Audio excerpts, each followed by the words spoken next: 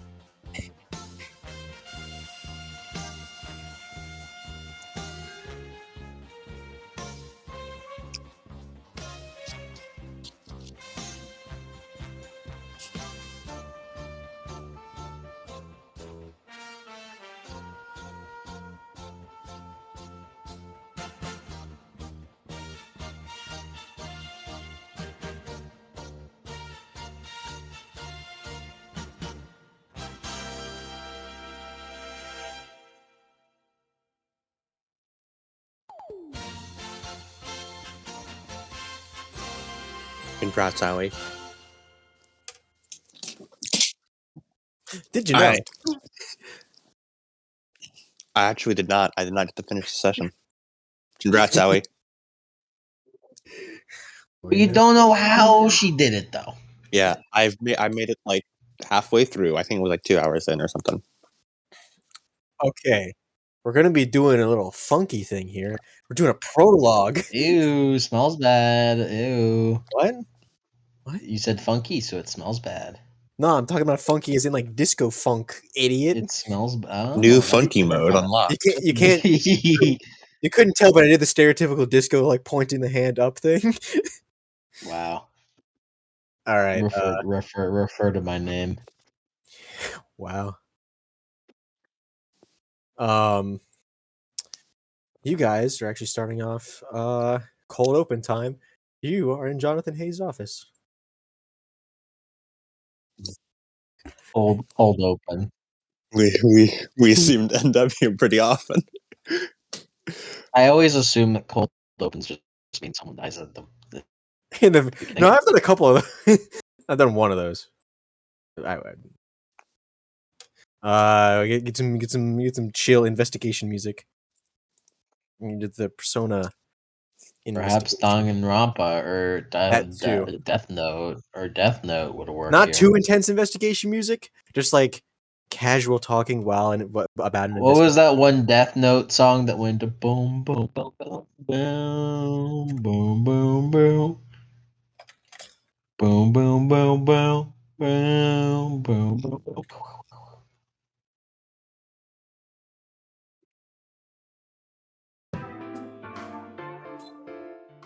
When I do Shinigami World, do it. Fits a lot better. It's too upbeat.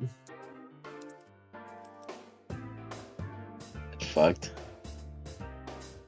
I'm so fucking smart.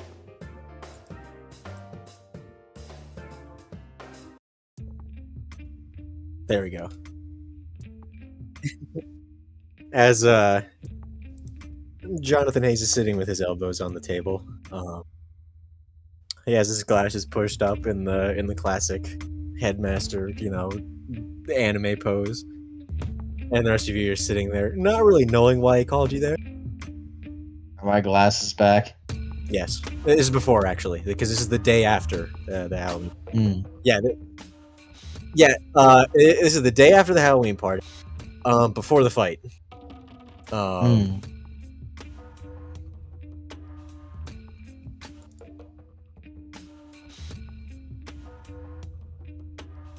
Okay. I feel, I don't know if They also took so much direct damage. Why did they take that much direct damage? Don't stop. Don't worry about it. Stop, guys. It made me fight longer.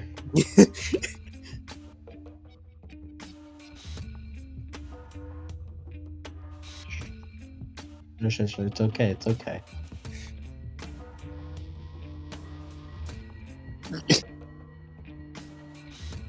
Lace would be rather concerned. He'd want to open the door like two of his teammates are like half dead.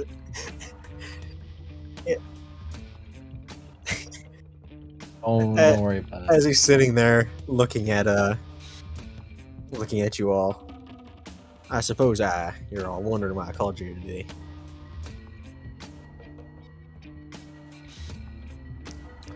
Yes. So you guys keep getting into trouble, so I'm unfortunately gonna have to suspend you for a little while. Nah, I'm just messing with it. And he puts down the scroll with all the evidence on it. Blank face. Just like okay. Real professional. Man, I just like seeing the look on some people's faces whenever they do that. Meredith says it's gonna get me fired one day, but I really don't know if that's the case. Yeah, who's gonna fire me? So, and he taps on the scroll a little bit. And he like just swipes through the different pictures for all of you to see, and sort of projected above the desk. So, I want you to give me the best summary you guys can come up with, because kind of better to hear it, firsthand instead of over a scroll. What happened in the cave? Oh, that. Let's see. Well, we were on wall duty, searching for Grim like usual. Mm-hmm. And then Aoi and I smelled something in the wind. Enhanced fauna senses and all that. Yes, of course. So, we came to a group agreement to investigate what was happening. He just kind of glances over to Grace to like see her facial expression and looks back. She's just giving. She's like just giving Lace a fucking like, shut up. Don't fucking do that. I'm glad to see y'all getting along. Extremely. But it was investigation worthy. It was either a very large Grim dying or a lot of Grim dying at once. Either of which wasn't by the people who were on wall duty. It could have been traps, but our job is investigation, so... As it is. I come in for that one. Better to investigate than leave it be. Anyone else want to fill in on what we saw when we arrived? You sort of raise an eyebrow. Any details on this weirdo guy?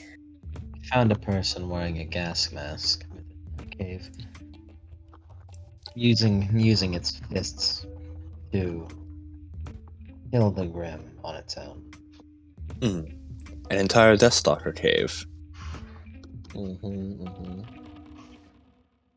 It They seemed appear to to use have- primarily lightning and ice, dust.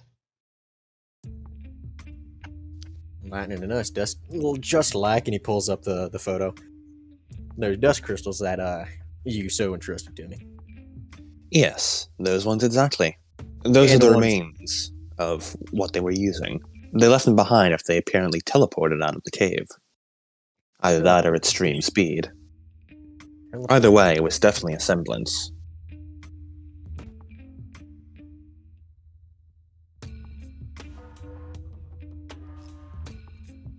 Stop in time. That'd certainly be a strong semblance. That's stupid. Stupid. That's stupid. You're stupid. Get out of my classroom. Get out of my Whatever school. semblance it was, it clearly was powerful, as it allowed them to escape Greece's Twilight Zone, which nothing else seems to have been able to do before. Slows down everything. Of course, the teleportation She semblance completely bypass this. She gives fucking she gives Lace a look of well, okay, yeah, sure. Hmm. See, Miss Levant's semblance here is quite powerful, and something to match with something outside of the way it works. Something like an instant transmission semblance.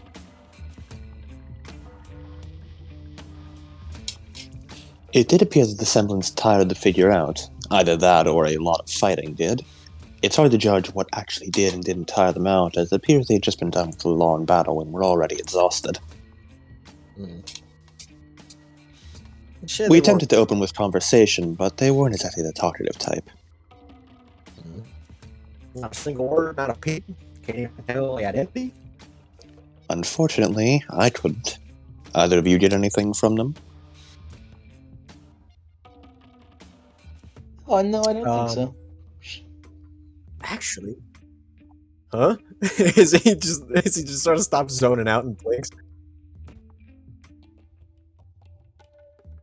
Well, I didn't hear anything, but I did see something. That did you ever get a good look at his helmet? I was more concerned with the fact that he was punching Aoi hard enough to punt her down a hallway. Yeah, at some point I just kind of gotta like focus on him, you know, and he does like the triangle hand symbol that he does for his semblance. Hmm. You ever seen Azur's helmet? So likely Vacuo made then. Probably. And he shrugs. Just looks similar. Smart. Speaking of seeing things, the message we sent to you, or I sent to you, he's like gesturing to the headmaster. We found this one. He points down to the selfie of you guys. That's the one. Cherish your friends. We found out carved into the ground outside. Would burned be the better word? Either way, it was left there clearly for us. Presumably by that person. Some sort of threat? Some sort of life advice? Could be both. Probably. Somehow I don't... Yes, honestly, I agree with Aoi here. Somehow it didn't feel like a threat. Didn't feel like a threat? I mean, who threatens someone with cherish your friends? Someone who's gonna go after your friends. Yes, but then you'd imply something beyond that, such as cherish your friends while you still have them, or remember your friends' faces.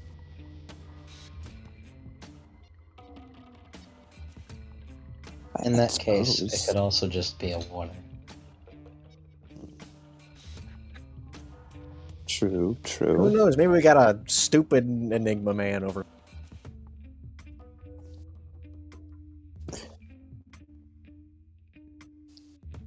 Stupid Enigma man, you got him, headmaster. Finger guns. Now, onto the only real evidence we have, and he pulls open the dust crystals like picture. These are still currently in the possession of Professor Blaze, but he did give me some crucial information about it.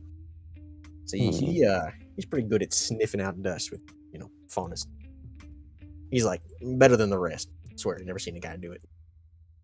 But he did point something out. I didn't understand that. I didn't even figure out until after. Do you see anything weird about these crystals? And he points to them. And the dust crystals that are there, instead of having like their normal vibe, they look very washed out, but they don't have a scratch on them.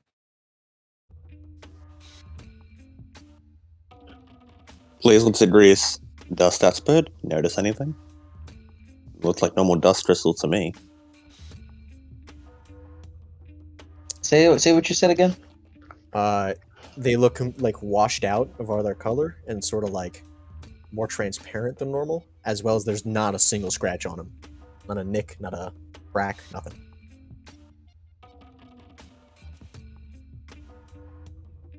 Would you like to roll something, Grease?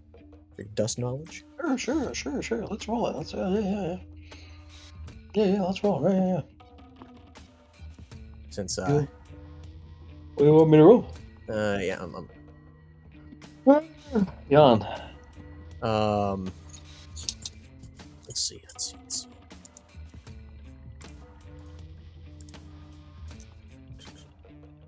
Perception plus discipline. Yeah, when you bring perception roll me in. Yeah, dangle. They gon' perception roll, man. Damn perception roll. Dangle. 16. Roll 16. good. Yeah, Roll you know that usually to activate dust crystals involves damaging them in some way. Yeah, I was about to say, it's what I'm sitting here thinking about. Like, melee stuff, you usually like chip one of the ends off or like crush it in your hand or just break it. And then, the inert remains of it just sort of go back into the ground and just sort of, like rot away like any other thing. But this, not the case.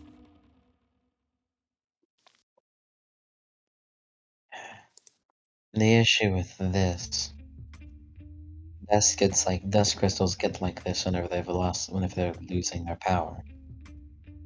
Due to perpetual usage.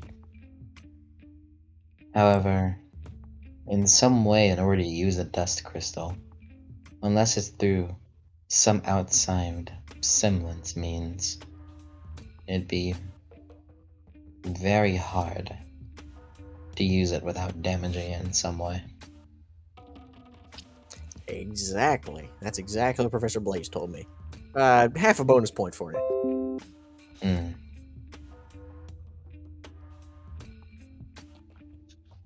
So, Professor Blaze was talking to me about it.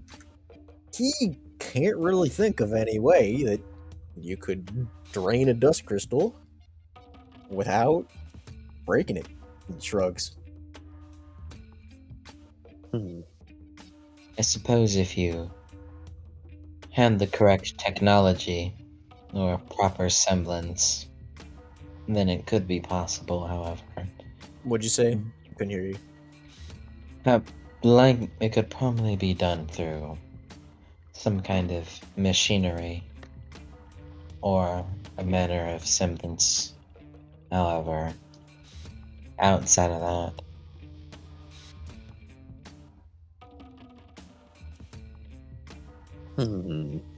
Well, semblances are quite,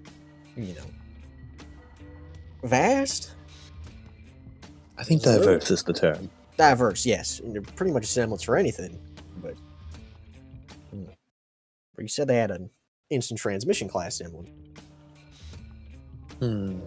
Suspect. That was the theory. They could, but I've never seen anybody move that fast. Ali may actually be onto something. We could have their semblance wrong. It could also be their semblance to drain dust energy directly from the crystals and empower themselves with abilities. It is lightning dust, after all. Moving. Grease begins like thinking.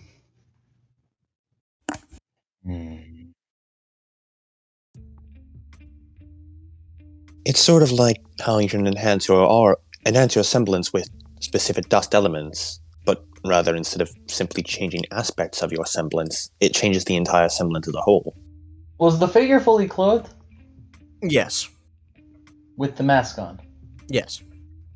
Like not a bit of skin showed? None.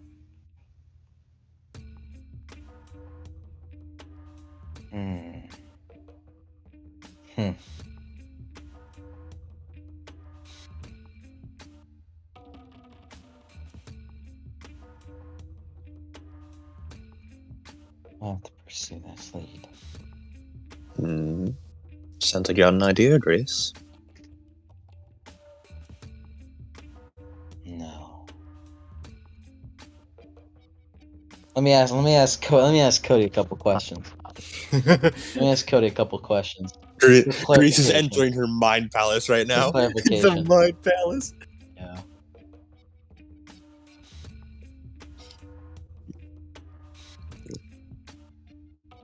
Okay, Lays, let's over that way. Any other ideas? Like a martial art?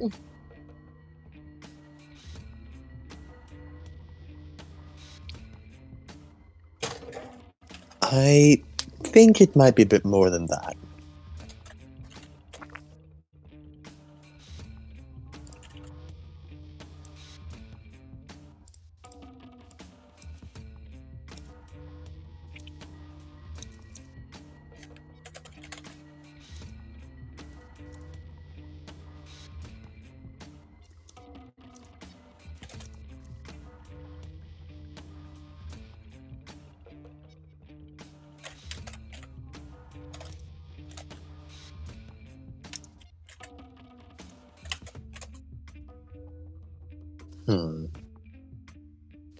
Well, it's too early to make a call, but the semblance option is reasonable at the very least. The ability to drain the dust to change a semblance. It could also be some kind of technology, like Grease said.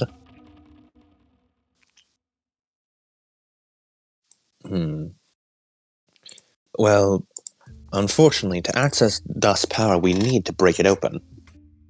That's why it's always chipped every time we use dust crystals. Dust crystals ain't exactly reusable. Exactly. That's one of the main problems of it.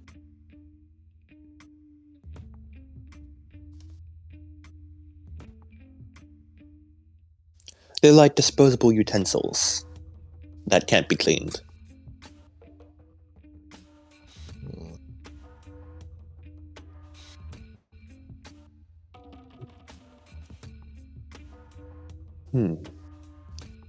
If the dust crystals were emptied without damaging them, I wonder if it'd be possible to refill them in some way.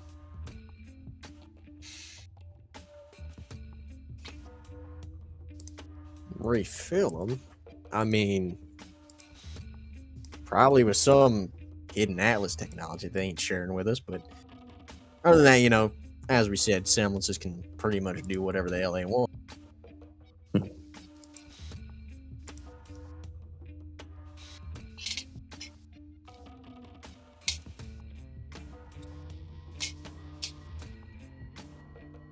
Curiouser and curiouser. I mean, still don't explain the random teleporting. Could have two semblances. Is that even possible? He shrugs. Grease raises an eyebrow. Like, come on, man. He shrugs. I mean, the world's a crazy place. You go do that.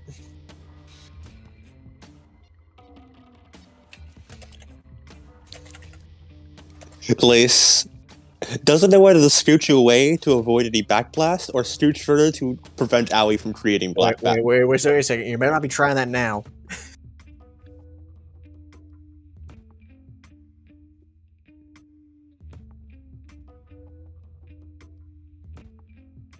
Don't do it. I think she's already doing it. Doing it, Headmaster. and he's just sort of backs up. There it is, and just does a Shinigami chop in her forehead. Don't do that in my office. Do it in the training arena. There are very expensive things here. You think? And he walks over and he slides his hand over a piano. Now you think this thing? Oh, that's a lot of dust. He rubs his fingers. I need to play this more. He wipes his hand off on his vest, on like his really fancy vest. What else do you have for us, Headmaster Hayes? Oh, well, and he scrolls through. Well, Professor Blaze is still working on that. Oh, yeah. He said he smelled. See, he can smell the dust in different kinds. he was sniffing them, and they smelled normal, save for something else, which seemed to be throwing it off. Which lends credence to that whole semblance, and he puts big air quotes, responsible for this. But, and then he shrugs. I really can't say. He says he hasn't really smelled anything like that before. But can't exactly have my, dust professor going around sniffing things. He's got to teach. It would be hard with things stuffed up his nose all the time. I may have an idea. Hmm? However, Idea? it is purely a speculation that I must investigate more thoroughly before I present. All right. Not even a hint?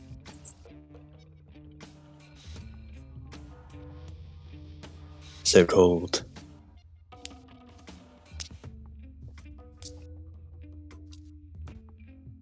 Speaking of support, have you guys met the guidance counselor yet? No, you meet him like Yeah. right after this. My shade said, no, I don't believe so. You'll meet him soon. He always appears when most needed, which probably get on that. He scratches his chin.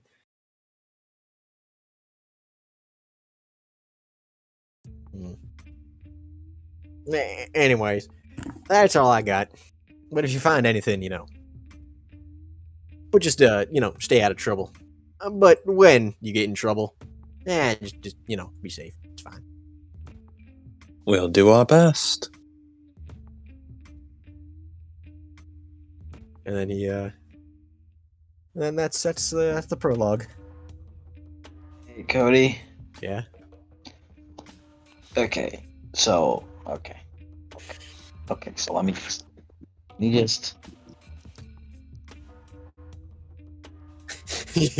I feel like I'm getting a DM. I can feel it through my astral detection. I can feel it. Something's happening. Okay, prologue extend. Prologue extend. Esto stando.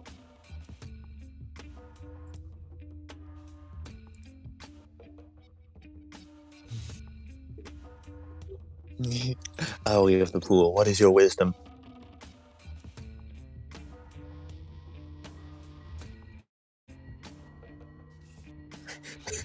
Huh?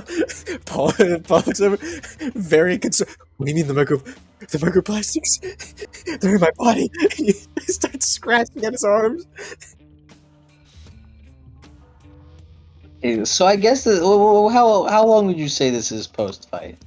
Like this is about because the second Grease is healed and got her glasses back. She starts. It takes like a day for you to get like express shipped glasses. What about healing? Healing. Mm-hmm. You're doing better thanks to Paul's miracle soup and visits to the nurse's office, but Thank you, Paul. you got some bandages. You still a little bit.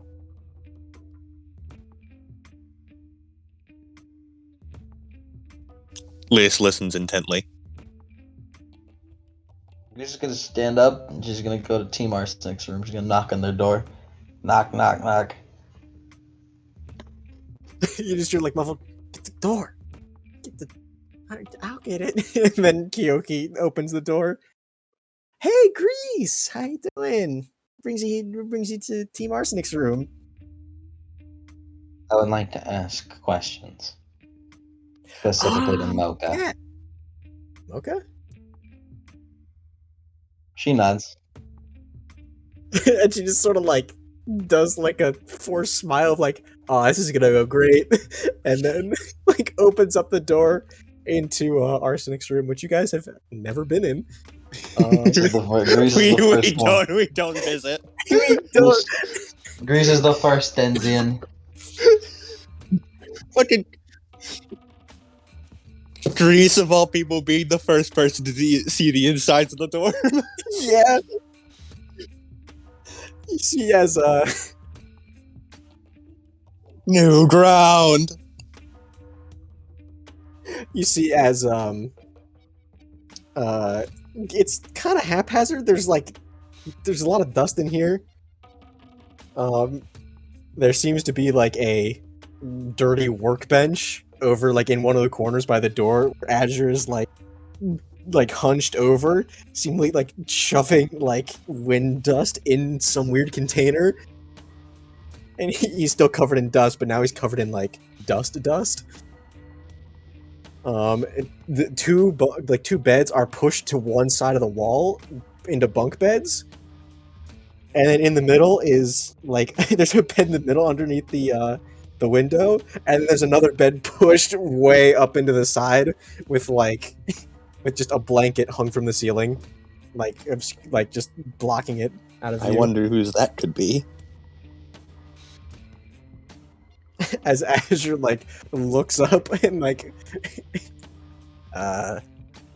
Reese, what are you doing here? I'd like to ask Mocha some questions. And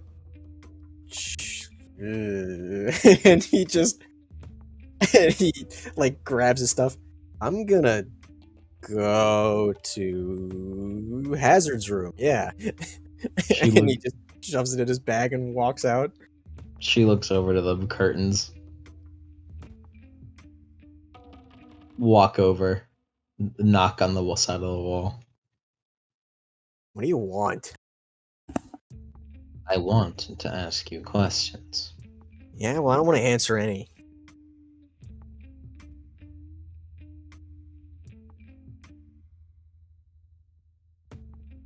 She pulls out her semblance notebook. You said I've heard that your semblance is capable of infusing things with dust. Yeah, what about it? What else is there to it? What is its limits? Oh, you're here to mock me now, too? No. If I wanted to mock you, I would do it in other ways. Based grease. Based grease. Raw based grease. You see like a shadow go over like the blanket as she like actually tears it off of the ceiling. I'm merely curious of my peers' capabilities. And she's got in her hand like just a really like messed up notebook with a bunch of scribbles in it. A lot of crossed out stuff. And she just like glares at you. How much you want to know anyways? She like frowns where she looks down to her notebook. And, like holds it up so like people can't see into it, and then looks to her. Notes.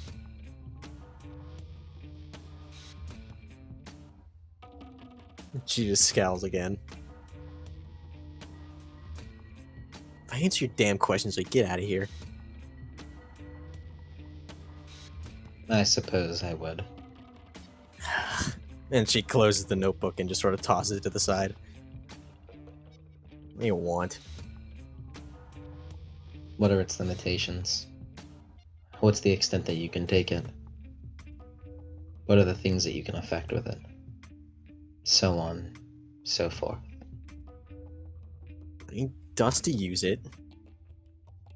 You know, gotta be touching it. Scribble, scribble. Right. And then, you know, just touch a surface. And she just waves at her hands like jazz hands. What's its area of effect? Can you choose how big of a surface that you affect? Yeah, I mean... Look. Back... And she just sort of, like grits her teeth. Whenever my engine would overheat, I would just put ice dust in it.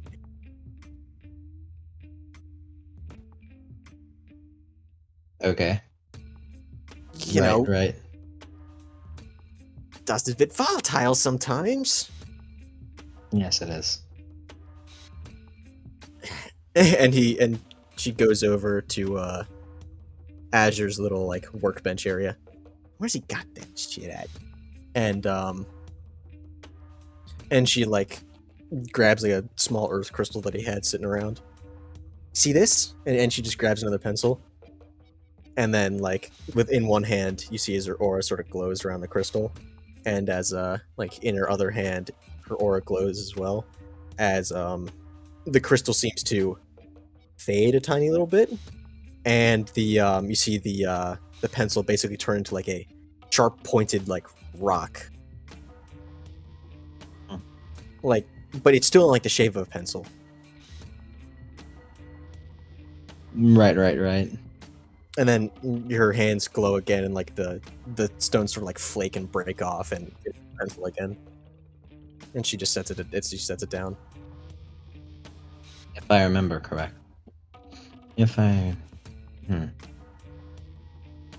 So you can affect things that aren't just ground, then. I see. No. She looks up. No. And she just scowls. What's that for? Did she not just say no to what I just said? Yeah, she said no. I don't know if my mic just didn't pick it up. No, you did. Your response after what I said was curious. Curious. So what are the things that you can and can't affect? She just shrugs. I don't know. I think I touch. I guess Is there, dust near is, it. there, is there a plant nearby? There's like a half wilted plant by the windowsill, which seems to be like caked in a layer of dust. Grab. Try.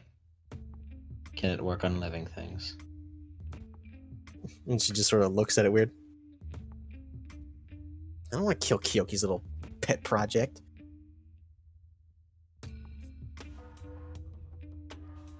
And then she just grabs it out of your hand. Let's see. And she just sort of roots around the workbench, which is pretty messy. Can I need to use that one. I'll just kill it. Also kill it. Yeah.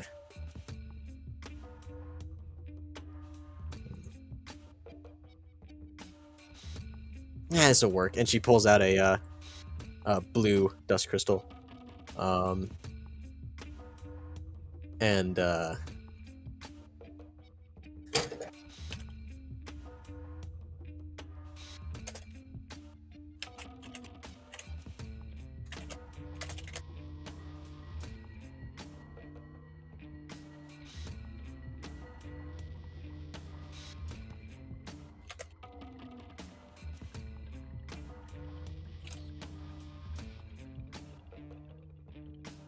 she pulls out a blue dust crystal. And use some watering. And she holds it in one hand and like sort of touches the leaves as a thin little veil of water goes over the leaves and over the entire plant. A little rippling veil. So it can affect living things. Right.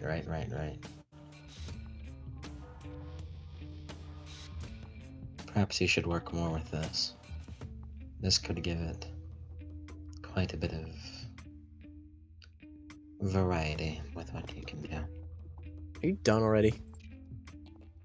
And she just sort of drops the crystal on the table, and the plant, all the water. If I remember, just sort of falls down back into the pot. If I remember correctly, you said your semblance was... No, you didn't say it. One of the first classes, semblance class. Professor Meredith asked for hereditary semblances, and you were one of the ones that raised your hand. She scowls she scowls even harder. Alright, I think that's enough. And she goes back to walking over back to her bed.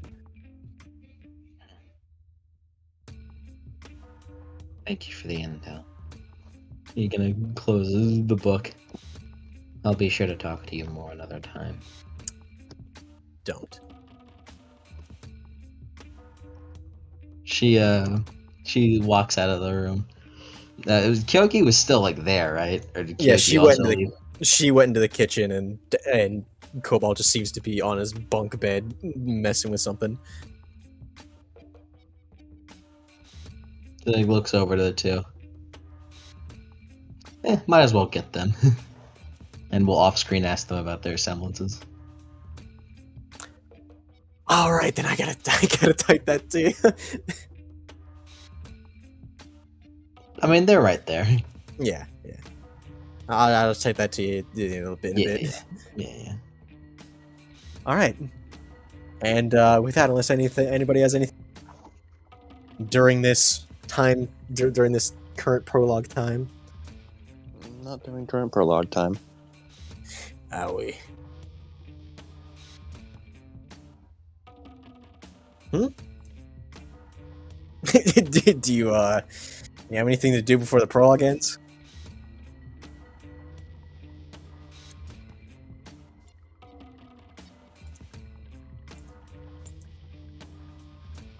All right. And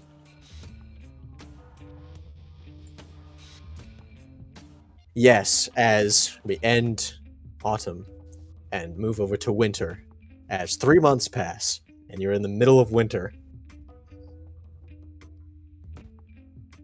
Can Lace try to buy sonic dust in between? Yeah, with your legal funds. You can Hey, totally do they're perfectly legal funds. We are a legitimate business. it. only a smack roll. Only a smack roll of laundering. Only a smack of London. What do you want, little sister? What do you want? Over the What would course you of like? Over the course of the time skip, Grease does keep pestering Mocha about her semblance. At one point, she just spits at your feet and then closes the door on you. Thanks, And she Mocha. yells from the other side of the door, "Next time it'll be your face."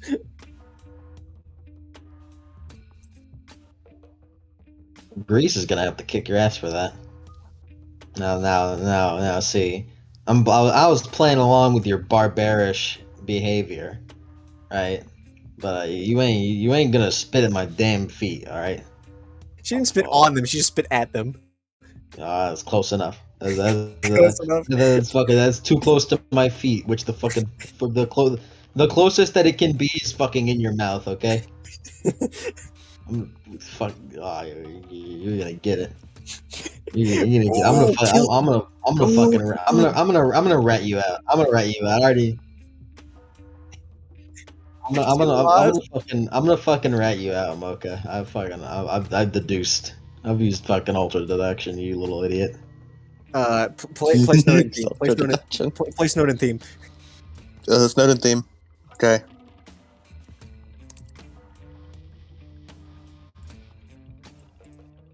I fucking used ultra deduction, you little idiot. Fucking. see, like, this is why Mike kind of scares me half the time. He's really fucking good at it. Yeah, like, I'm not gonna scary. say if any of them are true. I'm just saying the thought process is crazy. No. You know, it's okay. I know I'm right. I know I'm right. See, I know I'm right because there's a 50% chance of me being right. It's either I am right or I'm not. I like those odds. Yeah, and you guys wake up. Oh, hey, we got classes today. Yeah, finally. And it's snowing outside through the window. It's middle of winter. I said 3 months.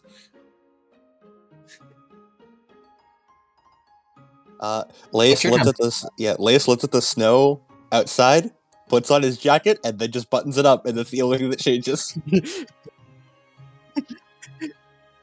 Instead of wearing it unbuttoned, he now wears it buttoned. Grease grease for her. Kind of just. No, her sweater would already be tucked in. But she just puts a very high fashion trench coat over it. Nice. And Like sweater. and she has like fucking rich people gloves on. I know the exact type you're referring to. It's like a it's like a very, like very, very high class Russian aesthetic. it's kind of like a little bit of a dark purple trench coat with some like with at the very top some like little fur trimmings. Nothing much. Yeah. Mhm. Good for you. Good for you, little Allie. Owie, yo, you've never been this far north before. You're freezing. Damn, it's cold.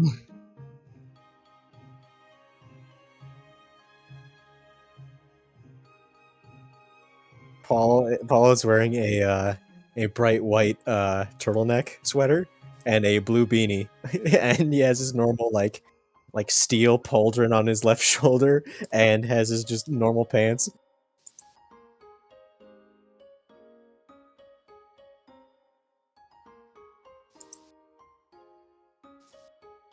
Snowdy. That one got him. Nah, that was fake. That was fake laughter. Don't believe that one. Damn, you really hit him.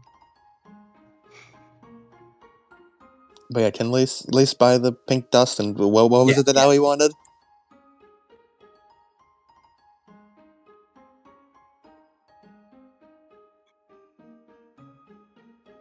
He'll buy some for Allie as well. Paul looking at guys, I had some of that, and he like holds up his own supply of pink dust. Hmm. I mean, trying to split it between 3 people, especially since I plan to use it pretty regularly nowadays. Yeah, that's a good point. I wonder what would happen with Allie's semblance with it. Oh, we'll find out eventually. Concussive blast.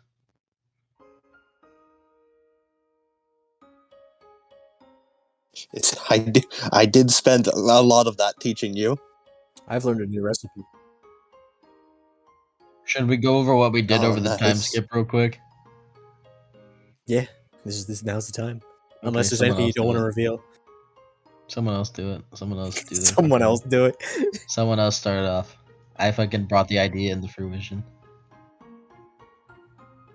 Birds. All right. Yeah, Lace has been getting his gang to clean up the streets with crime. He's been engaging in gang warfare with all the escaped Atlas convicts to essentially round them up, beat them up, and then turn them into the remains of the police whenever they're caught. He's filling Vale with crime by stopping crime. He attempted to buy a motorcycle and could not get it. Isn't this the Big Boss version of World Peace? Yeah. Yes. Great work. Great work, boss. This is why you're the best. Yeah, he did. He wanted to also continue tutoring Allie and Dust. I see she also got Kyoki in on this. We also went to Kyoki for training. I see. And he seems to start hanging with Azure more, which seems worrying for Azure's health.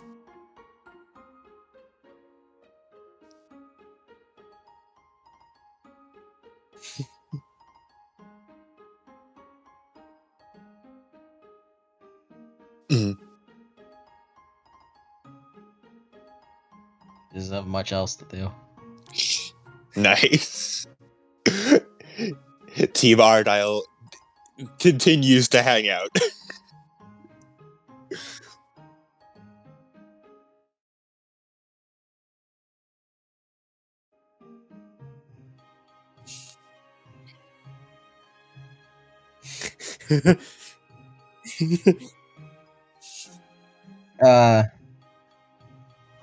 Greece Vividly. Greece does the standard stuff over the course of time skip. However, She asks a bunch of people how their semblances and how they work, like directly. Everyone except for Mocha is actually cool about it.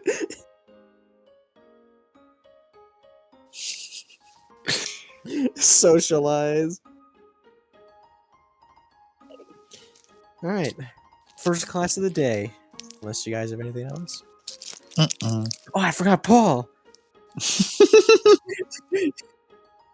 I came up with some new recipes. And you fucking bought a cookbook. No, I don't buy cookbooks, Grease. Write my own. And he opens up like a really like disjointed like notebook. And it's like written in really bad handwriting. And like little sketches instead of actual pictures. It's like a cartoon pot with like steam lines coming off of it. You know what I fucking love? That at the start of the campaign, to now, Paul has been flanderized from I'm the only one on the team who can cook to I'm a really good cook who has a cookbook and I'm a master and I'm becoming like a really good chef. He has to. He's forced to. Yeah, he has to. Otherwise, I fucking love it, dude. Or else they'll starve. Look, man, We would starve. Greece has high standards.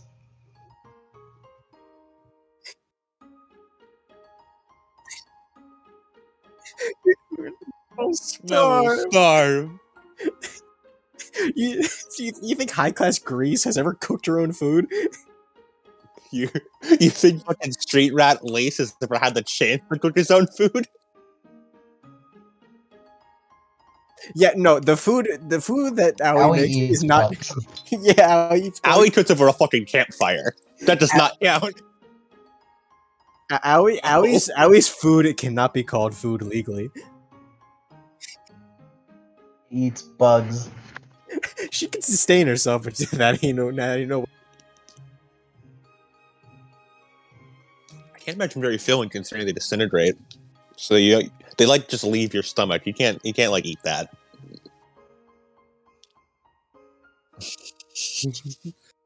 I don't think you should eat Grim.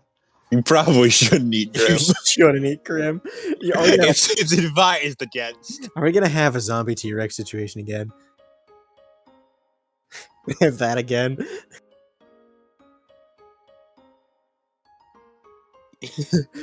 Aoi learning a lesson? Yes. Yes. What? No, it's Aura.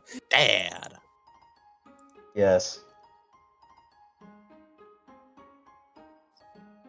Alright. First class. We're talking PE and combat class. Woohoo!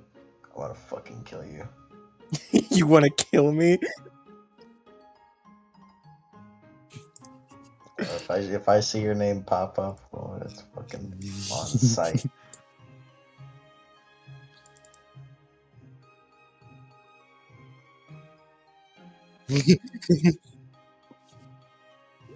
All right, everybody.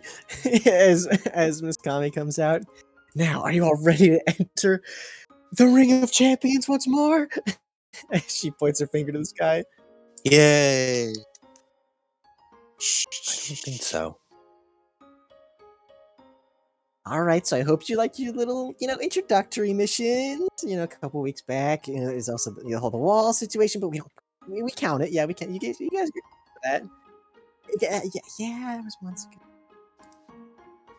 ago. Anyways, the two combatants who will be facing off in a duel of destinies.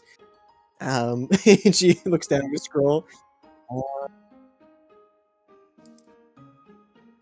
I think she's managed to become more eccentric. First up, I think the time away from class has gotten to her. As the projections start like randomly spinning. Aoioni! And it is you.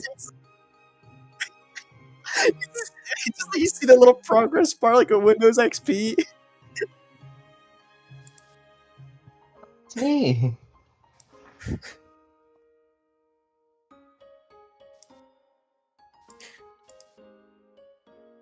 And the second one, Ambrose Lon. As over in Team Jewel, you see the Ambrose, long silver hair, top hat, and the trench coat, and the really eccentric clothing. He looks exactly the same over his like time skip design. It's just that he's not sweating anymore.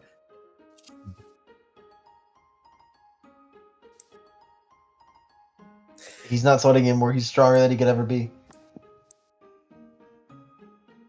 My God. The spokes on the chariot of fate turn. Oh, she's really done. Oh, no. Oh dear. Oh, no. I'm just trying to think of the stupidest shit I can think of. Oh no. Her time's really gotten to her.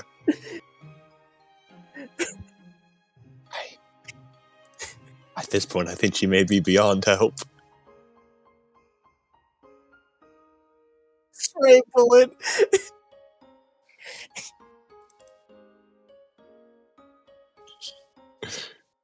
And as Ambrose starts walking down, there's a Team Jewel just cheering, yeah, Ambrose, yeah, go get her, yeah. Not to be outdone, Lace also starts cheering, kick his butt, Owie! Owie, don't lose.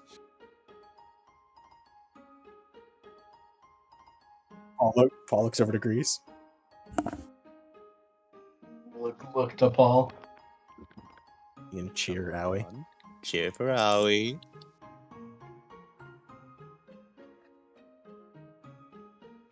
Oh.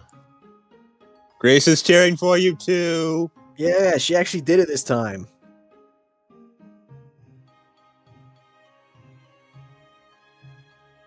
She's very excited.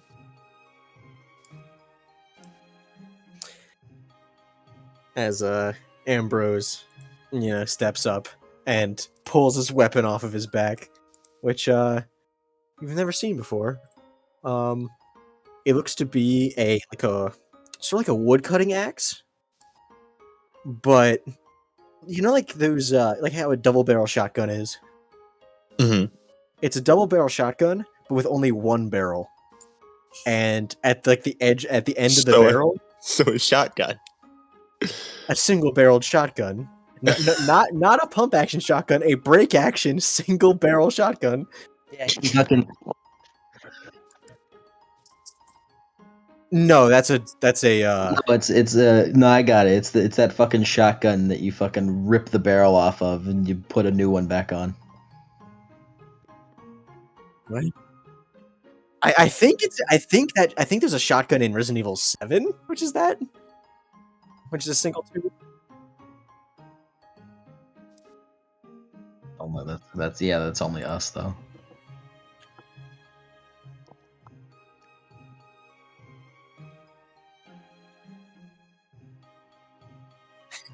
Come on. Don't do this to me.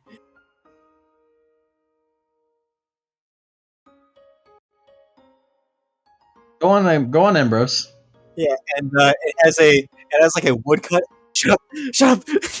You can just turn his volume down. It has a woodcutter's axe like at the end of the barrel, and he has his bandolier of metal stakes. Oh, he's trying to fucking shoot his states at you, isn't he?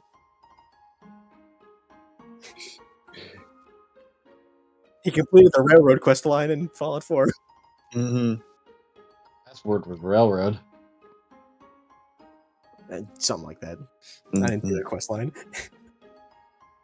I didn't. I still don't know what. I know what you're talking about, but I don't remember the fucking gun name. I think it was just the railroad launcher. Mm. It's not. I'm fucking trying to fucking fuck with you.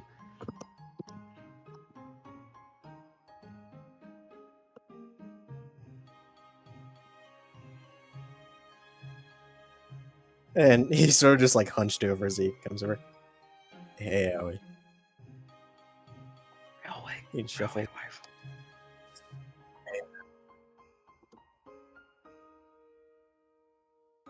Just training with the rest of Team Jewel. I mean, we're at a combat school. Does your weapon have a name? Cool one? That is really cool. And his eyes light up a little bit. It's called, to the left, but it's called, Harbinger's Address. It's all that. Yeah. Yeah, it is, isn't it? I guess we'll, like, see it.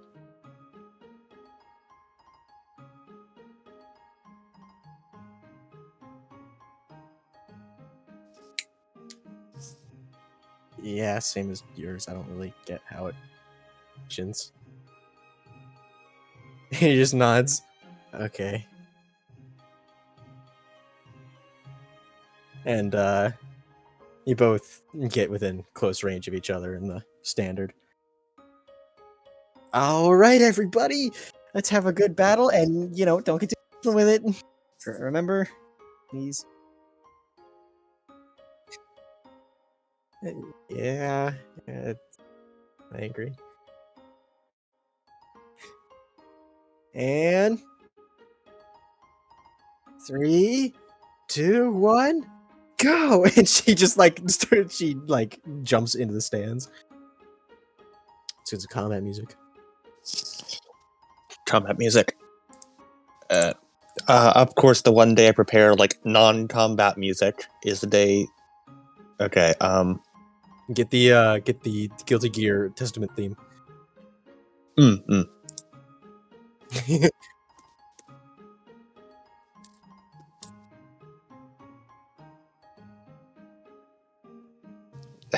I would have Testament theme as the first result is Guilty Gear Strive teaches you where babies come from, and it's a picture of fucking Ram Lethal staring in horror. Oh, did you say Ram Lethal? Yeah. I would, and I did, and I'll say it again. Oh, come on. You can do it. As a matter of course. What are you laughing at over there? I don't want to watch you, Morbius. I wouldn't want to watch me either. It's Morbin time. It's Morbin time, dude. roll initiative. We're playing it over. We're not playing a video game. We're playing a paper video game. Paper game. It's freaking Morbin time. We're playing a pen and paper game with a pen and paper. No We're pen playing a paper. computer game. Yeah, by definition. It's tabletop, but currently it's pillow top because my laptop's on my pillow. Desktop. You don't have a desktop though. No, you do.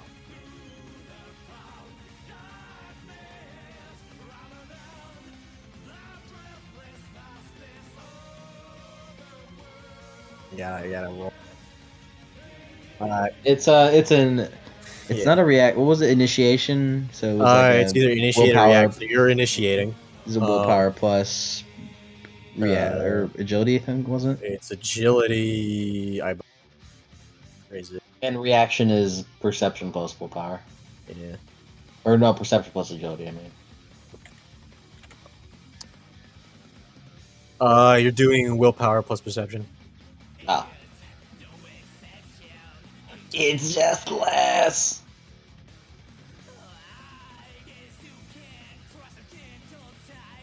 Yeah, 2d10. 2d10. 2d10.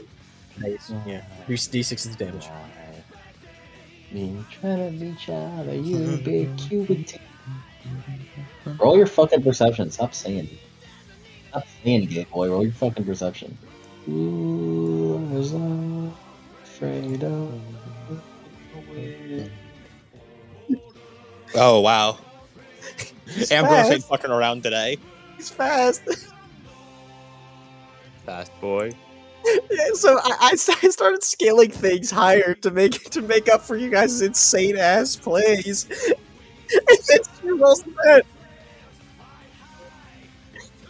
We Cameron has never been did on. see him fight and never paid Cameron hasn't been attention on to. Jewel. Cameron has been on Jewel. Karen hasn't been on Jewel, even though you've interacted with him more. He believes that she's one of a chain.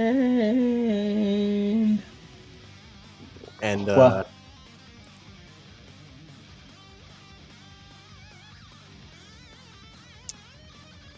he's going to, as he grabs the brim of his top hat as he starts sprinting forward. I thought he was about to fucking throw it at her like Speedwagon. No, so it's okay. It's okay, Owie. If I remember if I fucking remember your stats right, I think the highest you could possibly get is a 26. You never stood a chance. never stood a chance. And as he instead of swinging his like weapon at you, he just reaches his hand down towards you, just trying to touch you.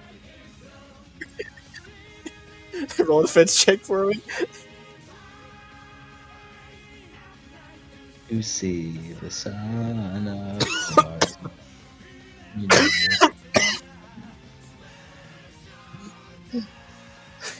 Make a defense check. Whichever one you want to do. It's a melee weapon attack, technically. God! 18 to dodge. 18 to dodge. as he runs forward and as you try and dodge back, he grabs onto your shoulder, and you see his arm start to glow a little bit. Yeah, the nice gray color, nice silvery gray. As he it's more just dull gray, and then he steps back and is going to spend his minor action to move back into close range.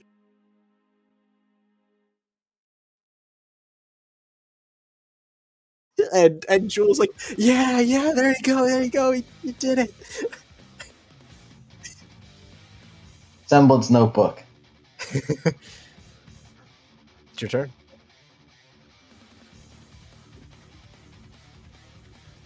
You don't feel different.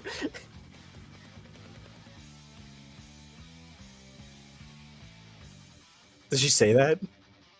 Glad? I can't tell you. I can't tell you yet. You're fighting.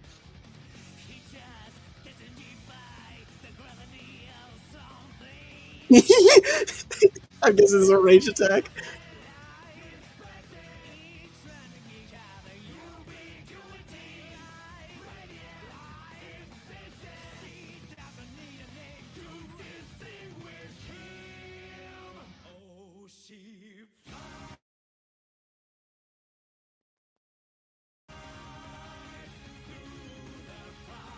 What are you doing? Yeah. Like, in what application? Alright, yeah, do it. Describe it.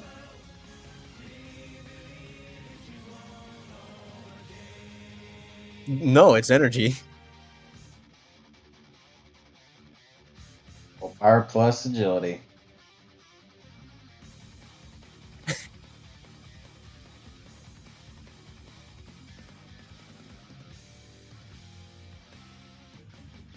You got a 19.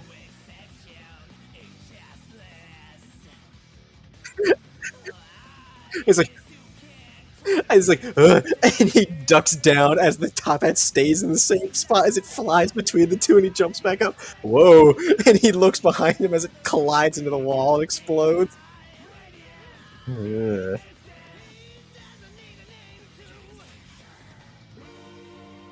Still more actions.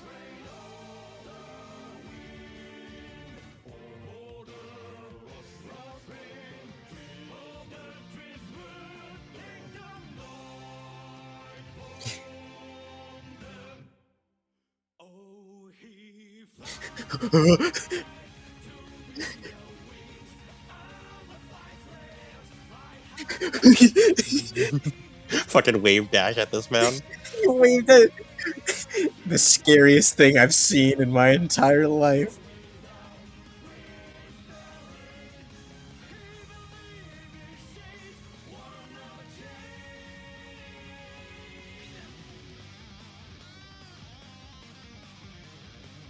Yes. Mm-hmm. You punch him? Roll it.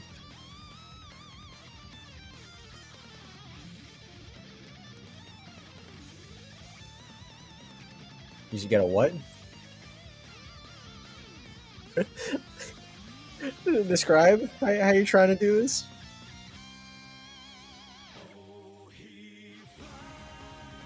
Mm-hmm.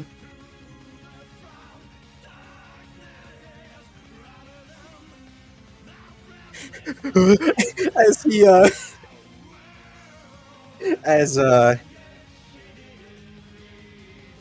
as he yeah as he does the things like and he like with his left hand like he seemingly grabs the air and pulls it towards him, and like you feel yourself sort of getting pulled towards him a little bit as he like gets sort of shunted through the air, kind of like an Eno, like air dash, as he just plants his hand on your head and does like a leapfrog over you. It's like, and he lands and sort of rolls around the ground.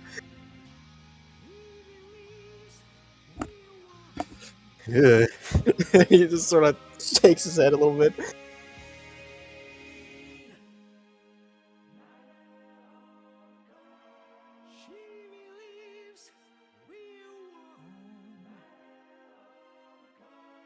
It's on your actions. And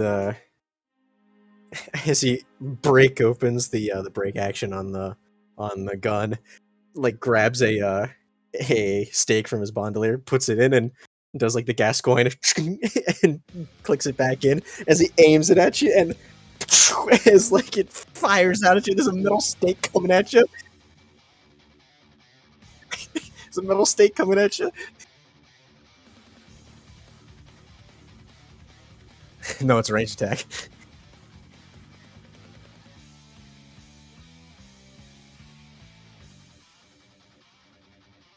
Then what?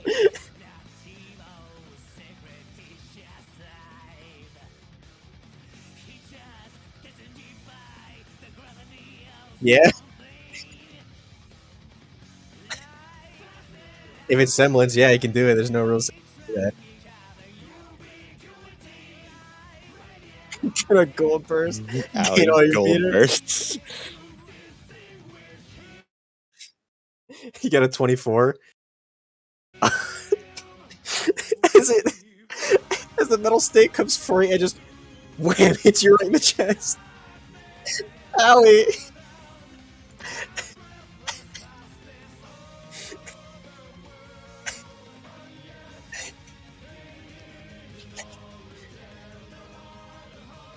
As it just as it direct impacts you, they just like sort of like flies off and just like lands in one of the corners of the arena. Should have.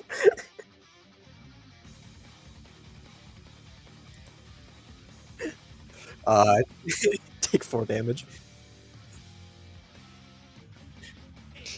I love just the sudden Owie getting shot. Yeah.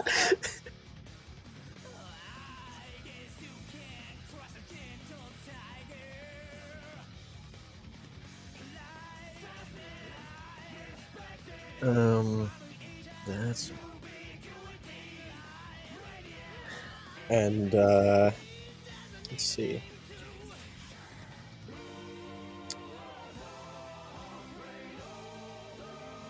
That is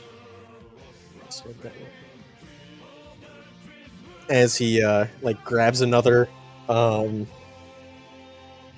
he grabs another like what's it called, stake from it, like reaches in and like pulls out like a file of dust, looks at it, looks up at you. Not yet. He puts it back in his pocket and then just loads the thing again.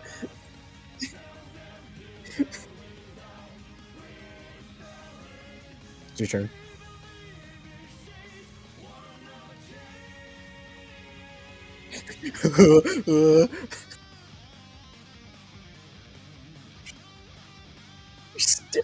Yeah, you have ranged attacks, but do you have a big stick?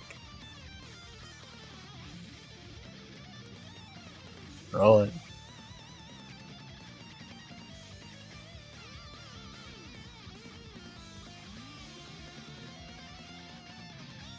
A 35? 25. As it, describe it. You hit him.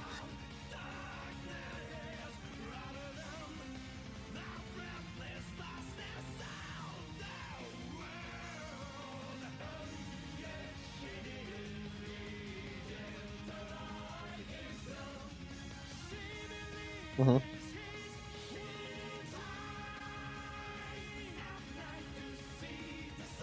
Oh, okay, okay, okay.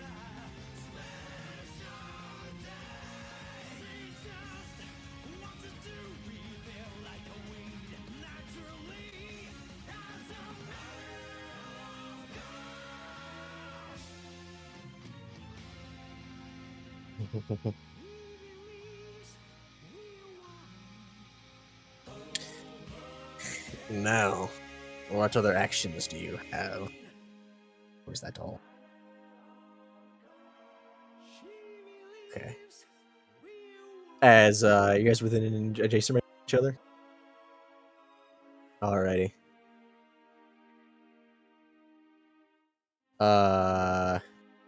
It did. It did. How much damage?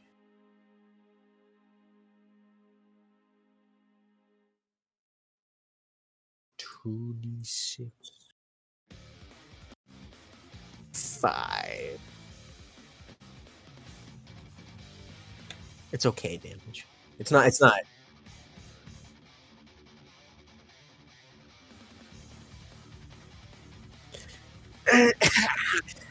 Ah, jeez. Ah. And he just sort of stumbles away a little bit.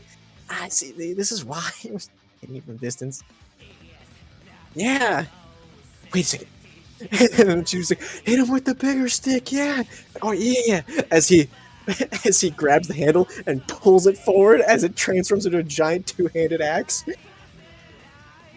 As the barrel disappears from the handle, he does,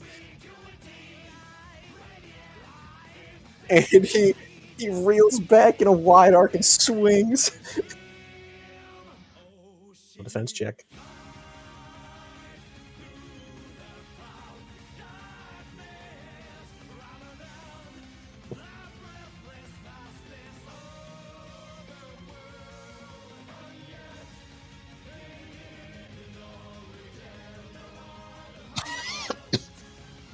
You roll a 26 on the defense. As it goes in a wide arc and it strikes you in the side. It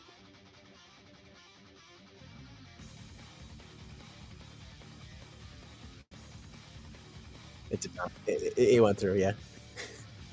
It went through. Yeah. Howie, please.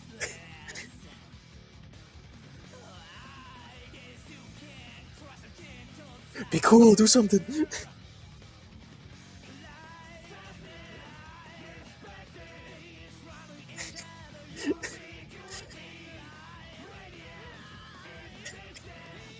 And he hit you. Yeah, this. Where'd it go?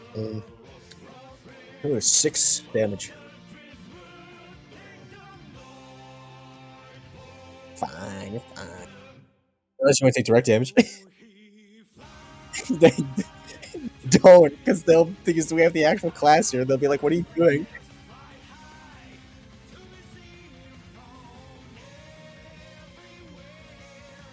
And then he and pulls it back down into its. That's his turn.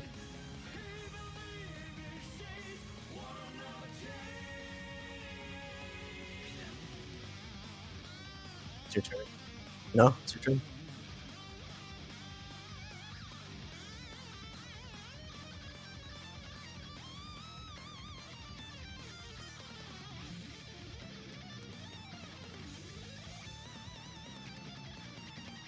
That would kill him.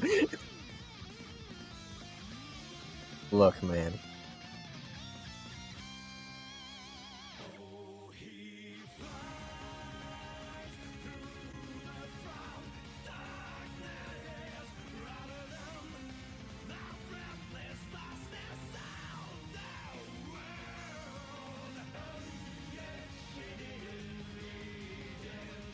The overhead.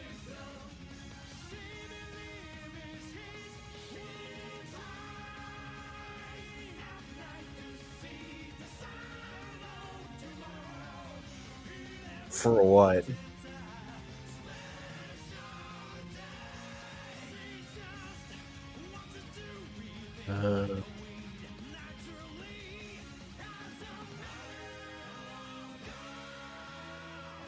Roll it.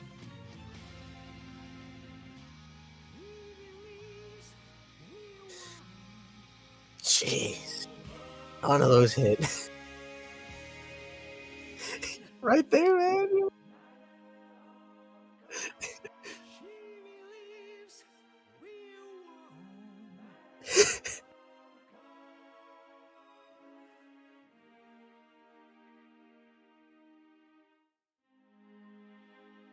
There's something flashy. Describe it really cool.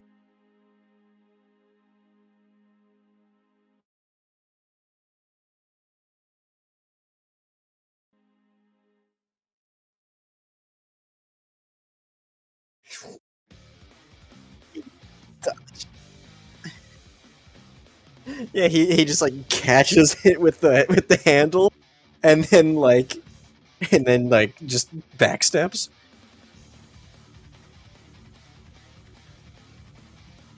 And he raises his gun to shoot again. Another roll of defense.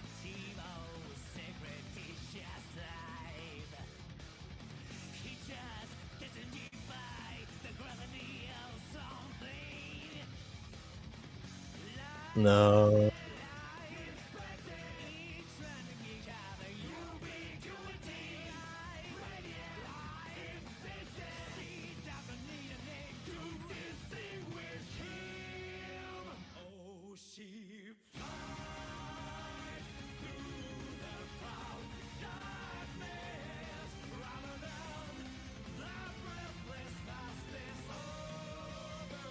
What'd you say?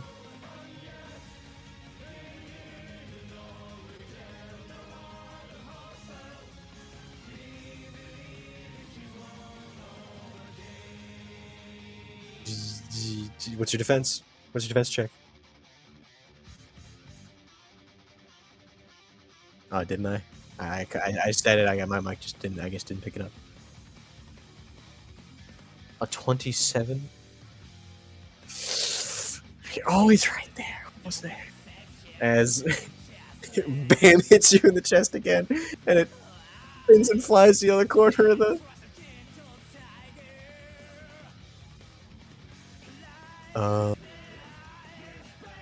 4 damage.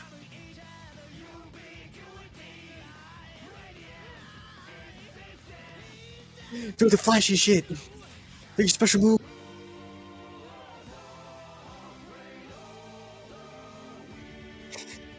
He's gonna shoot you again.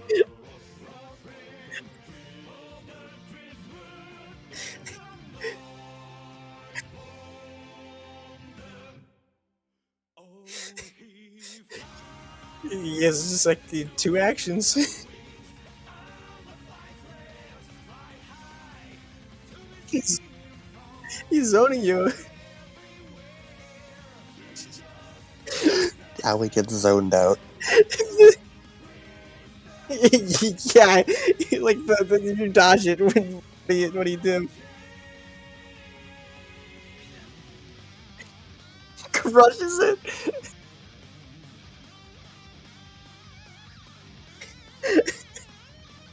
Because I'm thinking that one like that one meme where it's the dude chomping on wood.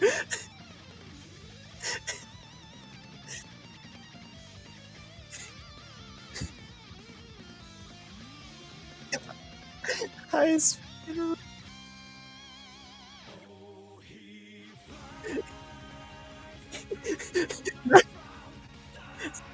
Yeah, you do, because it was you just crushed it. And for another reason. And he's like, I shouldn't have done that. It's your turn.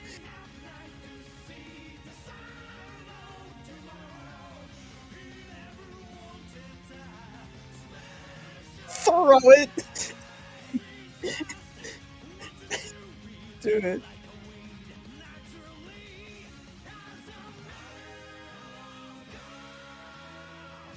You got that. 30. Yeah, it hits.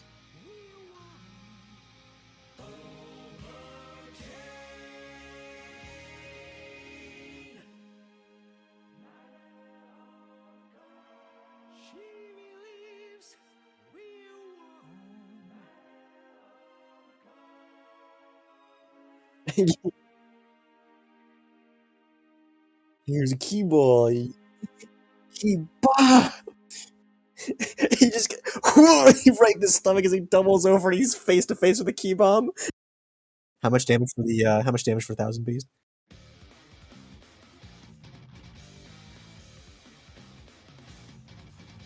The way we work in Rule of Cool, is that like, oh yeah, well no, it applies for both. It applies for damage. Your I thought you damage is meant you tried to 2d6 now. gain. I thought they were trying to gain another level. Yeah, it did 8. Okay.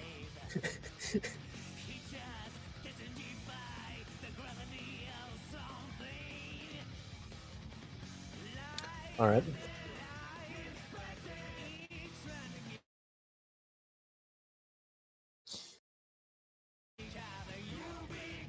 Yeah. What'd you roll on it? 29. Yeah, it hits. And what's the damage?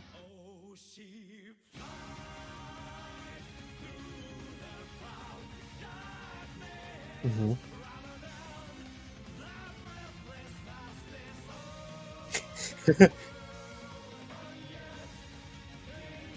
Yeah, you do like a 1-2 combo.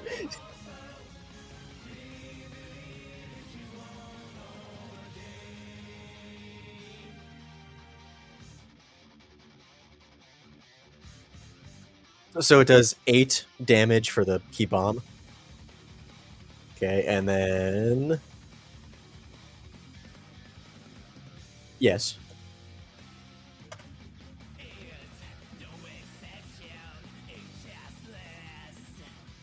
A taste. This is sniffing the air of the meal that was An appetizer. Yes, this thing does not compare. Place is very impressed watching.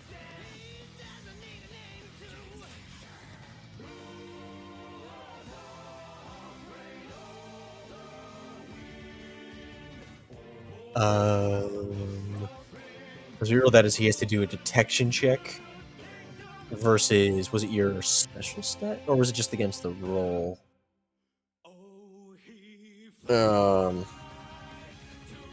20. Like, yeah, they have to beat it. Where's that written? Where is it? Where is it? Right.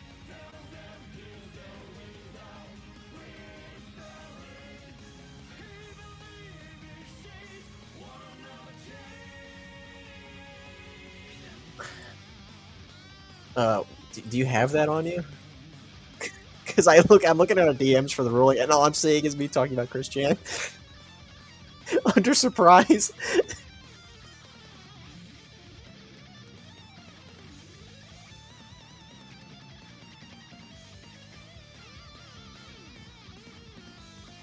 Yeah, well, he's an NPC, so he doesn't roll.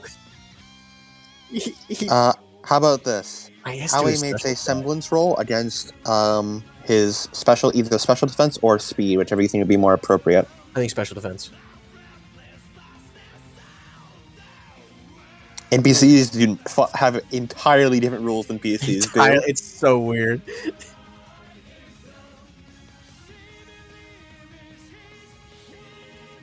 Yeah. Yeah, so make a summons roll. It was 20 from what he did a long time ago. Yeah, as he like it comes towards him and he just kind of and then like and then he does like the whole pulling motion again and he sort of jaunts towards you a little bit out of the path of the key ball.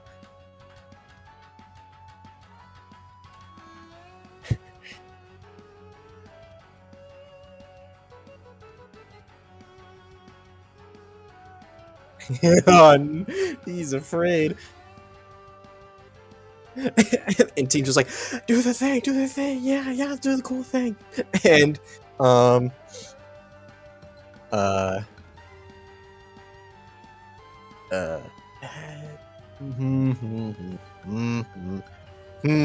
yes, considering what was gonna happen.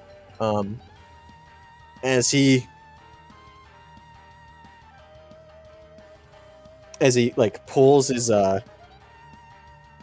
he looks like he's about to do the hand pull thing again as he just snaps his fingers and like points towards you, Allie, as you hear metal scraping against stone as the two like previously fired stakes, which are just on the sides, start rocketing towards your shoulder. He can do it too. I have this be known. This character was made far before he ever made that. Oh, I see it goes both ways. And Scribble, yeah. scribble, right. And I need you to make 2 defense checks. Yeah, that really cool for biting and destroying the thing. Yeah, he couldn't use it then because you destroyed it.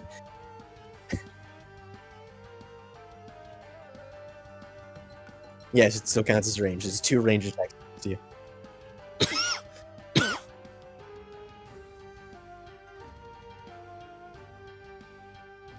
43. Yeah, you dodge the first. You completely go through the first one. 36. It also does.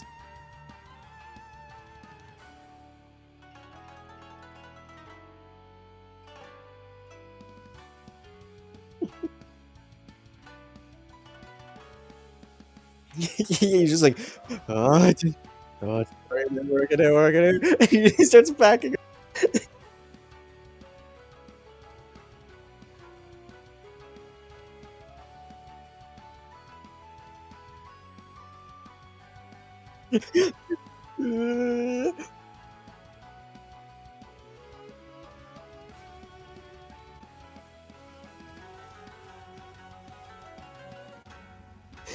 You just beat the shit out of him. I don't know what else you can do. Just beat the shit out of him.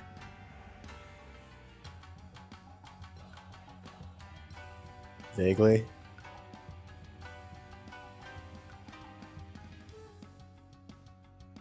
What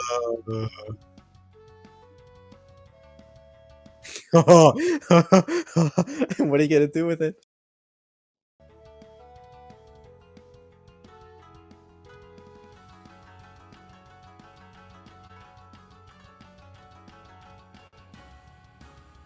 Yeah, crystals are melee attacks, rounds are range, then files are just their own thing.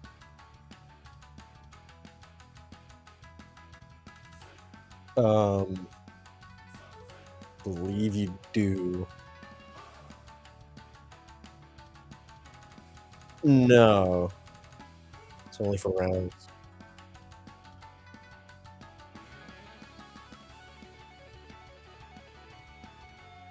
Okay. Okay. Okay.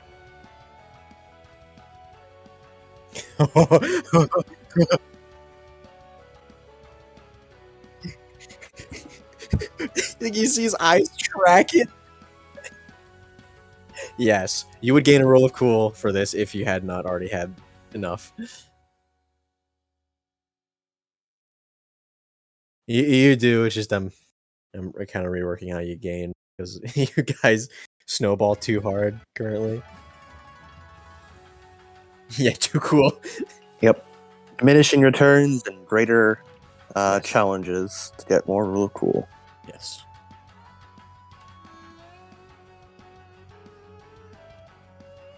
You got a 36. That does it. That is also 10 over.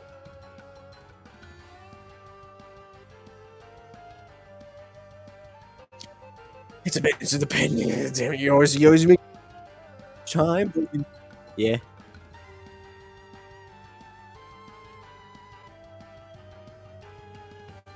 You crip. Just put him in a wheelchair. You want to be like a Bloodborne character? Here you go, Garmin.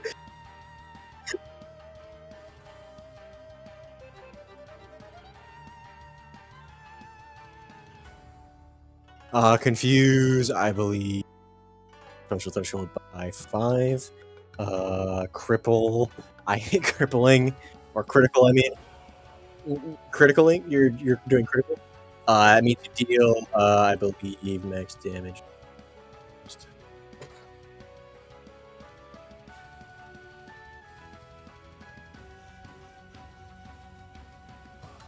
Bonus damage. No, critical damage as that amount. So,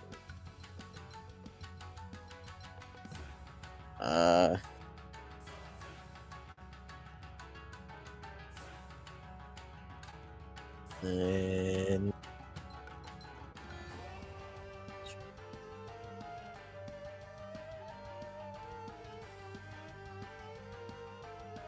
alrighty. Yeah. So critical damage applies, and then how much was the? How much was the base damage?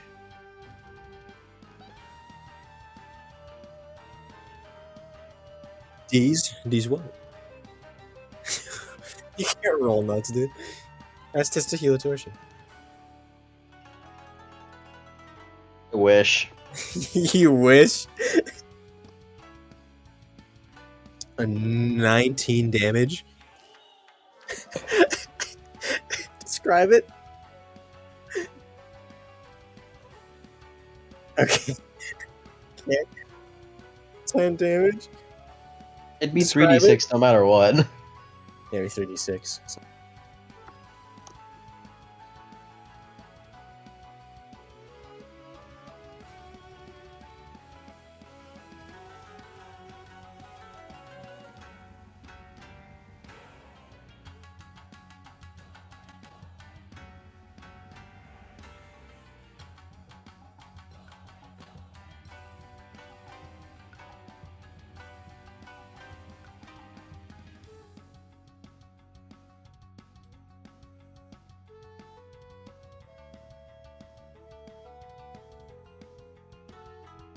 I repeat, please refer to GIF.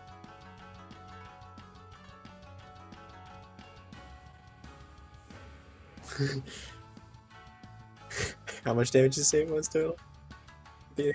10? Alright, as everyone watches as his aura dips down into the red, and he's like, ah. He grabs his face like, ow. Ah. He's flying back as Miss Kami basically flashes behind him, grabs him, and then shoots a wind blast over 1,000 feet, which sends it flying up into the ceiling even more. All right.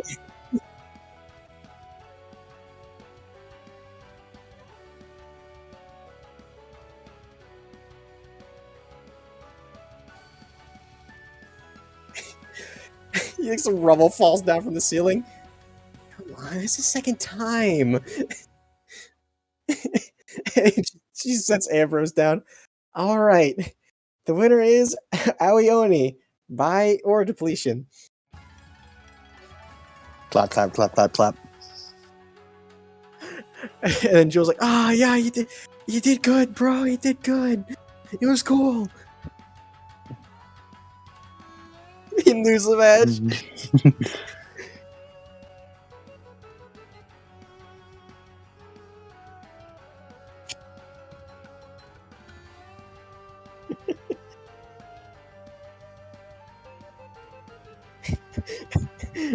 They can't parry. They can't.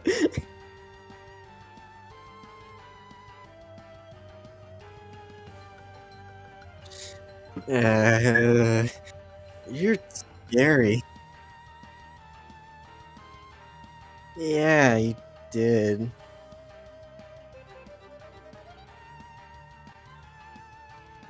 The what thing? Oh, you mean like shooting it? Yeah, you did, that was scary. How did you know that would counter my semblance? Oh. Hmm. How do your semblance you say? Right.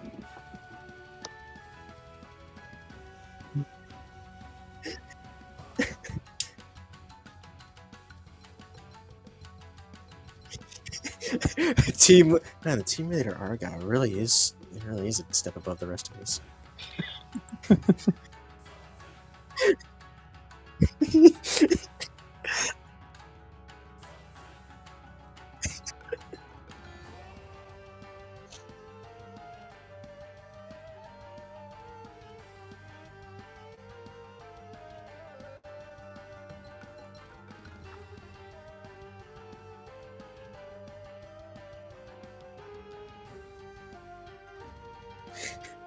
As he just goes over and scoops up his spikes and puts them back on his bandolier. Paul, you next. What? You need to you need to fight, Paul. Yeah. As he picks up his weapon and walks down.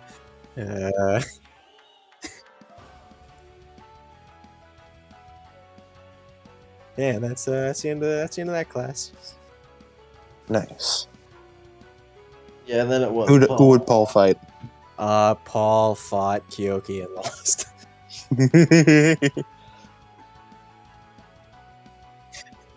Yeah, at one point she used she put a grappling hook on one of the walls behind him and then drop kicked him with a flying drop kick by reeling in. Lace looked at that. Hmm.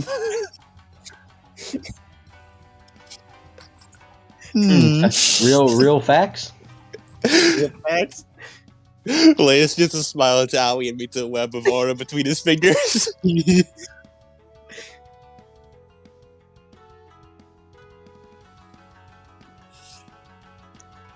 And that's the end of that class.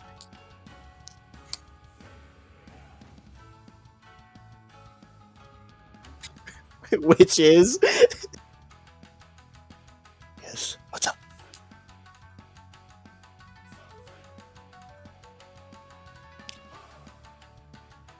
Made a web of aura between his fingers like this. Okay. Hold on. I mean, okay, hold on. He starts making like a little like aura like net under the desk.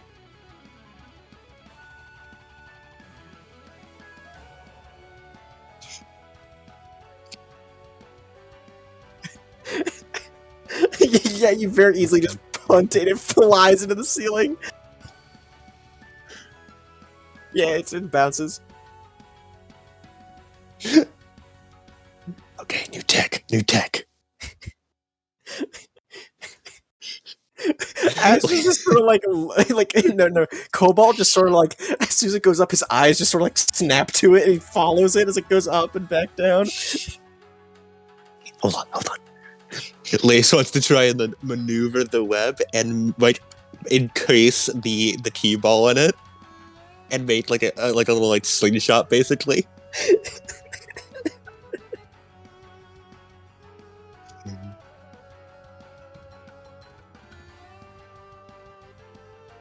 Hold on, I have an idea. Owie, hold on.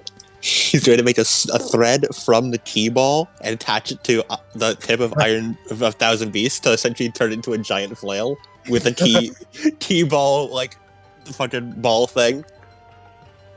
He's just kind of like glances over, frowning, and just looking away.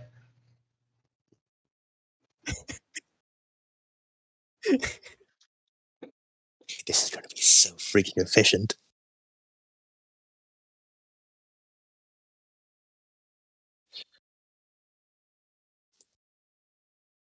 Uh-oh. Like, there's more art trying to cover it up. like everyone is not watching the fight, but instead watching this thing come on.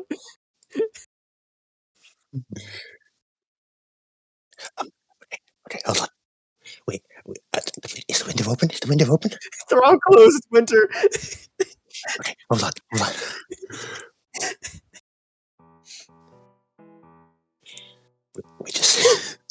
We just need to open the window. Lace is going to try to send a thread to try and maneuver to open the window.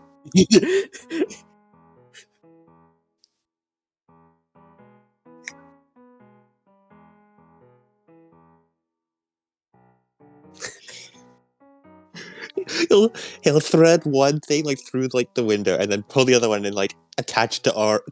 Alright, now just pull on this and the window will slowly open. Just pull on it slowly. The window, see like the wind sounds coming out of it. You see snowflakes start flying in as everyone just stops. It's like Paul is on the ground. And he looks up like, huh? Yeah, Lace starts slowly pulling the art web through with the key ball attached to it, and it's slowly going towards the open window. Like a fucking clothesline. Everyone is staring at it at this point, even the teacher just... This is just staring straight ahead. And you hear a flip come down the hallway. Pull faster. Who let this window open? as you see Sal reach for the window. As he closes it on the web, as these all fly out into the sky. What was that all about? As he turns, what? Do I have something on my teeth?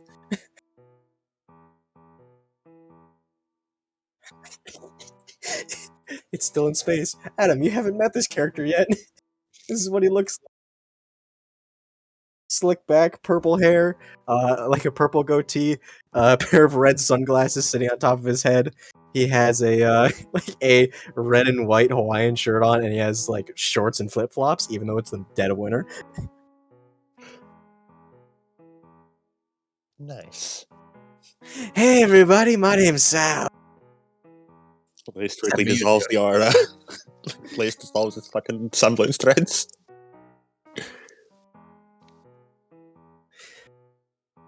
Hello, Sal. As he walks around, yeah, I'm the guidance counselor. Nice to meet you. You're the Lace I've heard so much about. Me? We have a lot to talk about. Lace can't resist smiling and covers his mouth. I don't hide that smile. I see I'm famous. Is it often that people come to you with problems I've made? Oh yeah, all the time. Good. But hey, you need to learn to get along with the rest of your team, with the rest of your classmates. That also means pranks. Oh, it's all about collaborating. It's this fucker. He said the word. He said the fucking word. I'm going to kill him. This fucking book. Hey Adam, guess what this character's entirely based on? Fucking book. You said the word. It clicked. I'm gonna fucking kill him. I'm gonna rip your pages out one by one. Yeah, but nice to meet you, Salvador, but you can call me Sal. Well, Salazar. Salazar Salvador. I don't have that original. Pleasure. Yeah, so if you guys got any lingering traumas on your mind, just come and. Oh, if you ever get any fights with teammates, ever need to, work on your collaboration with your teammates, hey, just pay me a visit. Duly noted. Are you a recent hire, or is this a long practice? No, I was just on Hmm. vacation. Fucking book. Gonna fucking kill him. Oh, Adam hates that book. Yeah, I fucking hate that book. I'm gonna fucking rip his pages out one by one. Well, it seems I've interrupted something, but yeah, I got nothing. See ya. You just flip, flops go. I wonder if he's cold.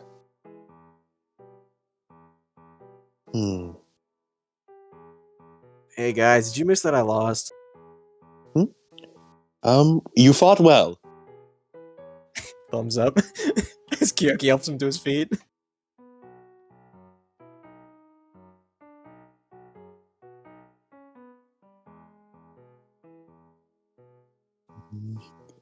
I think we got away. I think we got away with it that way. High five. As Miss Kami's just sort of looking at you. Nailed it. We really are masters of stealth.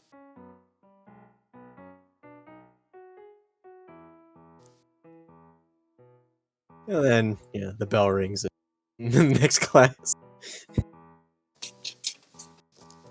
Remnant Myth and History. Miss Veery. And she is still half nodding off as she says, Alright, everybody. So, have any of you seen the new Honest Shrine at the residential district? Anyone? We saw it. You guys were there. So, You guys went? Yeah. no. Actually, no. We no. That was Team Agile. You blowing your cover.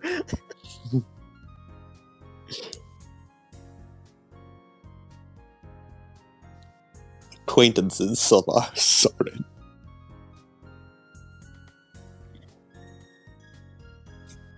Anyway, so we've mostly been talking history, myths, why things are the way they are. So, yes, so it's Faunus God.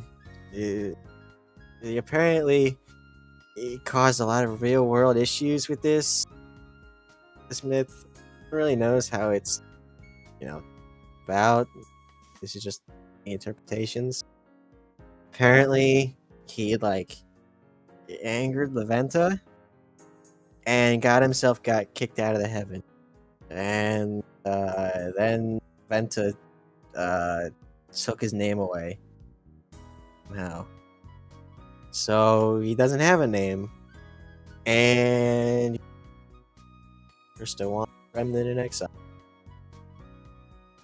In the real world, I'll get more into that, myth later, but so in the real world, like the Church of Lavenna, Mistral, they were really against the idea of giving Menagerie Faunus. They said that by Leventa's grace or something, they were cursed to never have a nation of their own.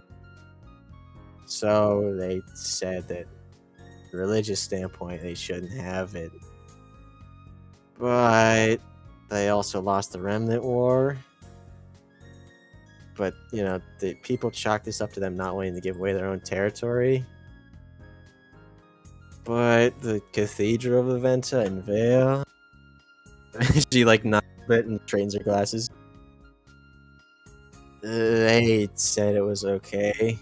That Church of the Meadows doesn't support that anymore. But, you know, skeptics say that this is just because they wanted Mr. to play reparations so far.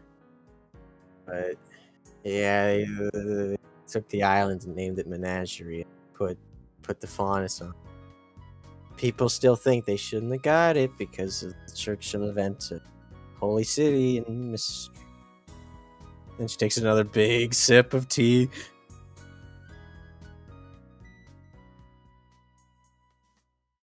She's just like, you guys should study. And she just starts snoring. She's standing there with like a ruler pointed to the whiteboard that she has. You know, once upon a time I would have liked to try those teas, but now knowing they're full of horse tranquilizer, I don't think I want to anymore.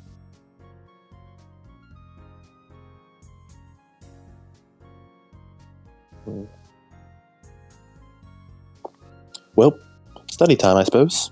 Laso will put up his notebooks and study. He'll take notes. Study.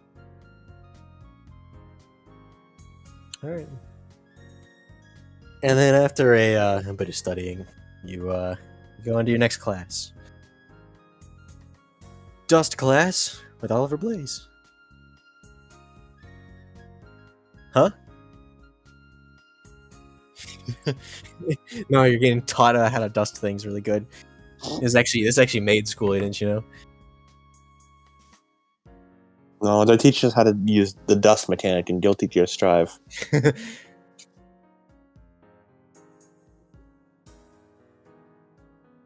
And Oliver, it's like, all right, guys. So remember I said that project of like, you know, growing dust? With the dust snails, right? Yeah. And other methods, like, you know, different hypotheses, you know, pressure and time. Let's say, like, pressure in certain earthing conditions can also do it. But... And he slaps down what looks like just to be like an aquarium. Dust fish.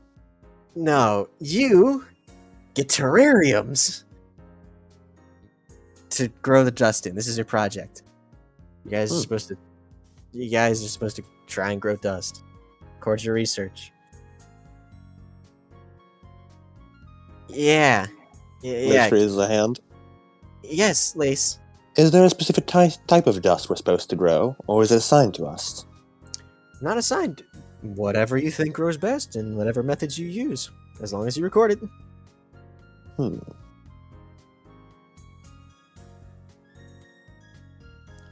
Alrighty. If you think water dust in a water terrarium might grow quicker, do that.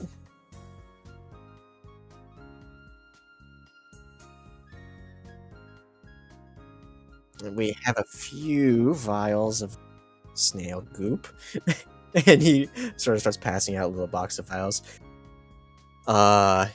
Grease. You have a lot more of these than what they're giving you. Like, this seems like a shockingly small amount than what they were actually using. I mean, okay. I mean, I'm not going to use my own supply on this. Actually, no, Greece is going to use your own supply because higher quality dust. Yeah. Surely. Also, just showing it's like, hey, this is a small amount. Like, yeah, this ain't much. Our budget isn't great.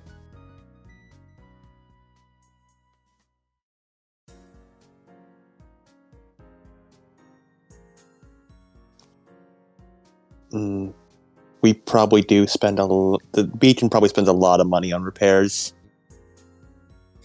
Yeah, especially this year. Even in Canada, considering food fights destroyed an entire building of cafeteria building. No, they have Glinda. They have Glinda. Yeah, they have Glinda. They don't need to spend shit on repairs.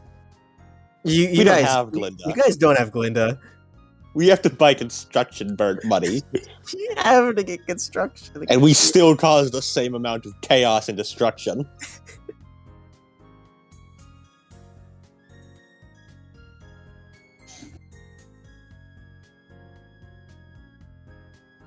And yeah, he gives you the terrariums. He starts passing out. You know, he has like big like shelves and like cabinets full of dust types for you to make your choice about what to do.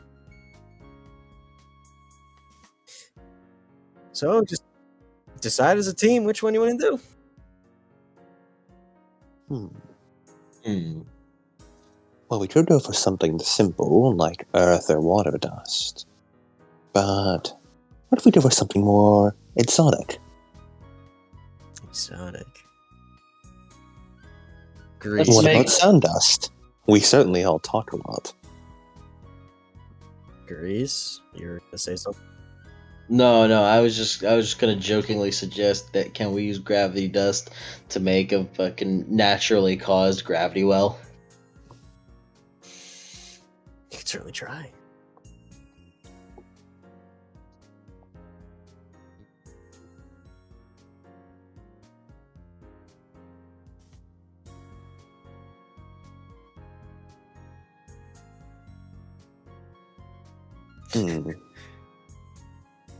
That seems dangerous to keep in the dorm. Not that what we do usually is any less dangerous. We're all about being the dangerous team, right? We are. We are pretty often in danger and cause danger. We could use the mind dust and think towards the. We are Think not towards the growing terrarium. illegal mine. Not. We just spent a whole arc stopping that. No, it's What not. if? No, it's not. It's not really weed. It's more like heroin. It's fucking like crack. cocaine. Yeah. It's meth. We need to cook. We need to cook. We need to cook. We need to cook. We need to cook. Cook. Ooh. What if we get white dust? It's ice and we just stick it in the freezer. It's dust and stick it in the freezer. I think the guy who can literally smell dust will smell something off. There is blue dust. Good work. I still like the idea of sound dust. I mean, Paul's got his music. We could put headphones over the terrarium. Wait, people sing to plants, right? Yeah? Grace, it's important that you sing to the plant. I mean, the dust. Yes! We have a little concert for the dust. She looks between Lace and Paul like you guys are fucking nuts. Well, I certainly can't sing. Rich people like go to operas, right? She furrows her brow. Owie, can you sing? I can't sing. Wait, she could probably sing the Tony's intro theme. But I don't know if that's gonna help.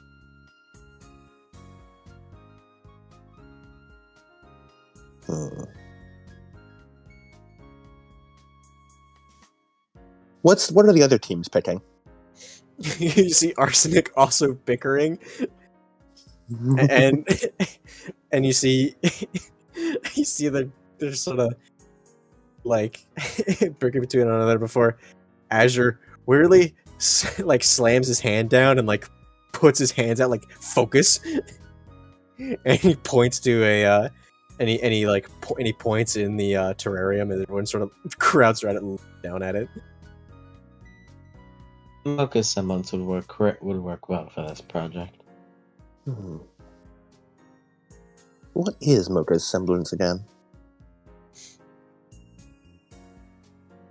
Perhaps you should go ask her. No thanks. Yeah, you remember last. Everyone in Azure, like everyone in Argyle, just damn it, too many A Arsenic. names. Arsenic. This is my own campaign. Everyone in Azure. Everyone in Arsenic just sort of All four Azures. stops. and freezes, and then they look back, and Mocha just see her white knuckling the desk that she's at. She just doesn't turn around.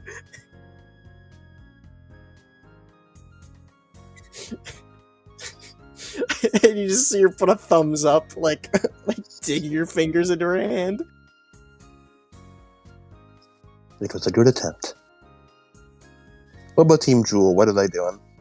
They seem to be crowded around a brown crystal. That's acid, isn't it? It's acid. Oh no. So real quick question. What's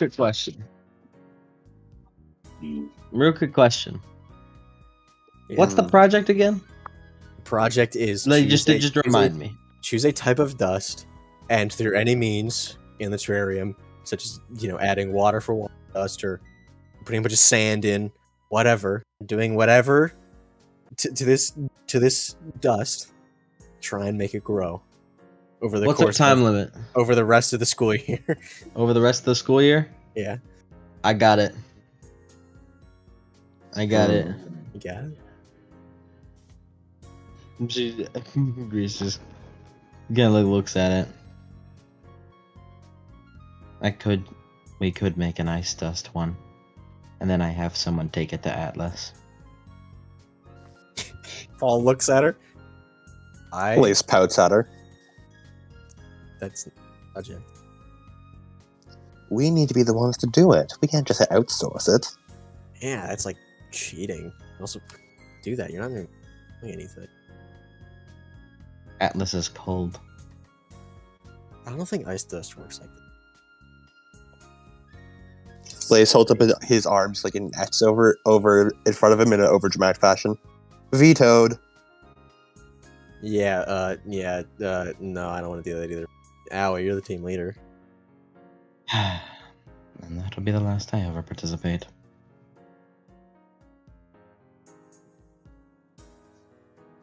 We're trying to decide on Dust Crystal, which one we want to grow.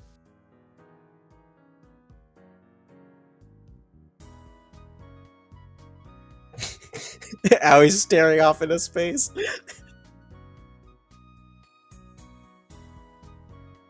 Her proposition was do ice dust and then just send it to Atlas to have her fucking staff take care of it.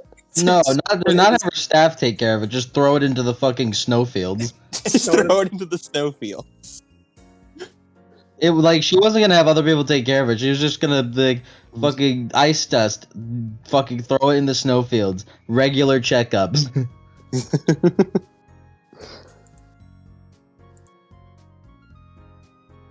And then Lace did a big ass vetoed. We're not going to Atlas. We wouldn't have to go to Atlas.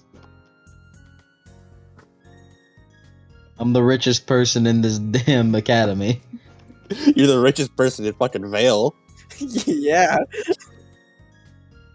The Levon family is like the most wealthy family in the world. It's like raising a child. We can't just send it off into the wilderness. No offense, Howie.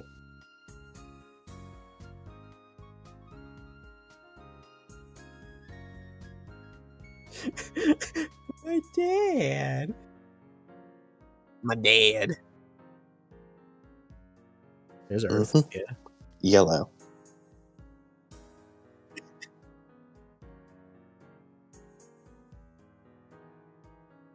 Probably.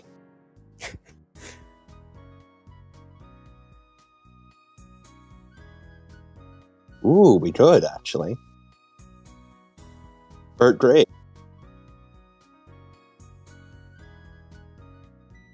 Kurt Angle in them. So what is the full suggestion?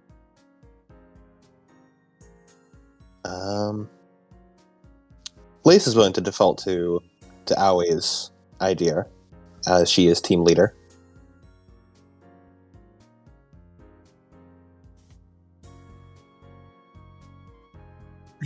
Lace's idea was sound dust because there's always a lot of noise in the dorm.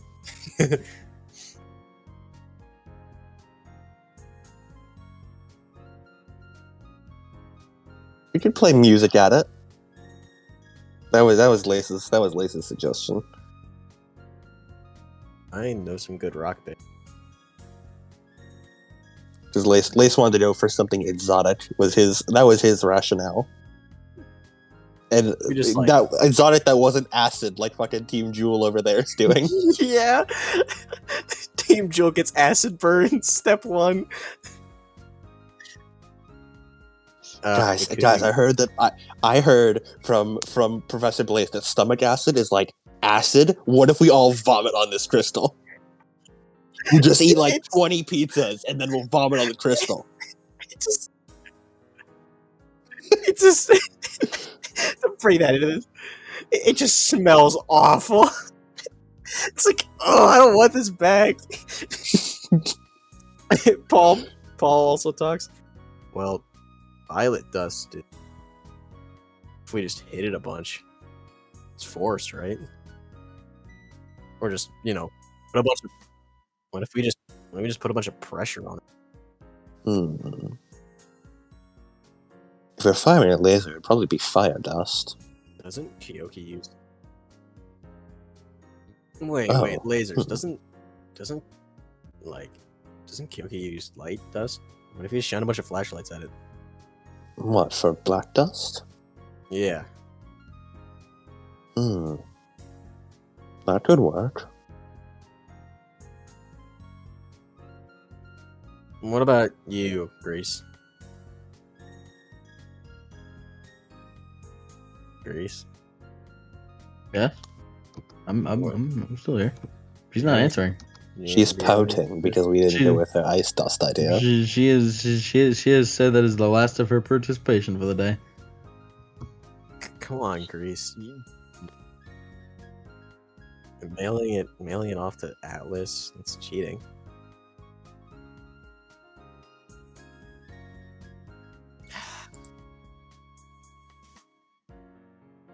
Yeah, that is true, yeah. It's improvement.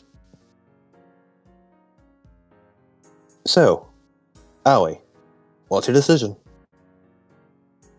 Because I think we're just at this point we've reached the point where we talk in circles. Yeah.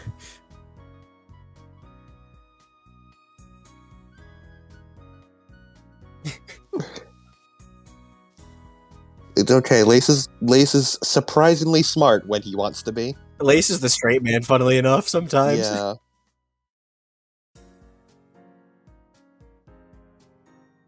I don't know if we should. I don't know about Probably that. shouldn't. He'd cause chaos more often than not. Yeah, we'd go off on tangents. The way dust grows is that we need to apply the same element, so to speak. Fire would need fire, earth would need earth, and water would need water, for example.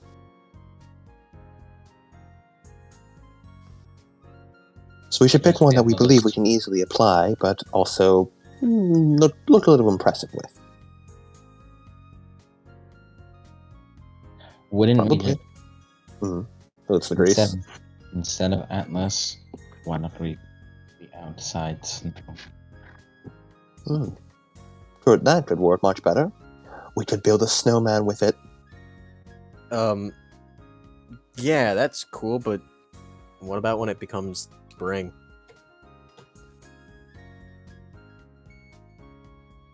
He shrugs. I don't know. Probably a while. This is a project for the rest of the school year.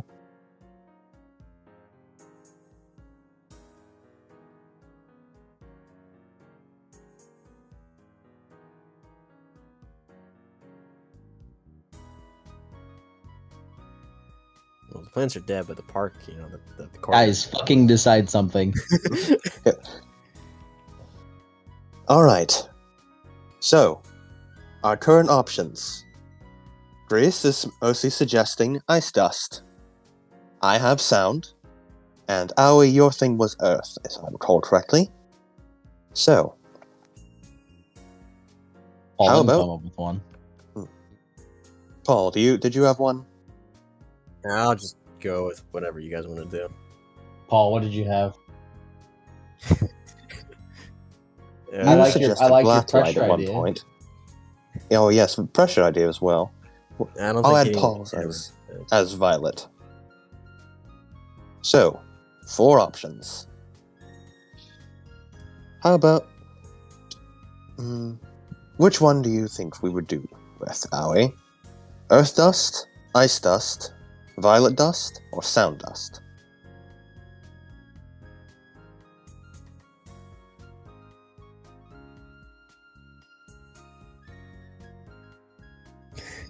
Again, In a year. Rest of the school year. again, we could also stick it in the freezer. Could do We that. could stick it in the freezer. Yeah, I don't know. You can overclock that. I could get a better freezer if you want. I could get a better freezer if you want. We can use it as AC during We the could. summer. Mm-hmm.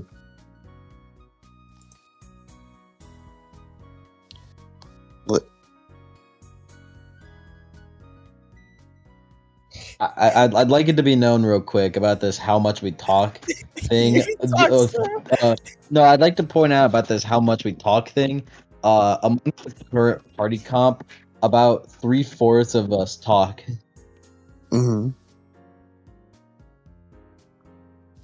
Aoi and Lace talk. Paul doesn't talk too much, and Grease does not talk. Yes. And then there's also the fucking. Mm-hmm. Of course. Aren't I the best at RPing because I'm not talking to any of you because I don't like you? He's I don't like you. Grease does not like us. You've heard of Cinderella's. Now get ready for a girl who actually just doesn't like you. Just doesn't like you.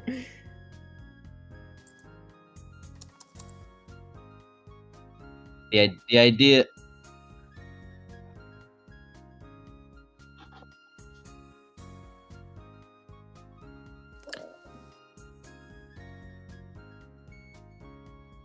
All right, sound dust it is, so I can get my music blasted on it. All right then. Just put a Decision freaking- made. Put some headphones in dirt. Hell yeah. Headphones in dirt. That's my band name. Headphones in dirt.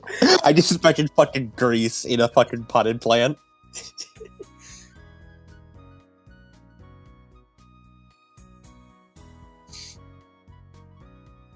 Cup of dirt. Go with dirt. All right. It seems we've selected sound dust. And Professor Blaze eventually comes over to the clipboard and writes it down and writes everything down. All right, good luck, guys.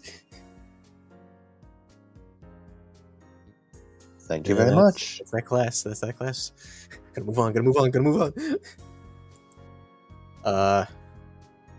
Yeah. Lunch. You guys talk to anybody during this time? I mean, we of course Lace talks to Aoi and attempts to talk to Grace and Ball.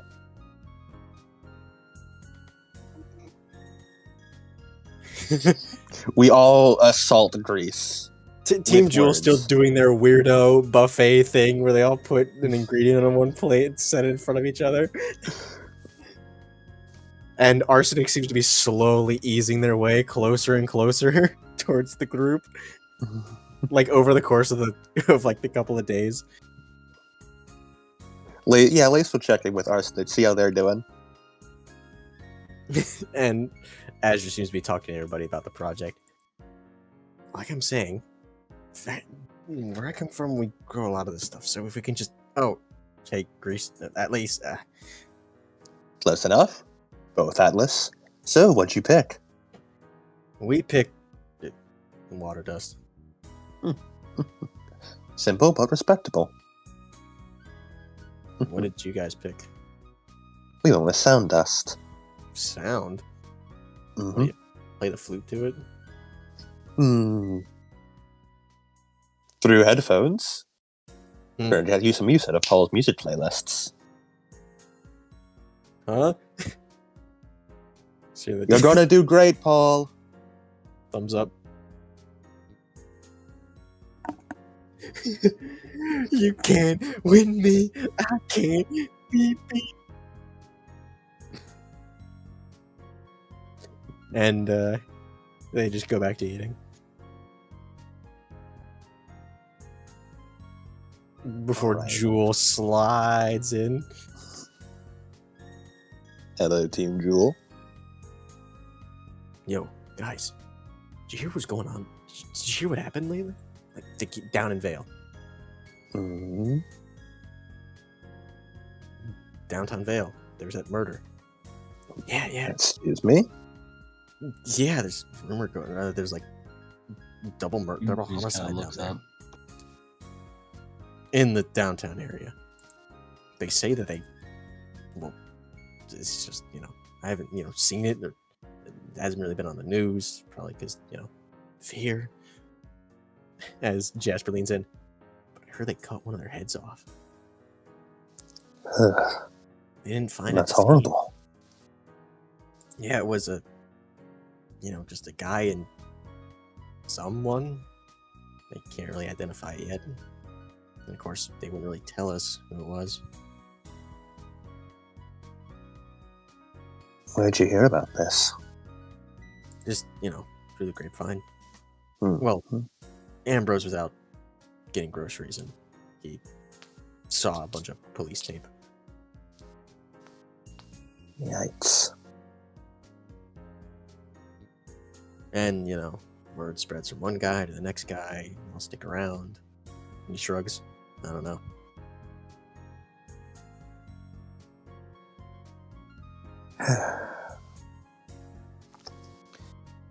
Just when I thought we had made Vale a bit of a safer place. Safer? What? Safer? Oh, you mean like after the wall incident? Oh, yeah. Yeah. Mm-hmm.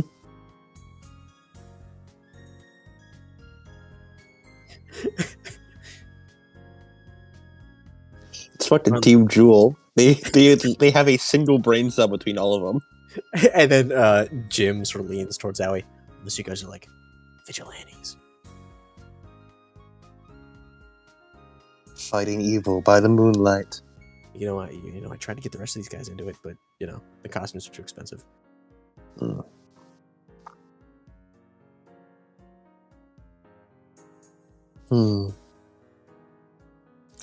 Normally I'd say Grease would be able to pay for ours, but she doesn't do that. She doesn't? Just Nope. looks over to Grease. Who does then? Paul does. Yo, Paul? And he looks over to Paul. Huh? He's our hero. Thumbs up.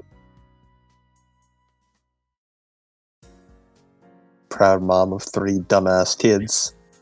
Being a dumbass himself. That's rude. Alright. That's all I... No. Gotta be older than that. Also, it's called DILF. Get it right. No. No, he's mom. MILF. Mom, I'd like to fund.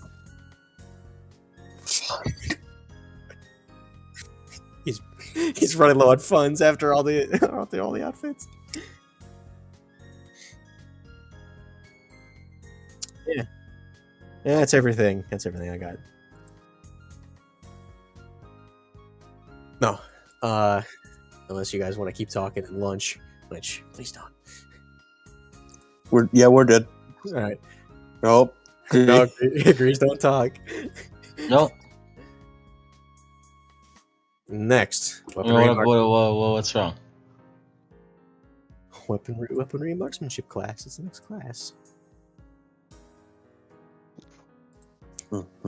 Alright, everybody. So, I've been kind of thinking, maybe as a team exercise, y'all swap weapons, take them apart, see how they work.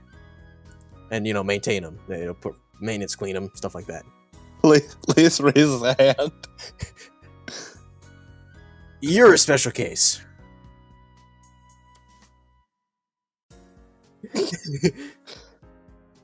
Oh, I know what we're gonna do. We're gonna take apart Lace's hands because that's what we were taught last time. Alright, so the team partners that you had in the entrance exam, swap weapons. As everyone just kind of looks at their partners. Yeah. He is.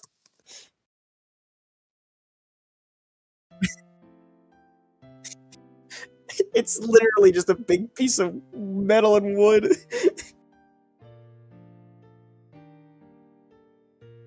Yeah, he falls down.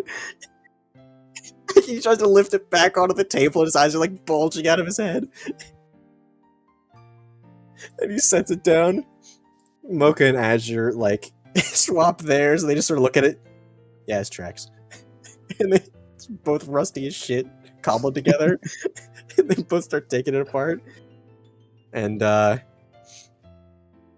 then Zach goes over to you and Lace and Grease. All right. So I remember we went over that just a couple times. You know, fixing your arms with your whole team, but just for now, I'm gonna focus on Grease so maybe she can learn it faster. I know. But you gotta learn.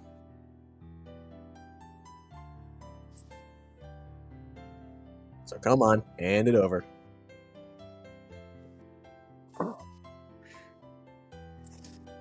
Lace slowly holds out one of his arms, his left arm. He grabs it and shakes it like as a joke. Yeah, thanks. Yeah, and he pulls it away and hands it over to Grease. Just kind of like It currently still attached, I assume? Uh, Or does he disattach it first? he just sort of twists it and then it comes right off.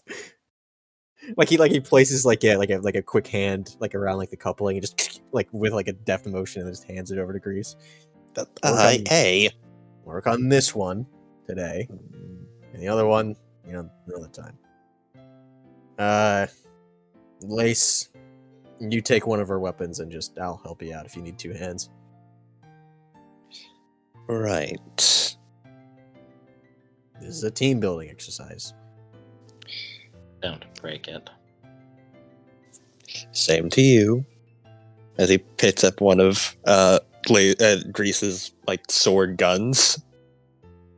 They're rifles with bayonets. Ow, hey, oh, sensitive.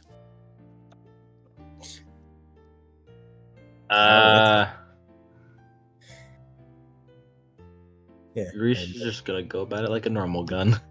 Like a normal gun. Yeah, this is not a normal. This is an actual hand with like razor wire spools. The closest thing to a gun this is the pistol mount that comes out of it. Yep. She's gonna poke it. He's gonna go about that part like a normal gun.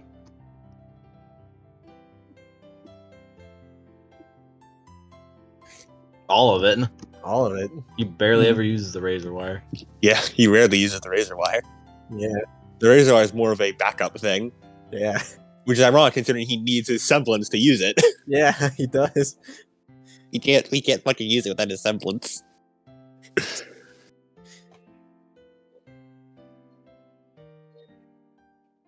It's really like clunky because it's a street sweeper shotgun that turns into a yo-yo. Yeah. You start like pulling on metal parts and Paul's like, hey, you're gonna break it. He just like shoots like a couple holes into the wall. Why did you keep it loaded during class? I don't. Owie, what did you do? I don't keep that loaded. Where did the ammo come from? Everybody hits the deck again.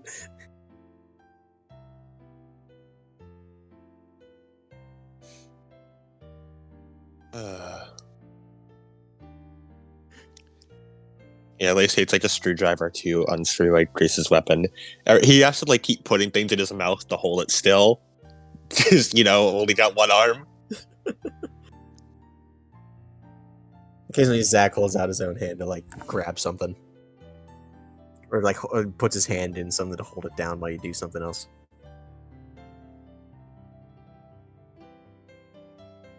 Lace keeps looking.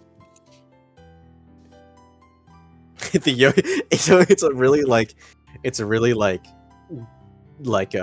strong wire attached to a like a big ring that you can like hold in your hand.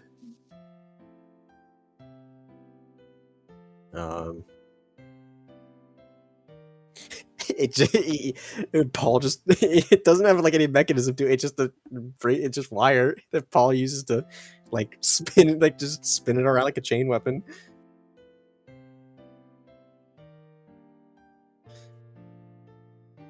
Let's keep a close eye on Grease and see what he's doing with his hand. She's just going about it like, cause she has gun knowledge, so she's just going about it like a gun.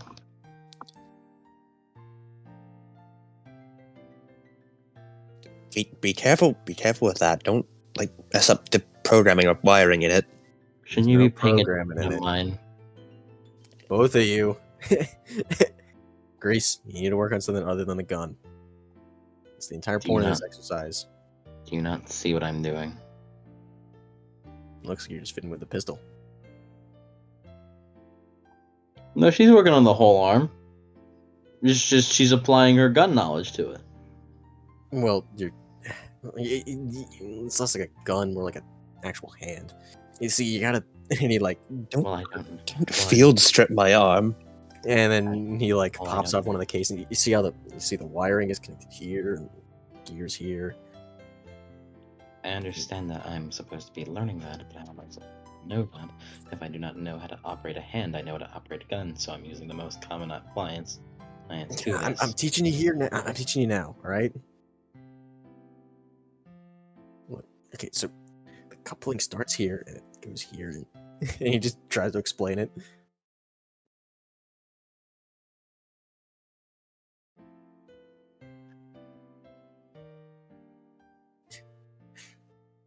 It starts running down the wire, and it goes to the actual yo-yo, and like you see it start glowing a little pink. It starts shooting up as sonic blasts. Everyone covers their ears. All right, you put that down. Last time. Paul runs over and just rips it out of your hand and pulls open a compartment on the side and tosses some dust over his shoulder. Gee, Again, I need to know, why do you keep it loaded with dust as well? the dust has never gone off. Clearly, you did not account for Owie. No.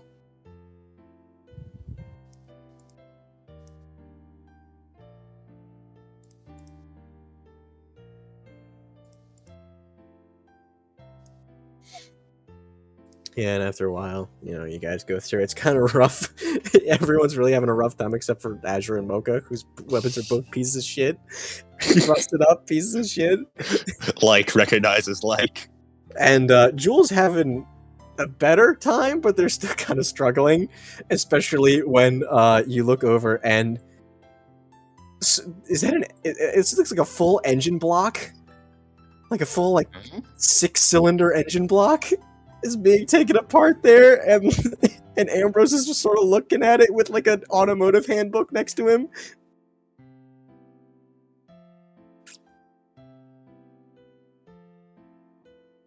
And after a while, If Lace sees that Grease is looking away from the arm, focus on the arm. She just like you said, Grease just like slowly looks up to you with a face of "Speak to me again, fucking speak to me again."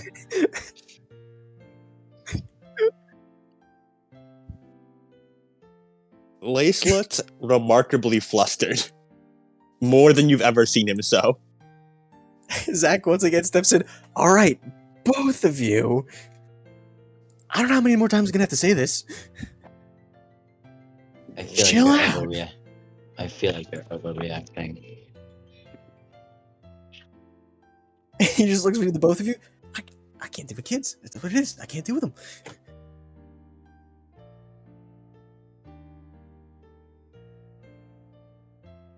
Yeah, It reeks of sulfur. it reeks of sulfur. Weeping. Paul is over there like, how did you clean this? Owie. Owie. Come on. Please tell me you clean this. You have to clean it, or else it's gonna like... Or else it's gonna, like, explode. That's not... You're just building up volatile dust particles and shooting it with a laser. It's not a... No. No.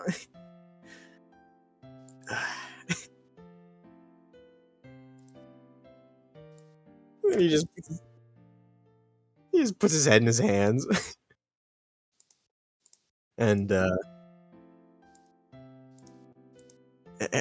everything's half gone that way. It's the natural state.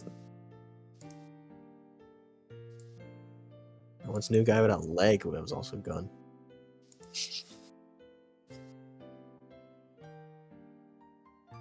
Doesn't Cindy have that? No, those are power bunkers. Oh. I just assumed that guns were also installed there. He just like he shrugs. I don't know, man.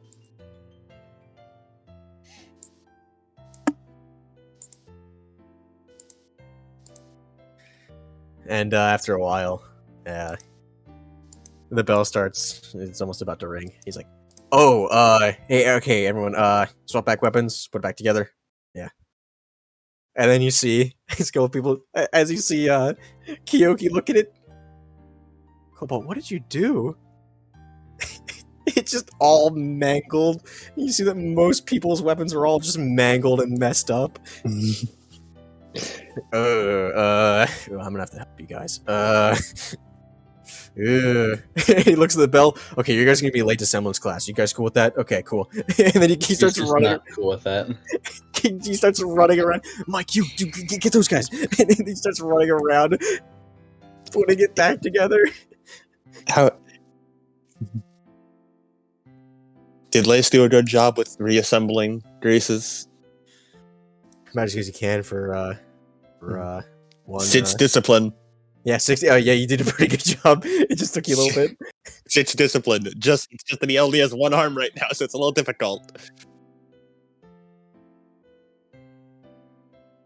It's twin rifles with bayonets on them. Big. I was about to say it's the Thanos chopper, but I realized that would make me sound fucking insane. Because No, it's the No, Thanos copter. no. It's look. It has 3 forms. It has twin rifles that have long, vaguely not really that hooked, but vaguely hooked bayonets on them. She could put them together, and it become like right like side by side, and they kind of melt together into a double barrel rifle with the bayonets, and then she can put them on the ends of each other at their butts, and they become the Thanos copter, which is just a twin blade.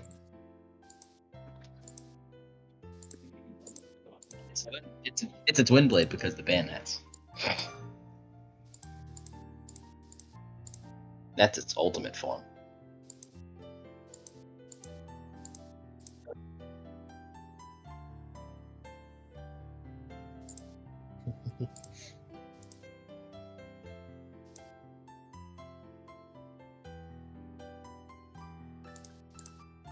All right. And the bell rings, and there's an angry phone call made with Zach on the other end of the phone, and he hangs up. She's cool with it. Yeah, it's cool. It's cool. Yeah, well, I'm gonna do later, but it's cool. It's cool. And then you guys eventually get over to your semblance class late. Finally. Wait, Lace does a few tests with his arm to make sure it still functions. Yeah, Zach basically just went, okay, we don't have time for this, and then like put it together in like 2 minutes flat. I had 3 disciplines, so I don't know how well I did.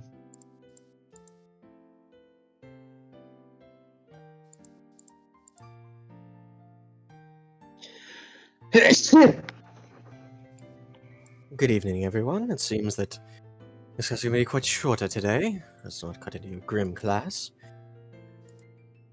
But, as such, we will not be going into too many semblance theories, semblance study, anything like that. We're simply going to be doing a simple case study today of one of your classmates. Now, be a volunteer. And then Jewel immediately pops up, yo, Ambrose, you showed off today. Yeah, do Ambrose. And they just sort of push him forward. Ah, Mr. Lelan. Are you sure you would like to show off your semblance? And he looks back, thumbs up. Dude, chicks dig the semblance, dude. Yeah, go for it. All right. And he he walks down into the into like the spotlight sort of area. Now, Mr. Lelan, what do you call your semblance? I call it a stakeout. It's a well, spatial manipulation? No. Yeah, technically it's classified as that. Basically, then he pats himself down and he pulls out one of the stakes and just sort of holds it in his hand for a second before tossing it, and then grabbing another one from his chest again and holding it in his other hand as his aura glows around it. I can make two things, and he makes it glow a little bit as the other stake just sort of and they click together, like two things attract. I have to touch one thing and imbue a bit of my aura into it to make it a lodestone sort of thing, and then things I touch, usually these pre-prepared stakes, they can all swarm in on that same thing. Like when I touched Awie's shoulder today, I made all the stakes, home in on her. Lace raises his hand. Yes. Is there a limit to how many things you can imbue at once? Well,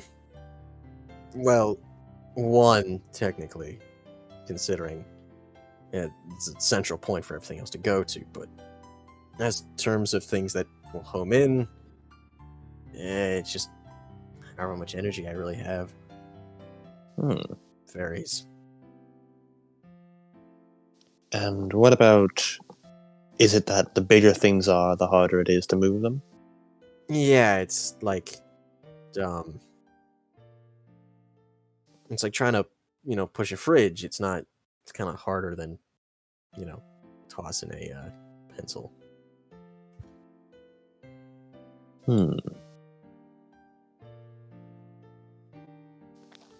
Lace just nods at that.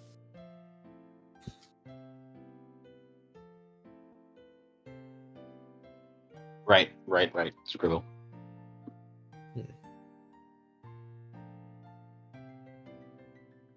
Now, does anyone else have any suggestions or anything else to ask us?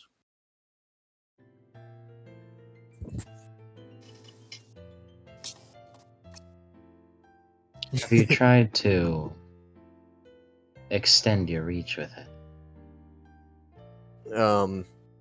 Perhaps Yeah. not requiring touch or imbuing your aura into something as a trap, and then firing at someone for them to receive the aura injection to become your target without you needing to get close and touch them. And he just sort of, scratches the side of his head. Well, kinda. Back when, me and Jewel were in our, lesser combat schools, fighting, the grim, test dummies or whatever, I usually would make the one stake for lodestone and then shoot it into it, embedding it in it, and then and I'd make everything else swarm to it. Set up traps and then have it all swarm at once. Lace, by the way, Laceless Howie, he can touch two things and draw them towards each other. Well, not more than one, as he just sort of starts pulling things out of his pockets and scattering all over the ground. He makes one thing to draw of all other things. And he holds it up and it just all sticks together like a magnet. Have you thought about using it for mobility? Yeah, actually, that's what I was doing in the fight against Aoi. That leapfrog thing I did, I pulled myself towards her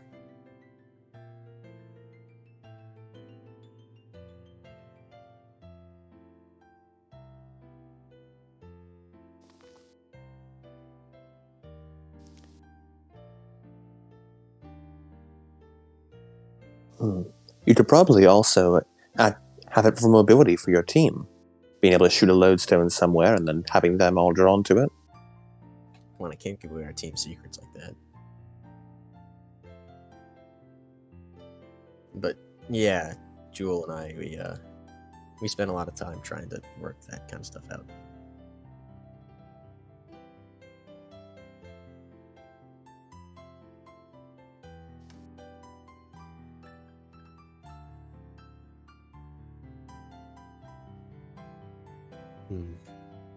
Seems unfortunate our time is up for that, and we have to cut this lesson short.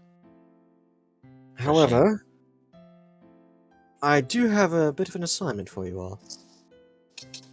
Ooh, second homework in one day. For the rest of your stay at Beacon, I would like you to try your semblances in unorthodox ways. In mundane ways. Miss Levon. Yes, ma'am. Whenever you cook, and then you hear Paul go, just sort of, like, hide laughter. Whenever you cook food for the dorm, try using your semblance to slow down the cook rate of the food. Make sure you don't burn something or slow cook something. Or, and she gestures over to Cobalt. Cobalt. Maybe such as using your eyes in order to write neater, which you could do a little work on. And Jewel, she just looks at him. Maybe just practicing was. I suppose your semblances would trash your rooms.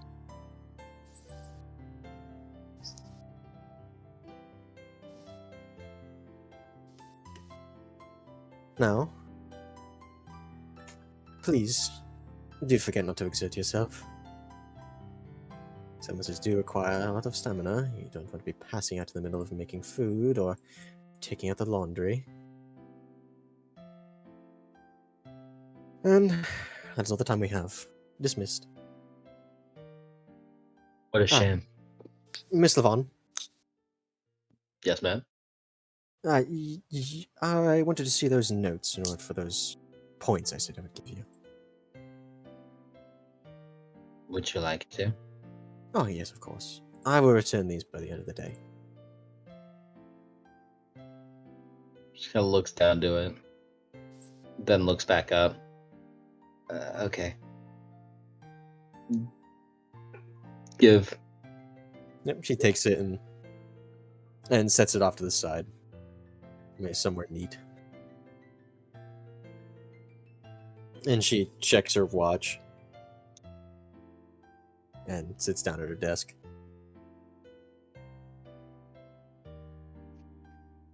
And then you're off to your next class. Good him. Good in class. Girimuda. Good him. Girimuda. We need goofier music for this one. Oh. On it. As y'all sit down, as Mina sort of pushes in a box and sets it on the big table. You see that in the Grim containment tank, the Shaloud Grim is still writhing around and burrowing in the sand. And here in the back, you hear the sounds of the Ursa that she captured that you guys have been studying. All right, everybody, it's your favorite class. Yeah. He's, Oh, it's he my sort of favorite class. shivers. Ugh, still can't get the taste out of my mouth. Can I see it? I Grim fur. have a bit of an announcement, a bit of a surprise. I gotta compose myself. Whew. Whew.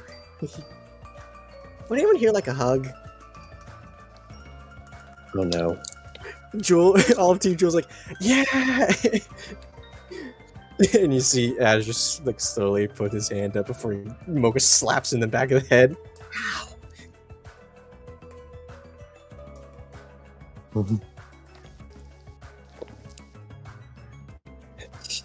Lace has ominous feelings about what this hug may entail. Oh, not that kind. But if anyone does need a hug, I'm always happy to give hug. Who knows if anyone needs a hug once in a while, But anyway, the big surprise. Remember I said I had the surprise a couple months ago? Vaguely. Oh yeah, that was a while ago. All right. So, she opens the box, and she holds it up like Simba in the Lion King. As you see a weirdly shaped metal-looking thing, which seemingly like a screen on the front of it, and like two robotic-looking arms dangling down from the sides of it, and it seems to be inert and off. This is a surprise. And she looked, and everyone just sort of looks around confused. Oh, you're right. I haven't really explained what these are yet. I always forget that I need to explain this. I've just been working on it for such a long time. The hugs. Hardlight, unmanned, grim simulators. With the newest Atlas tech. Okay. So the drone here. It's like that. And she turns it on, and you see a little like a little face with eyes and eyebrows, as it makes a little as it sort of looks around, starts floating around. Okay, so it's powered by wood and dust, and it's got its own little. This is mine, so it's got its own little quirks to it. It is only the first version. We're still working on more, because this thing still has a couple of kinks to work out. But, so if you go over here, and she snaps its fingers, and then the drone goes over. And she points to it. Scan that one. As it goes up to the glass of the container, and you see hard light sort of lines sort of scanning the Shaloot, the little worm in the sand, as seeing how it moves. It takes one scan and takes another scan, and it does a little boing, and a little thumbs up goes on its face. All right, so I've just scanned the Grim, its movements, and hold on, wait a second. This is where the magic happens. And she snaps her fingers and points to on the desk as the drone starts projecting a hard light image of the Grim. And it sort of wiggles around the table and moves around. All right, watch this. And she places a basketball on the a really roughed up and scratched and torn basketball. Okay, attack it! As the worm sort of looks at it and then just starts wriggling towards it and grabs on it with its big mouth, and it just sort of started gnawing on it for a little bit before just, and then the basketball pops. Rest in peace, Brit Basketball. Okay, so all the research you've been doing here, you all get your own personalized one, all your own personalized hugs, and these little drones, the Hardlight Unmanned Grim simulators. You can use these to scan Grim that you find in the field, and then their data will be saved, and she pokes on the screen, which is sort of confused face on it. You're saving them the data, and then you can summon them whenever you want, and they'll fight for you. Grim fighting Grim! It's just like my teenage dreams all over again. Hugbot. And she just sort of does shadow boxing moves as the Grim is still just gnawing discarded piece of basketball. Think of it like this. It's like a little robot. Do you remember how Drew used to make those hard light projections? The little light copies of things? It does that. but it makes false Grim, and the Grim can move around. And they're on our side. Imagine if a Grim fought for you. If you just, take the time to scan it, in between, killing it, then you can store its data and summon it. But because they can fight for you. Isn't that just the coolest, though? Right? Completing the Grim debts.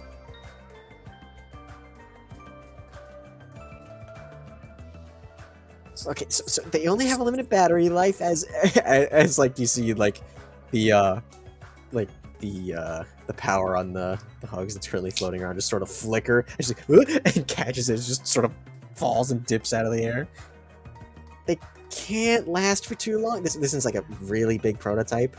We're still custom making your guys' ones, so they have better, but they should last for a couple minutes, but then they'll shut down after you summon them. They should just float around like normal. But I haven't even explained the group hug system. Okay, so usually whenever you put them, you try to summon like 2 in the same vicinity. I kind of glitch out, interference. But if one of you summons one, and then another team helps you out, then they can add the battery and the projection capacity to it, making it even stronger and last even longer. Oh, I get it. It's like each part of the HUD's projector is projecting a different part of the Grim. So rather than making the whole Grim, it just makes bits and pieces that work together. Exactly. See, you get it.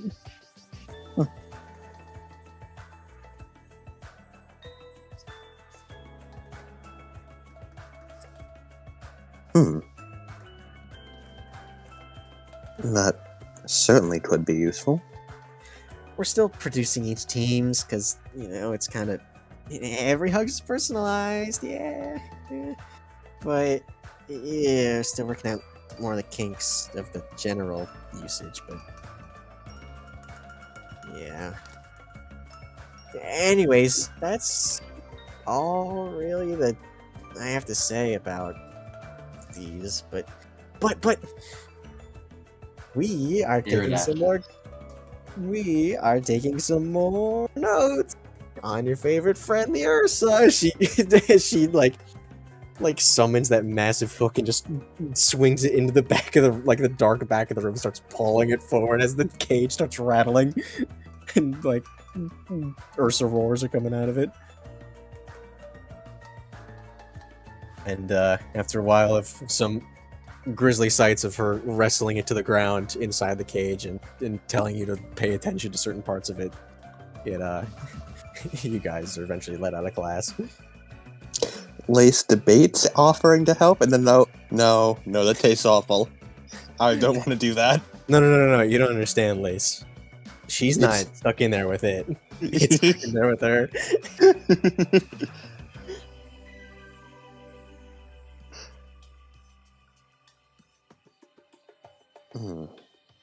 I believe that's all our classes for the day. Yeah. As Azure runs up to you after class, hey, Lace, do you want to do some more training? Sure, I don't mind. Where at? Are we in the arena this time? What? Considering outside is kind of cold. I don't know. Maybe I'll just have you work up a sweat. And then the cold won't bother you.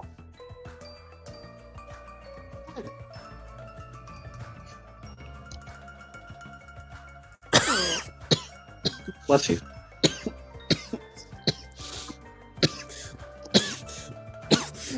Alright.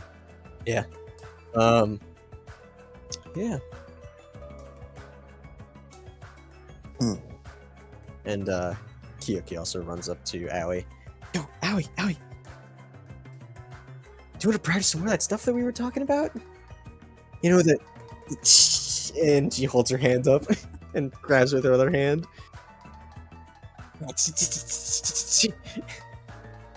Maybe I could do something like that. I don't know.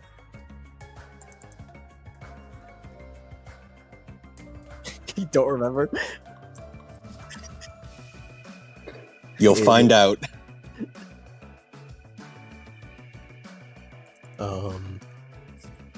All right. Now this is the free time section. These, they asking you if you could like Azure has place to train, but you could just not do that. You could do whatever you want. Lace will do that. But first he wants to go find... ignore confidant, ignore social link. Ignore confidant. It's like when fucking the confidant's like text you, hey, you want to hang out tomorrow? And it's no. Next No. week. Or if you like, or if you could say yes, but you could just not show up, Yeah. which is the worst part. Just such an They don't say asshole anything. thing. And they don't say anything about it either. Yeah. What's that? It's that. What's that? What is it? A green text about Makoto about Joker being like, "Oh yeah, let's go to the movies," and then he doesn't show up, and then Sei like calls her a loser or something. Yeah, before that, he wants to go find Grease. All right. Reese is gonna walk. She's gonna walk back to someone's class.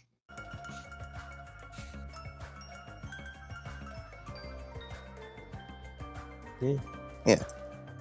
What's it looking like? What's the current state of the area? In Semblance class, it's literally just Grease and Meredith, who is finishing copying the notebook on her desk. It's Knock empty otherwise. knock.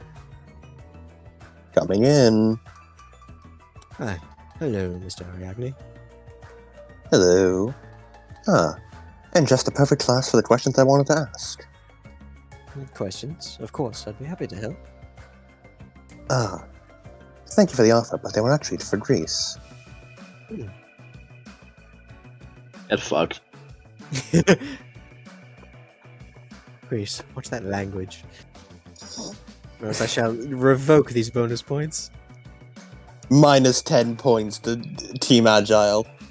Argyle, whatever. And the Gryffindor!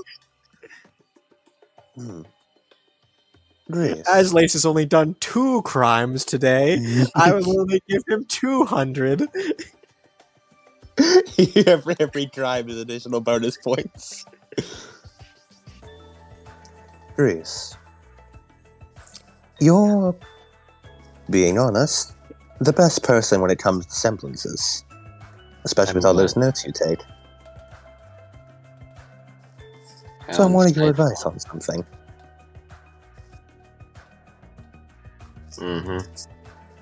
Azure.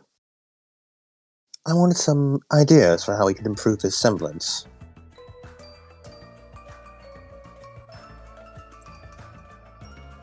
I have not found the time to communicate with him on his semblance.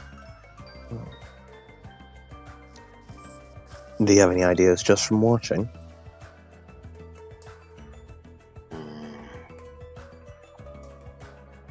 She looks over to Meredith. Are you nearly done? I do not mean to rush you. Yes, of course. Let me just... I don't need to copy down the things from my semblance, but there we go. And she closes her own notebook and hands you your notebook back. Thank you. Of course.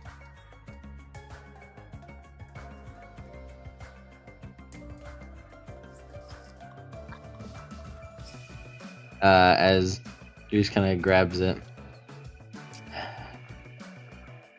and looks to Lace. Then like looks towards the outside of the room. And she looks a tiny bit upset. Mm-hmm. She's making a gesture of, well, go on. Take me to Azure. Do you want to go with... Well, I suppose that would work. I was actually going to go see Azure after this anyway. I'm sure he won't mind an additional training partner. Probably. Alright. Let's go. Lace will have to start heading off to the roof.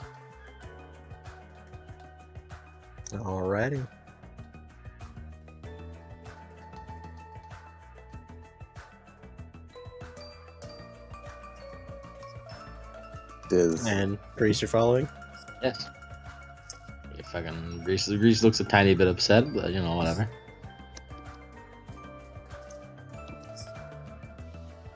And eventually get onto the roof, and Azure is just sitting on the edge of the roof, looking up at the sky, just sort of frowning that it's overcast.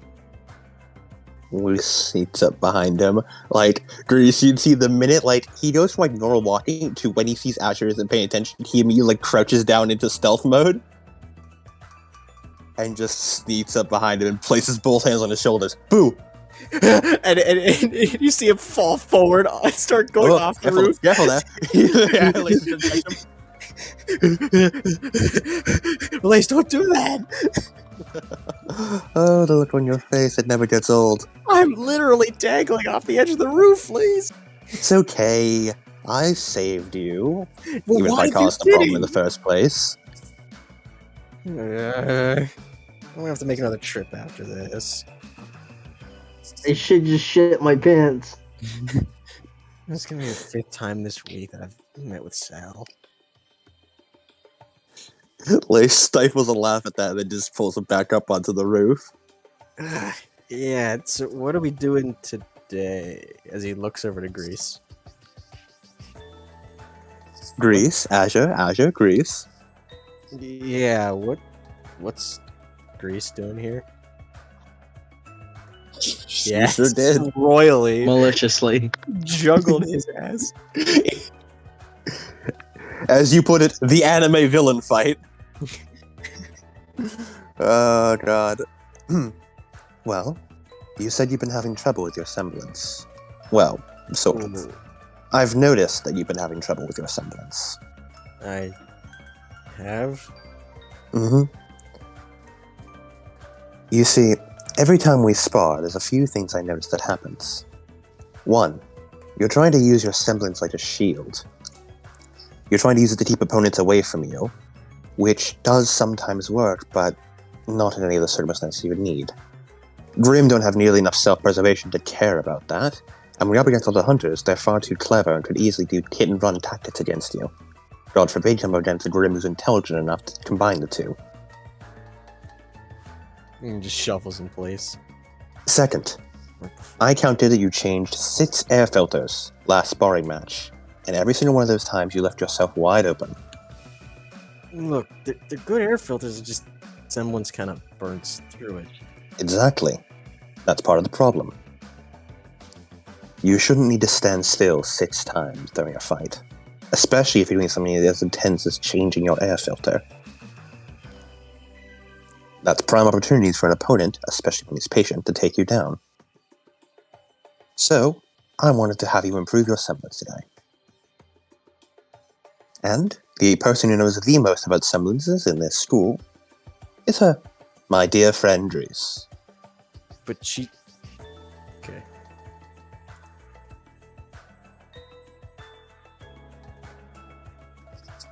So, Drees, asked away. She wants to opens up ask her a few notebook. questions about your semblance first. She opens up her notebook. What is the name of it? Exclusion zone. She just writes down. How far of a radius can you affect? And he puts his arms out like fully extended. Further than that, I can't really show it. And he pulls his sword off his back and just sort of extends his sword about halfway across the blade from full arm's length. Can Lace make like an aura, like a circle? Like he just using web, like he just traces an aura, a circle around Azure, but where he remembers the semblance goes out to. About out to here. Adjacent range of him.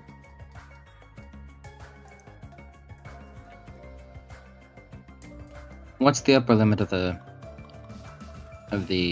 noxiousness, the toxicity of your gas? Well, I guess if it has, well, it kind of chips away at you. It's like What things can you burn? If it even can burn things. What'd you say?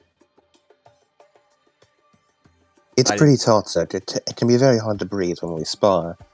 It's really just toxic. It gets in your eyes, or breathe it in, then it hurts. But I'd otherwise, say it doesn't really affect maybe you. 15 to 20 seconds before someone is incapacitated.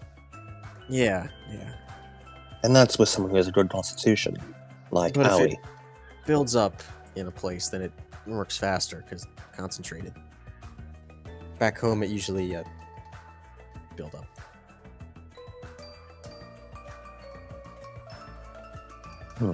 So it works better in toxic environments. No, it doesn't. It did not build up faster back home. Well, it did, but home isn't really a toxic environment. Well,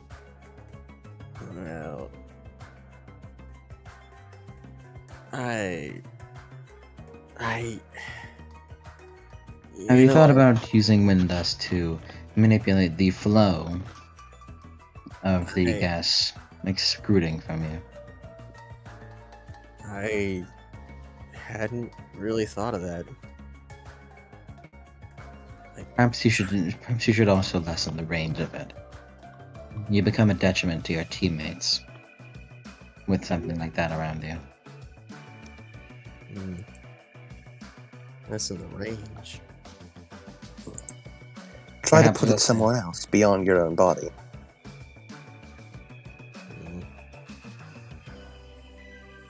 I kind of tried that, manifesting it somewhere else, but it doesn't really work too much. What if you just use wind dust to pick it up and move it somewhere else? Yeah, I could try that. Does it constantly exude from you? Whenever I'm, putting effort into it. Does it exude from you and stop? What do you mean? Does it stay around after you're done exuding it?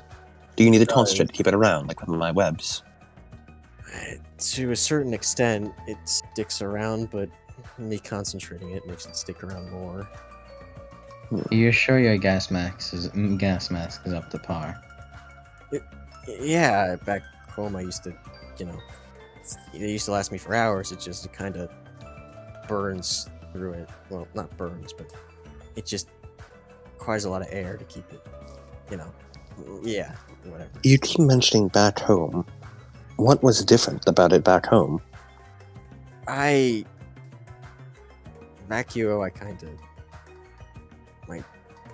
village kind of is in a cave.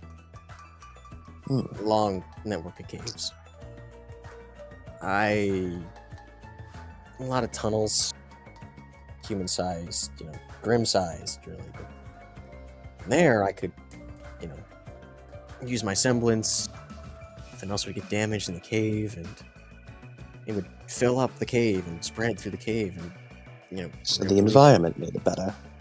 Yeah, out in the open, wind kind of dissipates. Doesn't go anywhere.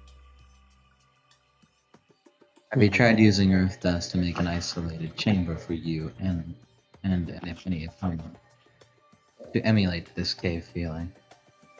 Not really. I'm not really good with earth dust like that. Thankfully, you don't need to.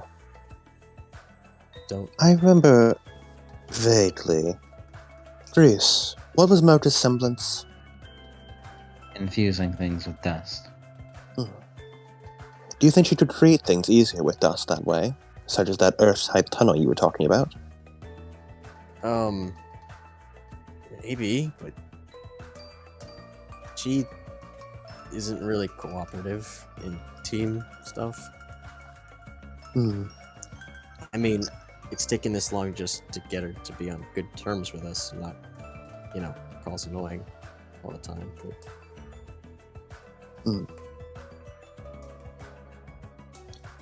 Semblances are great, but they work best when working with others. Being able to combine your semblance with the abilities of someone else will make it far stronger. Training on your own is good and all, and I think is a good first step, hence why we're here. But once you figure out how to work with your semblance, if you can figure out how it works with others as well, then you'll be able to bring it its full potential.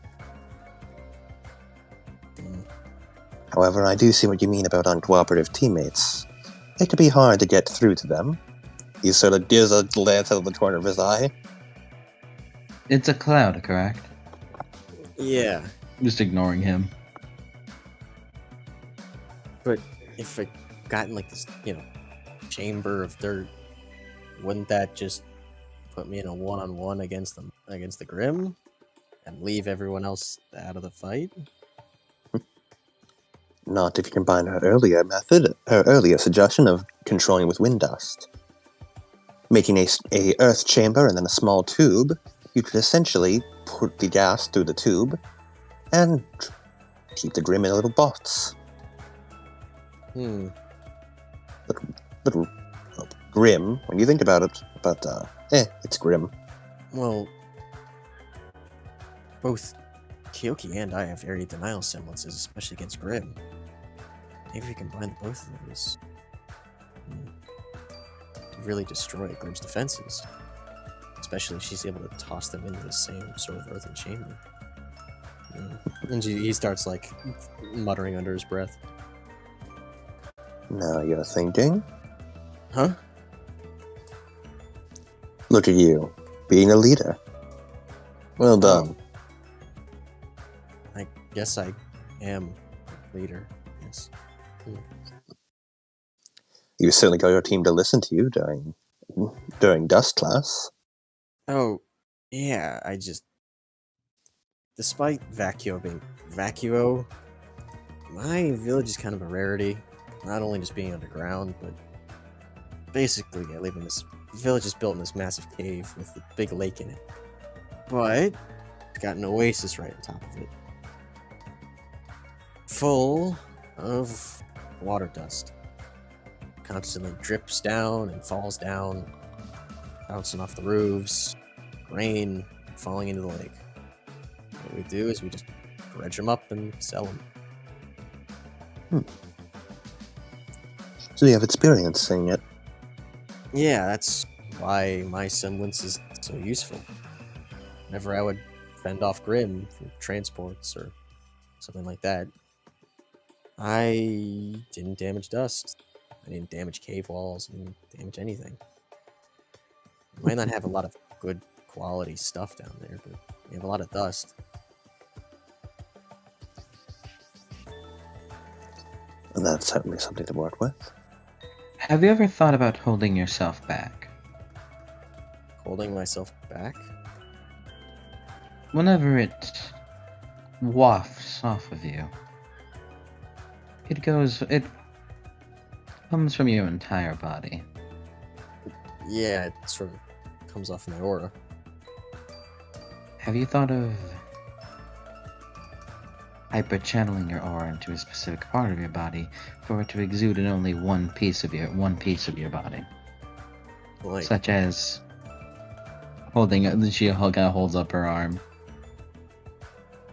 Only coming off of your arm.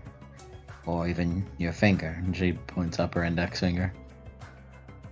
hold on, and he puts his like palm out, constantly see the aura flow through his hand as you see like little wisps of his semblance seem to come out in a direction and immediately just get like blown away by the wind.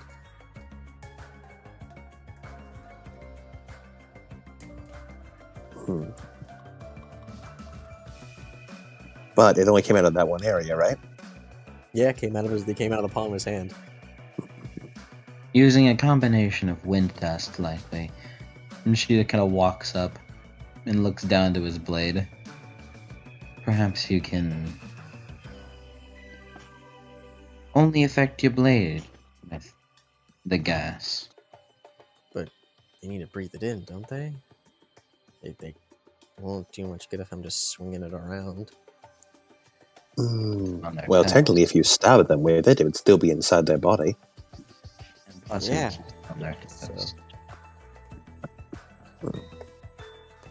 That too. Wait, so like, Perhaps if you were to channel your aura into objects, you can cause the gas to excrete from them. Considering you said it comes from your aura rather than your body.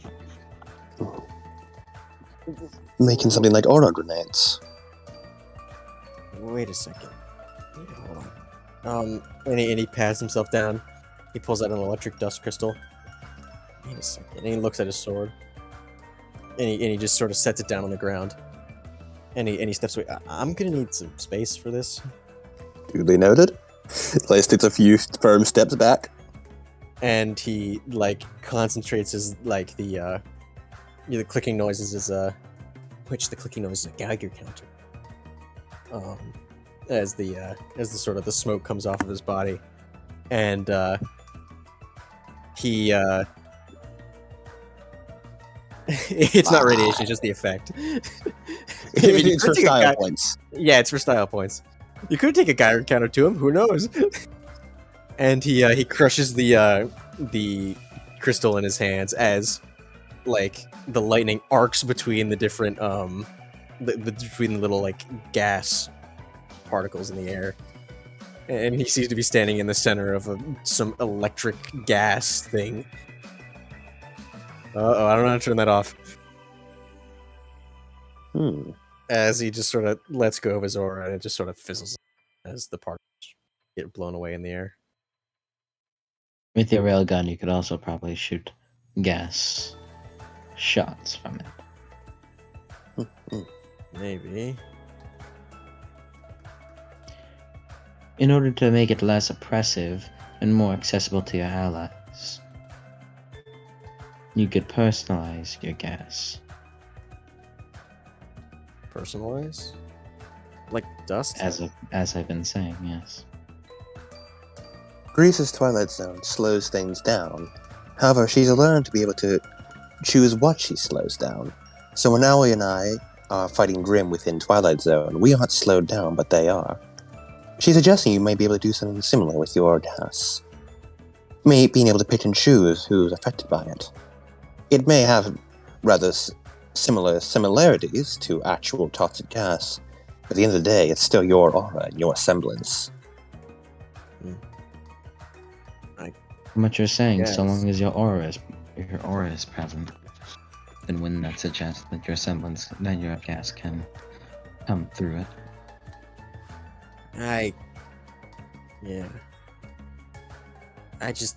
I'm afraid of hurting them. Think of this as a way to not have that happen.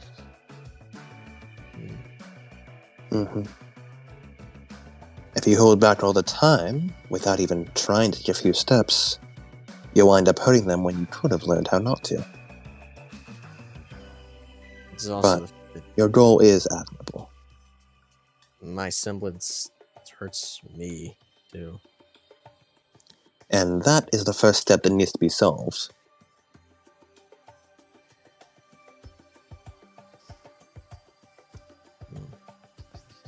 Perhaps you should grab a higher quality gas mask. But and he just he just had it like clipped to his belt. Or perhaps make your own. Are you using crystals? Well, dust files poured into it.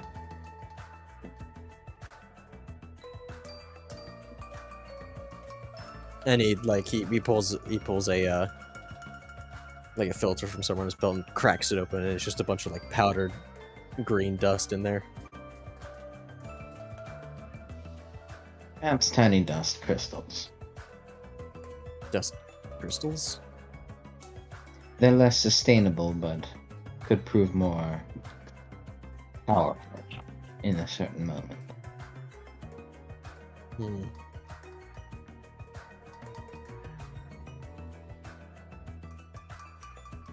Perhaps you can lose the gas mask altogether. But And she kind of looks him up and down. You're already dirty. Perhaps you can cover yourself in wind dust. He just sort of looks like pretty hurt. I can't give up the gas mask. Does it have sentimental value? Yeah, it was. It was my mother's. Was? I don't want to. Mother. I don't really want to talk about it. He goes over and just ruffles Asher's hair. Hey, That's alright. We aren't here to pry into your personal life. Just try and help you improve. We're just here to try and help you improve.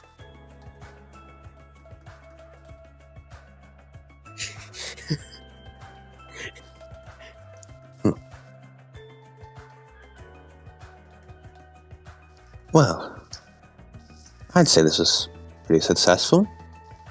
There's a few ideas on what you can do, but it seems the core points are learning to control your semblance. It's very strong already. You don't need to make it stronger. What you need to learn is how to control it. Like Greece's many suggestions gave, finding ways to influence how it moves, where it moves, and who it affects. Those are the 3 tenets you need to practice. How it moves. Who's effect? And he roots around and he pulls out like a really dusty notebook and starts writing it down. I'd also suggest perhaps in terms of dust. If you are improvised with earth, then perhaps give acid and water a try. Combining it with your noxious gases could prove to be even more toxic. Perhaps you can make your own acid.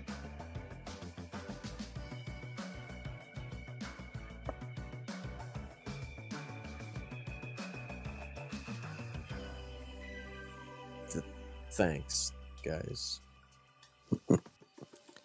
It's what we're here for. You just closes the notebook. You did good. Both of you. Thank you. Thank you for humoring me, Greece. Your assistance was quite appreciated. As terse as ever. And you, Azure, good work on learning.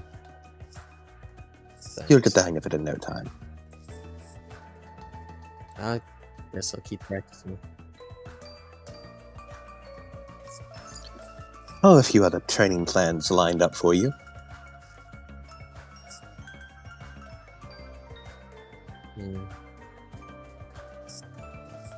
But for now, I think we're good.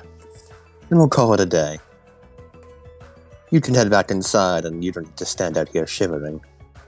Sometimes I forget not everyone's ratless. Yeah, back here was really warm. Mocha has added 4 more blankets to her bed. Be careful she doesn't get heat stroke or anything. Honestly, I don't think she'd, let us get that close.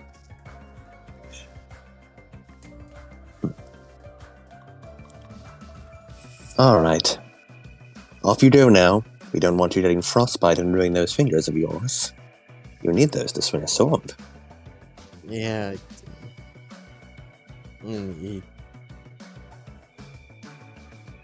Yeah. Goes back down the stairs.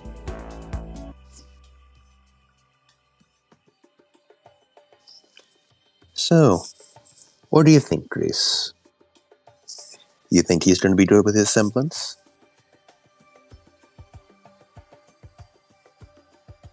Just kind of looks over. Kind of questioning them. An honest one. I think he will. He shows a promise. He's a beacon steer. He should be able to. True enough. You know, with all this snow, it really does feel like Atlas, doesn't it? Not really. I guess it's just the nostalgia speaking. Thanks again for today. I did miss it.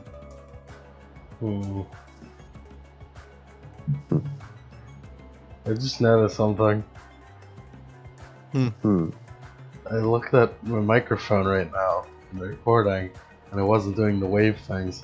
And I don't know if it was like that the whole time, or if it was only just now. What?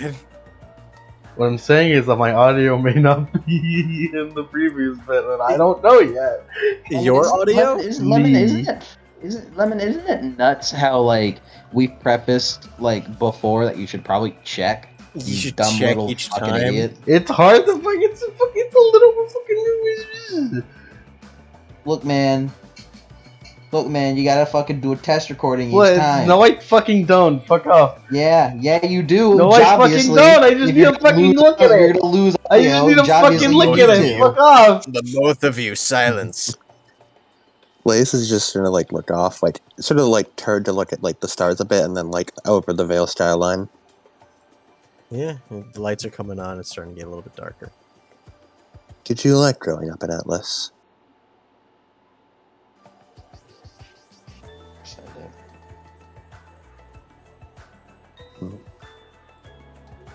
I personally hated it. The cold was always far too bitter for my tastes. I liked Vale a lot more. If I had the choice, I would never want to go back to Atlas.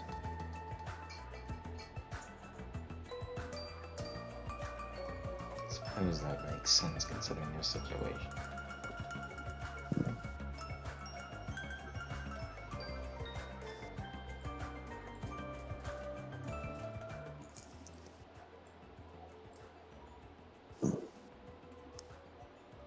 Lace, for once, seems like doesn't have much else to say, and he's going to just turn and head back inside. She just puts the notebook in her pocket, in her trench coat pocket, and puts her hands in her pockets.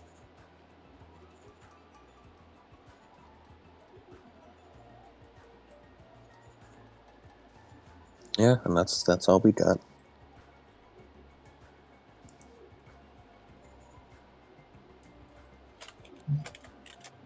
Look, Lemon, all I'm saying is that your audio is not there. This time it's your fault.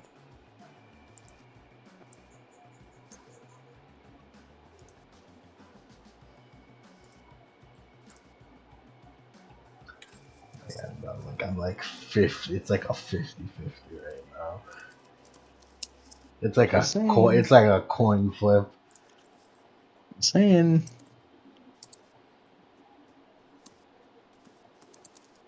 And Allie was the one that had the fight today, too. Can't believe you actually took off his arm. How did you even do that? Was no arm an option?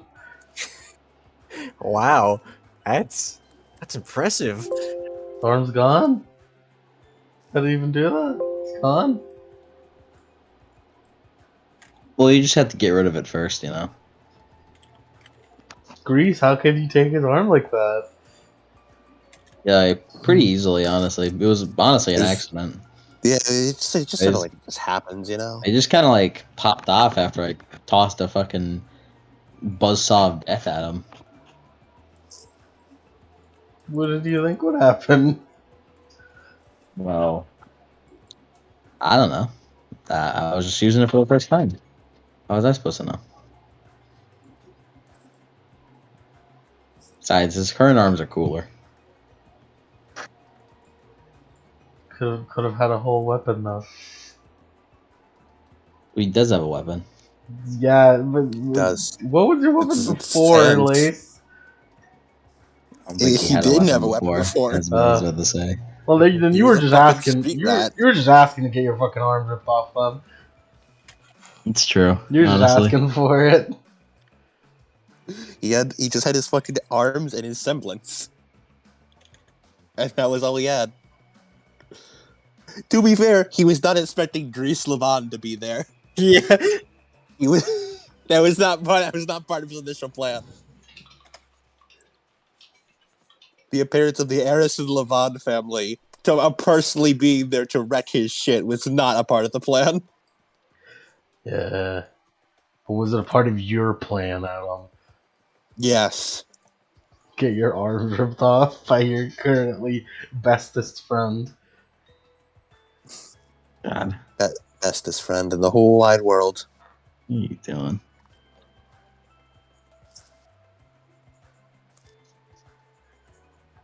So what we be doing now? Hey, Howie, you got anything you want to do?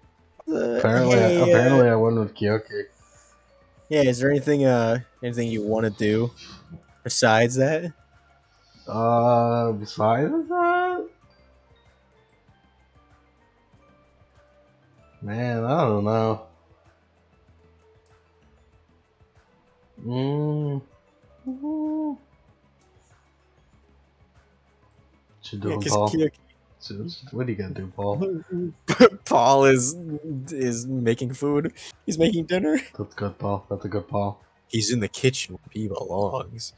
Just like the male wife he is. Good man, Paul. Stay Wait. there. Where the house teammate.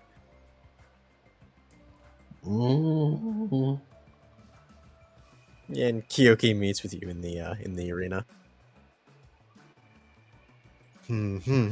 So what do you think I could do like that?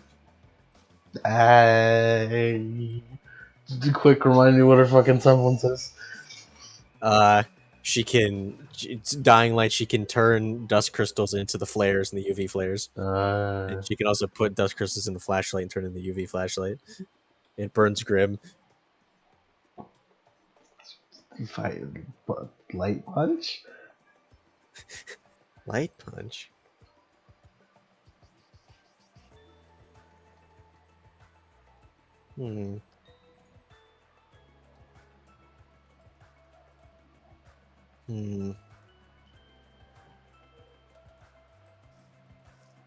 And she reaches into her pocket and pulls out a file of black dust, and she concentrates her aura in it, and she sprinkles it out above her, and it just starts like flashing randomly like a strobe light.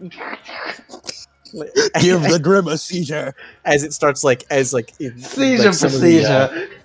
Some of the Seizure procedure. so, like the particles start like burning up, air quotes, as the UV light sort of takes it over, and they start like burning up at different times. That's not really a pun. That's not really an attack. It's just Wait a second. And she puts it in her hand and starts channeling it, and just and does a punch, like a sort of palm strike forward, which just sends it flying in front of it. I was just like stroking out in the corner.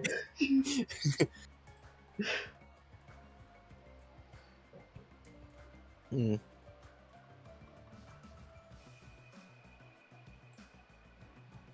that's pretty good.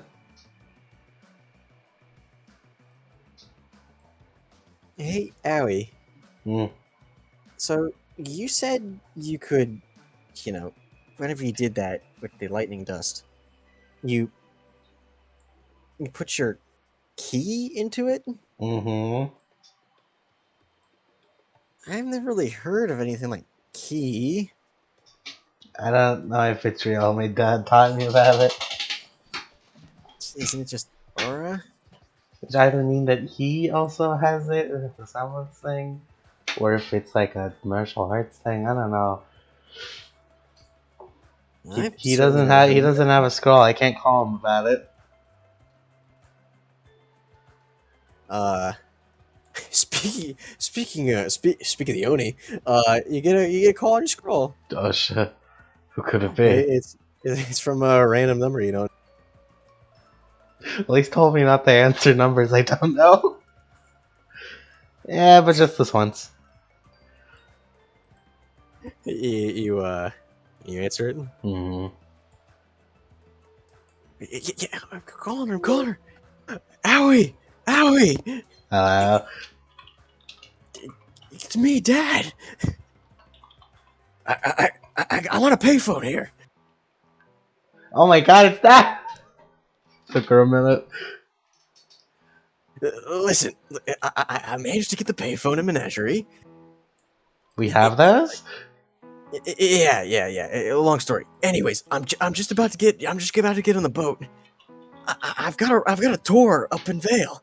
You I do? want to let you know. I'm gonna be stopping by. Oh my god. Yeah, I'll finally get to see you after all this time. Yeah, you get to see bacon. That sounds great. Yeah! Oh, and I can meet all your friends. Yeah! I can show them what the Red Oni's all about. Yeah, there's some fans here. Really? Yeah. Oh, I have to hold on. I can make some autographs. Cool.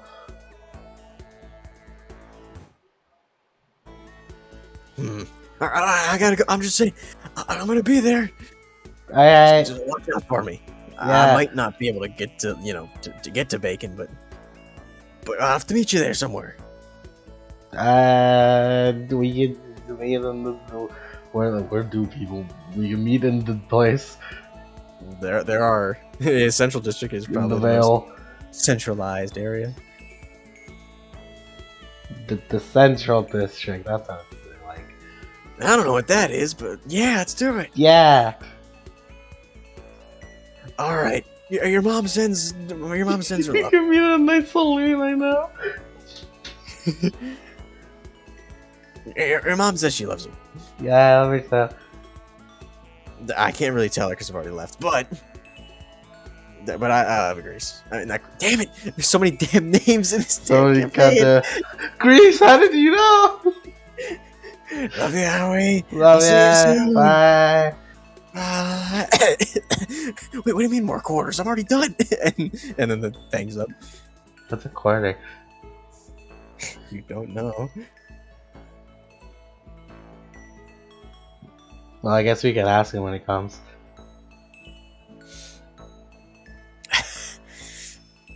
That destroyed my voice. I need to think of a better voice for him. You must go deeper. And deeper. Deeper. Uh, Red Oni. The boulder. Red Oni. Darker yet dark. It's the Red Oni. You see, I can't even do a Macho Man voice anymore. Oh no, Cody. He's dying. Macho Man Randy Savage. This is the best one I can do. Okay. Try to breathe. Okay. Now, Grease, would you like to do anything? Well, my time was spent with Azure because I was just gonna be with Merida.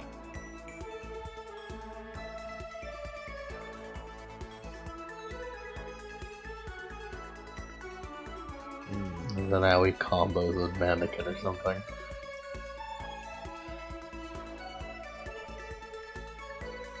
Combos a mannequin.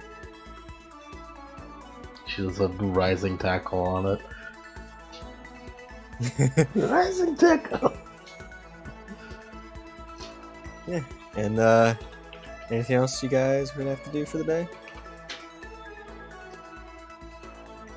Nah.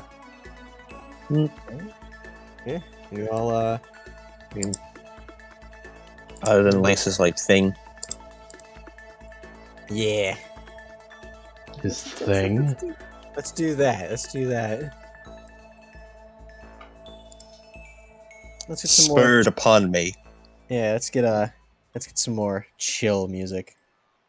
Just not chill enough for you? Like what's it called?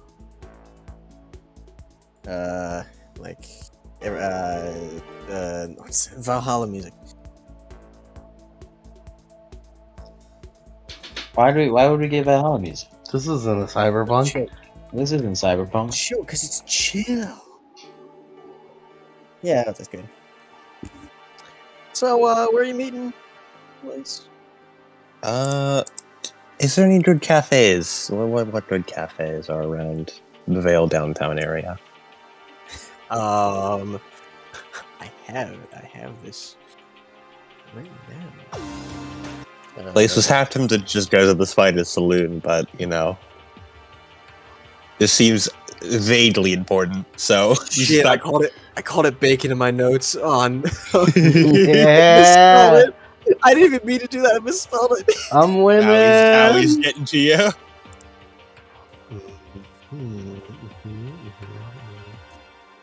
Of course, there's a spider saloon. There's also a little noodle cafe. A simple walk into Mistral. WOK walk. Yeah, I'll go for that one. As much as Lace wants to Spider Saloon, this seems vaguely important, and Lace knows when and when not to joke. Yeah. So we'll go to a simple walk into Mistral. Yeah, and eventually you get there and you see that Azure's already there.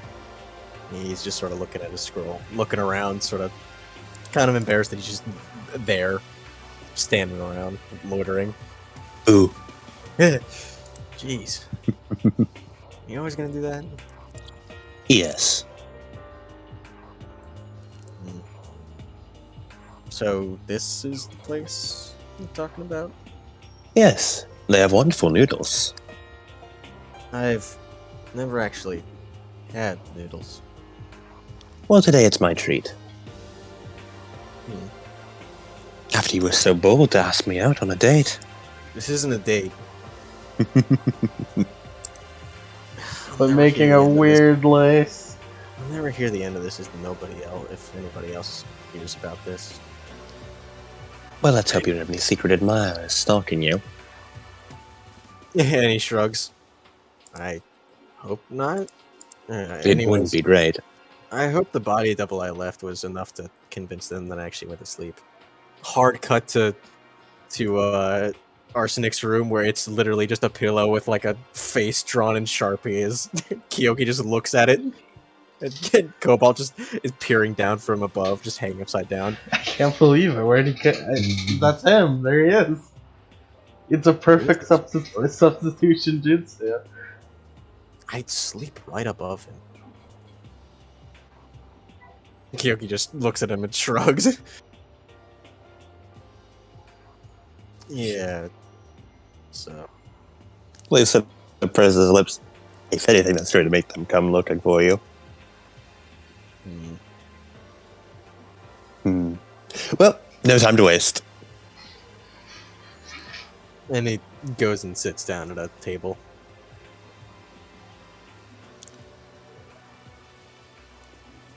Yeah, Lace would just sit opposite him. I must say, though, I was rather surprised to have a text from you out of nowhere, especially considering this. I guess I could trust you the most here? I don't know. You're very... I know I can expect what you can do. You can play pranks on me, you can sneak up on me, but I don't think you tell confidential stuff. Observant. And correct. I appreciate the trust. Despite me having my own team, you're the person I've spent the most time with here, which is really weird to say. Especially since I was avoiding you for a good chunk of the first weeks. You did for a long time think I ate people, and I just didn't bother to correct you because it was very funny. You did play into the whole cannibalism thing. I did my own thing. You draw your conclusions. Hey man, cannibalism isn't exactly, out of the question in Vacuum. It's the kind of scary bedtime stories that parents tell their kids, and it's kind of within the suspension of disbelief there. There are some people. Lace will probably just order like some random noodles. Azure, the one with the most meat in it. Nice. So, you wanted to ask me about Greece. Yeah. What is Greece actually like? Hmm. What do you mean? Well, I guess I won't get anywhere without saying it. Remember when I said no, but I didn't. But yeah, I need to. Take your time. One of the reasons. Do you know why I'm here? Hmm. Probably not. Well, other than to attend Beacon Academy for combat school, I can't say I do. I came here to give, my family or whatever's left of it a better life. Give everyone who's stuck down there. Stuck isn't really the right word, but everyone's stuck in their own little corners of Vacuo. I was the one who was able to flush Grim out, not damage anything. But I didn't have to hurt anybody. And that was nice. But a lot of people came to hurt us over the years. We sit on the largest water dust pile in all of Vacuo, as far as I know. And we sell it a lot by the truckload, war machine load. I don't really know. But it paints a target on your back. Yeah.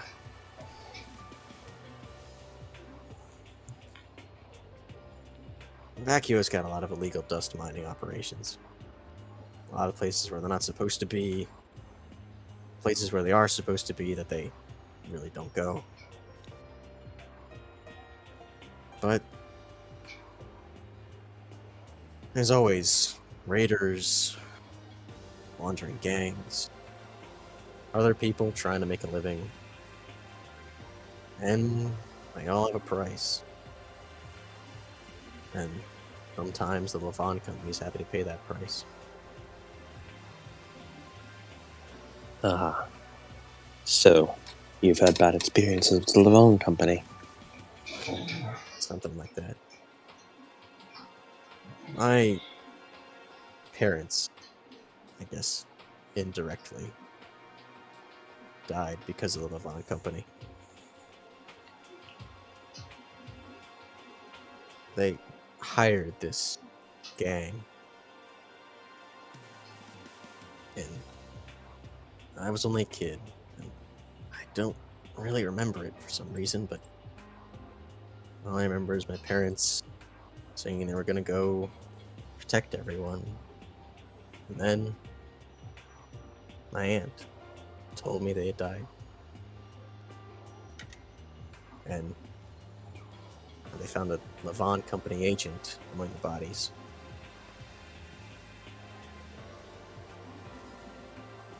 I see.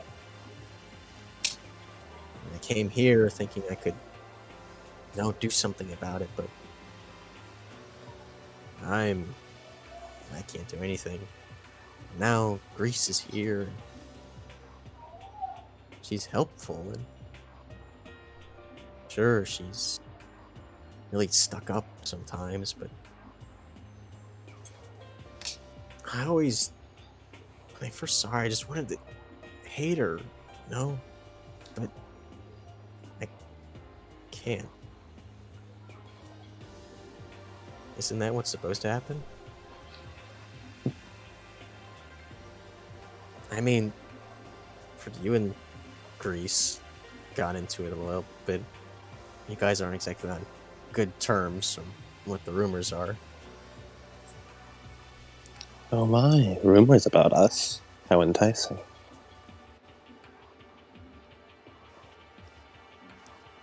Azure, Greece. Yeah. I don't mean to cut you off, but I need to know. Do you blame Greece for her family's actions? I can't. She didn't do it, but sometimes she acts just like I thought she would. Just what I expected, but other times, no. When you brought her up there to train, I kind of caught off guard. Didn't really expect her to be there. I don't really know what to say. Just been avoiding her. I think, at her core, Grease is a good person. She struggles with social interaction, to put it bluntly, and to put it lightly. But yes, she's abrasive. She can be a little vindictive, oftentimes, and is more petty than she'd ever like to admit.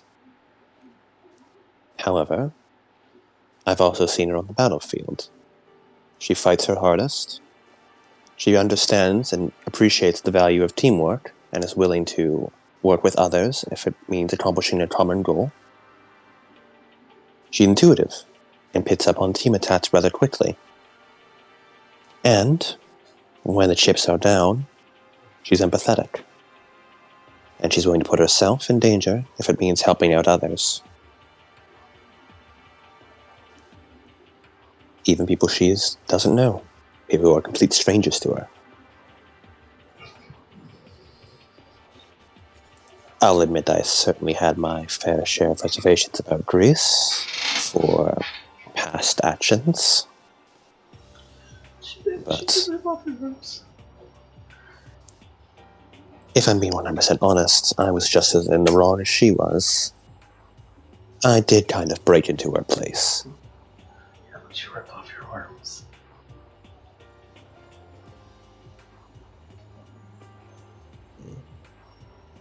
You were a criminal?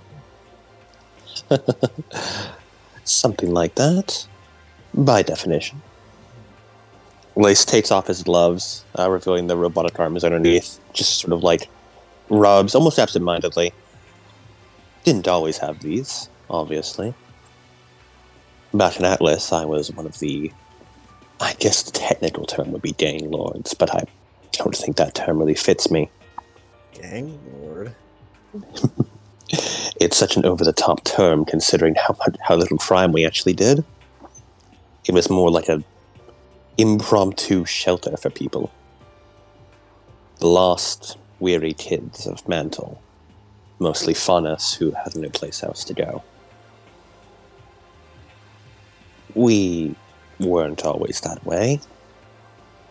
We were a lot more violent with the previous boss. After he wound up getting himself killed in a petty bid for revenge, I was the one with the most seniority and took over.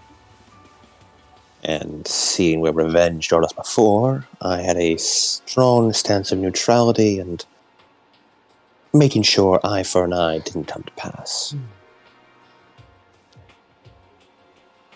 We had a long time with just relative peace, but eventually we started growing a bit too hungry, too desperate.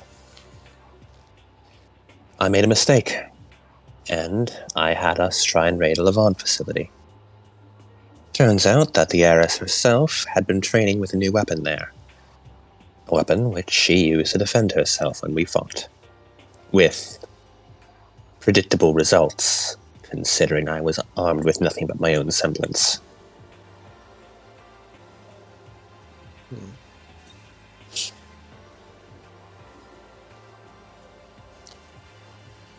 However, I don't hold it against her. Despite what my instincts tell me, I make a very conscious choice not to seek revenge. Which is different from you. You're trying to hate her for what her company did, but you can't find it in you. You're an empathetic person like that.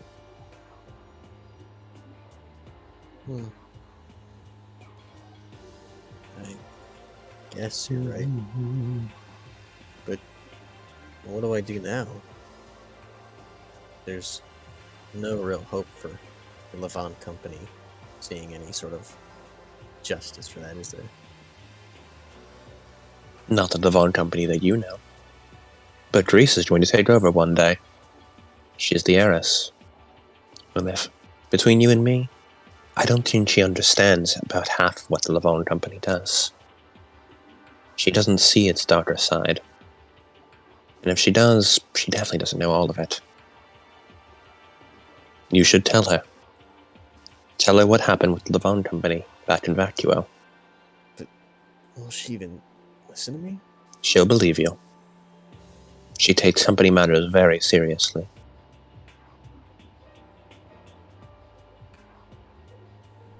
Hmm.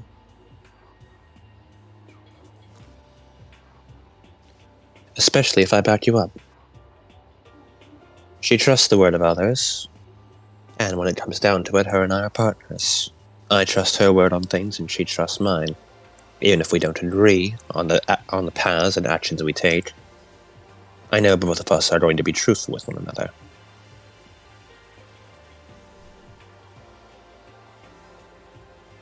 She'll believe you when you tell her about your past and history with Levon Company. Hmm.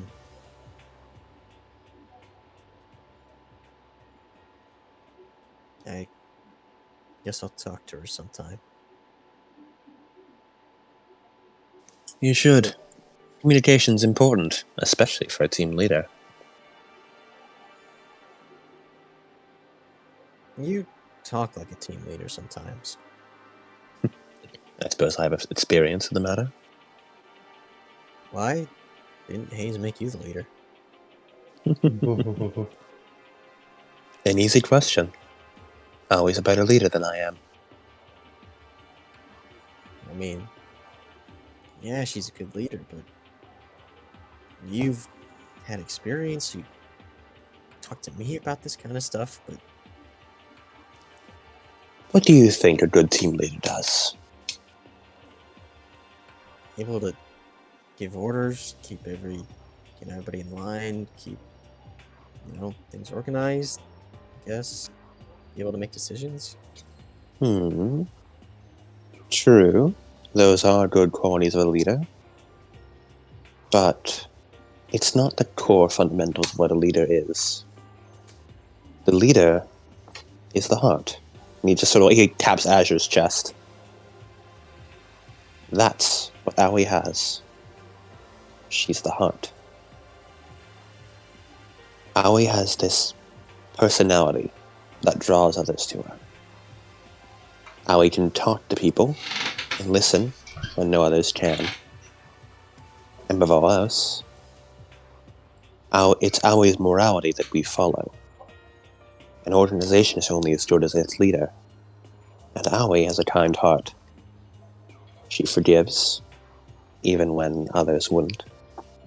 She's the type to never hold revenge in her heart. I once thought I was a good team leader.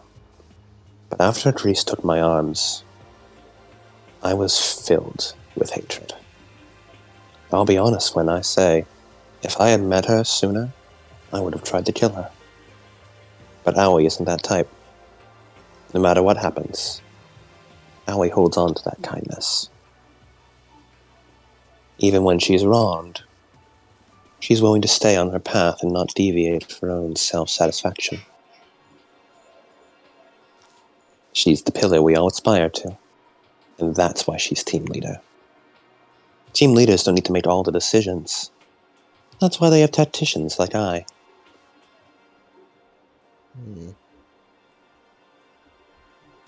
Tacticians. I guess I could learn a thing or two from Aoi. I think we all could. She's an admirable little one.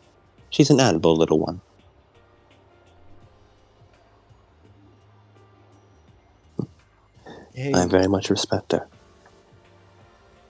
hey, Lace,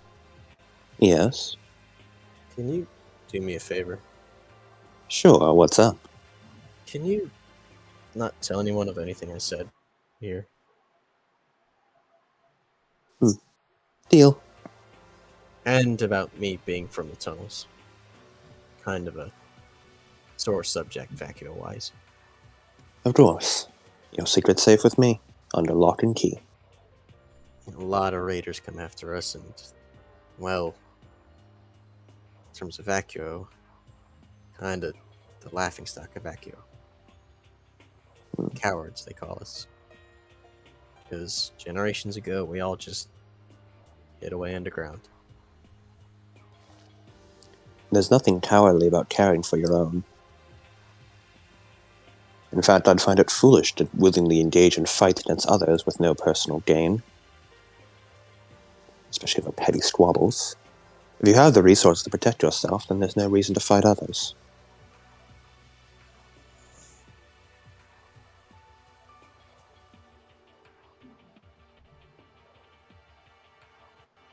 But, as I said, I promise I won't tell anyone. Thanks.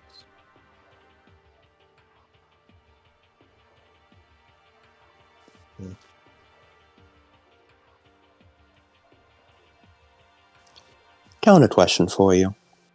Yeah? What do you think of being team leader? And your team in general? Well, being leader's kind of really rough. Don't know all the answers. I don't know what to tell the rest of them. Some of them don't listen to me. Kyoki goes along with what I say, but I know sometimes she probably can do much better. Mocha doesn't really listen to whatever I have to say. Cobalt just kind of shoots things pretty good. That's all I really tell him to do, and he's able to follow it pretty well.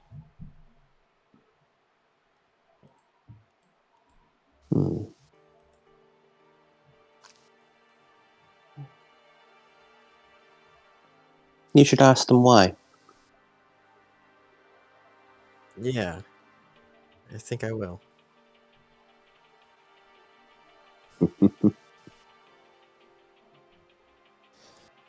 Well, with that out of the way, what do you say we enjoy some nice noodles?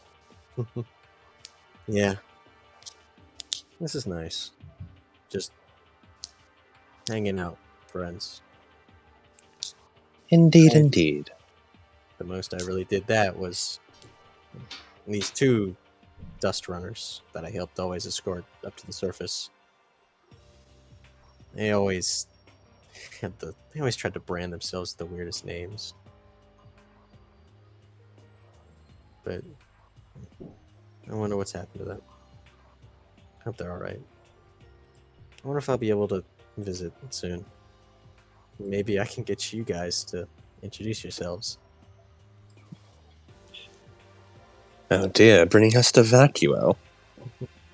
Well, I mean, didn't you hear? The Vital Tournament's there this year. It is. Oh my. Yeah. That'll be quite the spectacle. I wonder what they've arranged. Yeah, probably the normal stuff. Although I've never really been. I'd only ever heard of it after I entered Shale Academy. Oh yeah. You did go to a combat school before this, didn't you? It was that or jail time. Sometimes things you say really unnerve me. That means it's working. I like watching you squirm. Ugh, weird. Smiles, Am I the only fangs showing. one? Ugh. Wait, am I the only one who didn't go to a combat school before this? Maybe. I didn't I'm go sure there's probably some other students out there. I didn't go to school, period. Well, Aoi didn't. Yeah. Mocha probably didn't either, considering Vacuo's a wild place unless you're from the capital. I'm beginning to suspect the headmaster just likes giving out team leaderships to people who don't go to school. Hmm. Maybe that's the Yeah. secret. I wonder if Jasper went to school. We should ask him.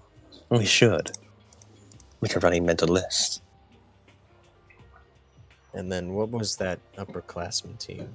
Stock? Mm. They. I wonder. And team charisma. Hmm. Now that, considering it starts with a C, I imagine Cindy is probably the one who's leading that one. Probably. Yeah, and Lace just has item conversation with Asher for the rest of the outing.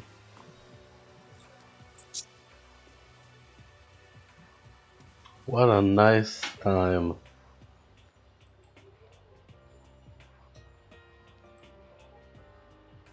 Thanks, Cole. Cole? Cole? What? Cole? What? What? Said Cole. Cole You called McGrath. it Cole. You Cole did late. Cole. Cole. Cole. Who the fuck is Cole? Thanks, Looking Lace, respectfully. for being so nice. Lace. Adam just showed a DM. Adam got a DM from hey, what? Oh, Azure wants me to hang out. Oh, okay. I guess I'm doing this. Time for this. Yeah. And Is that session over? unless anyone has anything else to say, that's session ends. No.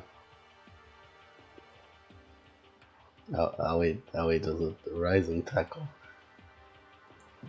That's it. I want to see Allie and Reese interact. You two should go get food too. Man, I really beat you up last time, huh? Yeah. Who are those two idiots at that noodle shop over there?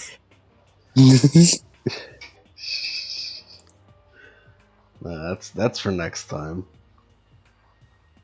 This was the Lace session. Was it? I mean, I guess.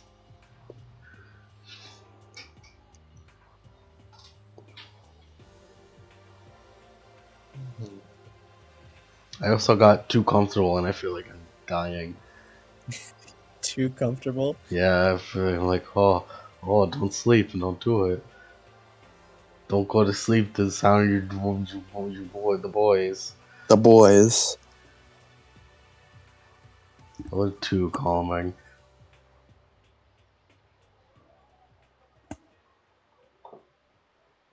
That's all right. Anything else? That's it. Do we have anything else? I don't know. Epilogue. XP, give us XP right now. No, Level up, we don't have level XP up. in this game system. We don't have that. I give you a single beat each. A single beat each. I'll take a beat. I'll take a beat. Beat for session completion, guys. It's not in the system. It's not in the system. You Well, fucking yeah, idiot. take a beat and put it in the Eddie Chronicles of Darkness character. We're writing every single other thing in this in there because I'm doing the voice right now. Take your lumps.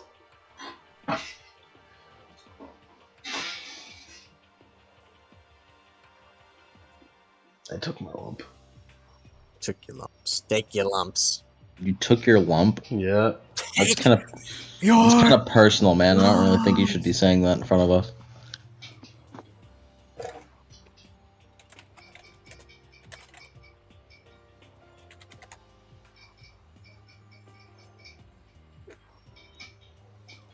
Well, go on, epilogue boy. You got an epilogue, you don't you? Get in the music. Go on, epilogue boy.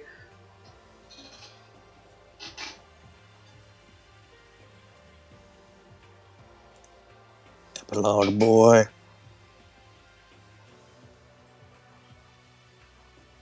There's something called epilogue boy.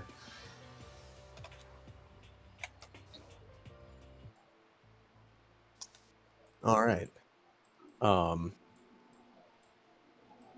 First epilogue is actually Lace and Azure. Again? The both of them are sitting down as they're having their conversation. And Lace makes the joke of, oh, unless you've got some sort of secret admirer, and they sort of pouts about it. The camera pans out Oh my god, he has a secret admirer. towards the rooftops as the figure in the helmet again and the night vision goggles peering down at both of them, dressed in the cloak and the armor, squatting at the edge of a building, sort of looking at him, sort of clenching their one fist as like their one hand sparks with electricity as they sort of shake it off and look at it surprisingly. Oh my god, they're the murderer. And as eventually they stand up and begin walking their separate ways. And the figure looks between both Lace and Azure before turning its head over to Azure. And it seems to stand up and step off the building and just gone. As Azure walking through the streets, going toward wherever he's going. He seems to bump into nothing for a second before he looks around and there's nothing there. But he swore he could have bumped into something. And that's the end of the first epilogue. It's him. He's the murderer. Yeah, I've got it figured out, though, you know? Guys, get him. And Lace and Azure get hit with a hate crime. get hit with a hate crime. And second epilogue. It's weird that this panned out this way. But it did. Lace. Oh my god, this is just fucking Lace Central. I had this planned beforehand. I was just like, well, why weren't you picked to be the team leader? Because I don't have the heart. I'm just not the leader guy. I had this epilogue planned way beforehand. It's just all the some of the stuff I didn't. It was like it just happened to pan out that way. This thing was set in stone, though. He's gonna fucking die. It's later in the night, and you're woken up by your phone, by your scroll buzzing next to your bed. Rolls over and grabs it. It's from Reggie. He just like hits like accept and just holds up to his head. What do you need? Lace. It's Reggie. Mm-hmm. We got a problem. How serious of a problem? One of the backwater boys is dead. Lace's eyes like immediately fully open, and he gets up out of bed. I understand. He went missing around sundown, and we hadn't heard from him since, so we sent out a search party.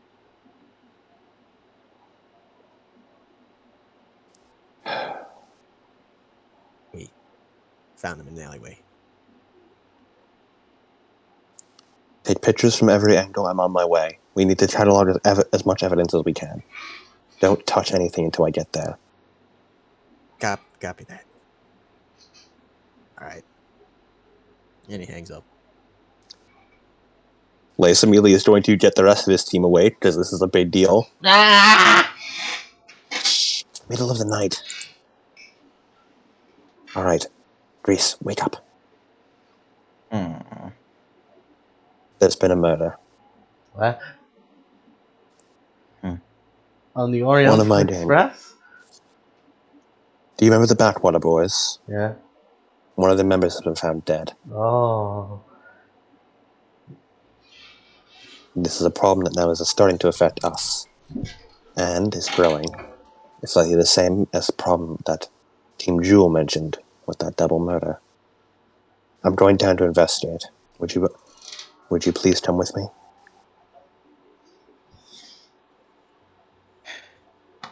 He just like sits up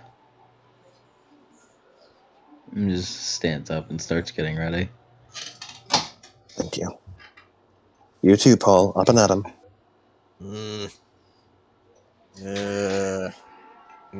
Drags himself. It's, Covers. it's time for Team Agile. Like, I get this is serious, but it still doesn't make the company faster. Lace's already put on his full outfit. For Team Agile? No, he's in his normal winter. He's just in his normal outfit. Aww. He's not really feeling the games right now. Aww. He's not feeling it. Fine.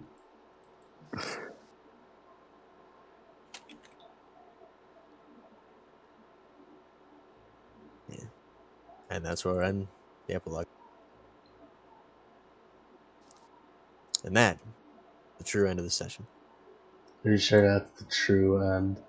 That is the true end, the 100%, true end. That doesn't sound legit. Sounds like a lie.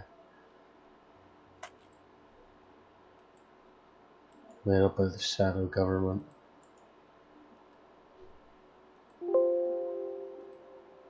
Yeah. Yeah. There it is. Put on the music. Okay, hold on.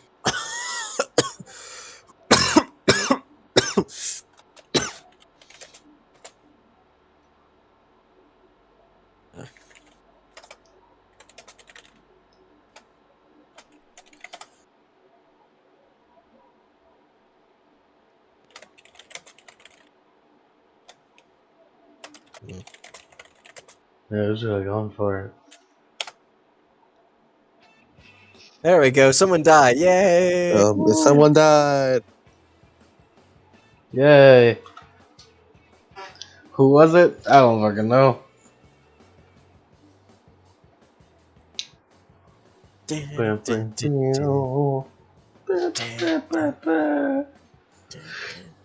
It was totally him, guys, right? What? It was totally that man. That man, Oscar R. Cruz. He's that man. No, I believe you mean that man, Happy Chaos. That man, Happy Chaos. That man, the Kill him. Electrofist. I'm gonna kill him. No revenge bad. Look, hey guys, look, it's Scar from Fullmetal Alchemist. No, the cycle of violence. It's wrong.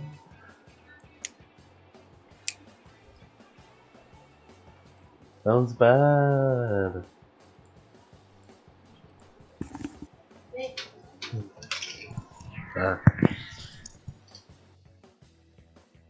I am going to go now and drink Okay. some water. Nice. Okay. Good session. Bye. Well, yes. Thanks. Lace is flourishing. Grease and Aoi are less flourishing. Why do you get to have two arcs, Lace? Huh? Why do you get to have two arcs? This isn't the How lace come arc. Dad let you have two arcs? This isn't the lace arc. I assure you. I know, man. assure you, There this seems is to be not- more crime going on. This is not the lace arc. Why do bad people get punished, get rewarded for bad things?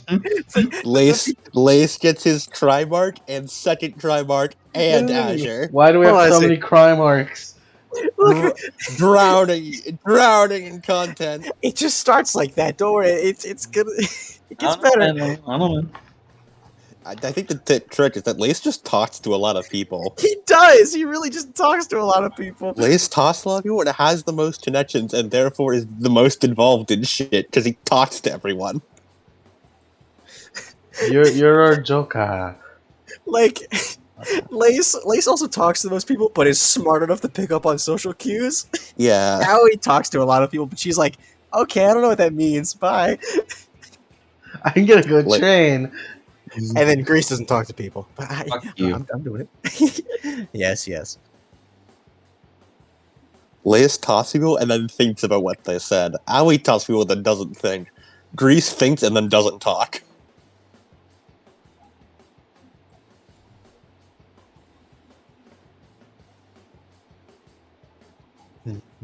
Alright, I'm gonna hop off now. Alright, good night. I shall. You get to Alright. sleep. I don't. Yes, you have a work you need to do. Yeah. You have work, Night shift, idiot, bitch. idiot. Die. Lace needs to find a way. Lace needs to keep upping his social link with Grease. Oh yeah. Well, I need to use Azure to up my social link with Grease. Yeah. Well, I'll up my. You need to up your charm more to progress this social link. Yeah, you need to up your charm and knowledge to fucking 5. Alright, Grace, what are you say? I have 6 discipline. Does that count? I don't know, man. Discipline? No, discipline is like fucking. I hate to tell you this. I'm a slow burn social link. You're gonna have to discipline is fucking. You have to really diligence. try. Instead of a social link, I'm like a Miyazaki quest line. Yeah. It is.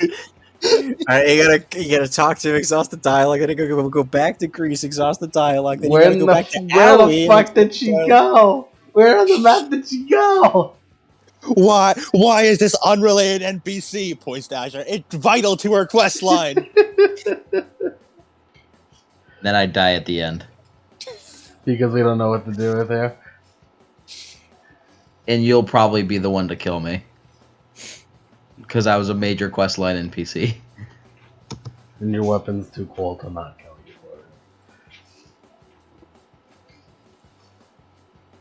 for it. What bosses can we summon Grease for? We can summon, if we scan Grease, we can summon it for any fun. What's up? We with need to that? do Mina's quest line to further Grease's quest line to further Azure's quest line to further Grease's quest line. And to do that, we need to unlock the mythical Rainbow Dust Crystal, which will unlock the true ending for one character. I just got the fucking vivid. I don't know why I got this mental image, but you said Rainbow Dust Crystal, and I got this fucking super vivid mental image of Aoi taking one of every dust crystal and like chopping them off to try and combine them together to make the ultimate dust. Mhm. Hey, Mocha, the semblance, please do it. Kyoki, Use the dust Kyoki, what crystal. happens if I just put all the dust crystals inside the dozen piece at once? Aoi, you fool, the deep state. Aoi fucking creates like she takes one of like every dust cloud combines together and just fucking snorts it. That's not what I was thinking you were going with that, but alright. That she could also just fucking shove it in thousands of beasts and shoot you in the face with all of the dust ever. Is that how you go like fucking Super Saiyan? Yeah. Yes. Super Faunus? Super faunus. Legendary Super Funnus. The legend. All right. That's why you can't beat her, Ambrose. Because she has achieved the legend. The legendary Super Funnus. All right. Alright, you can go now, Adel. Bye. Rebu. Bye, Rainbow. Quick cut, you say something funny, cool, awesome. Oh, you mean say something racist? Yeah, it's Dude. racist. Man, I hate faunus.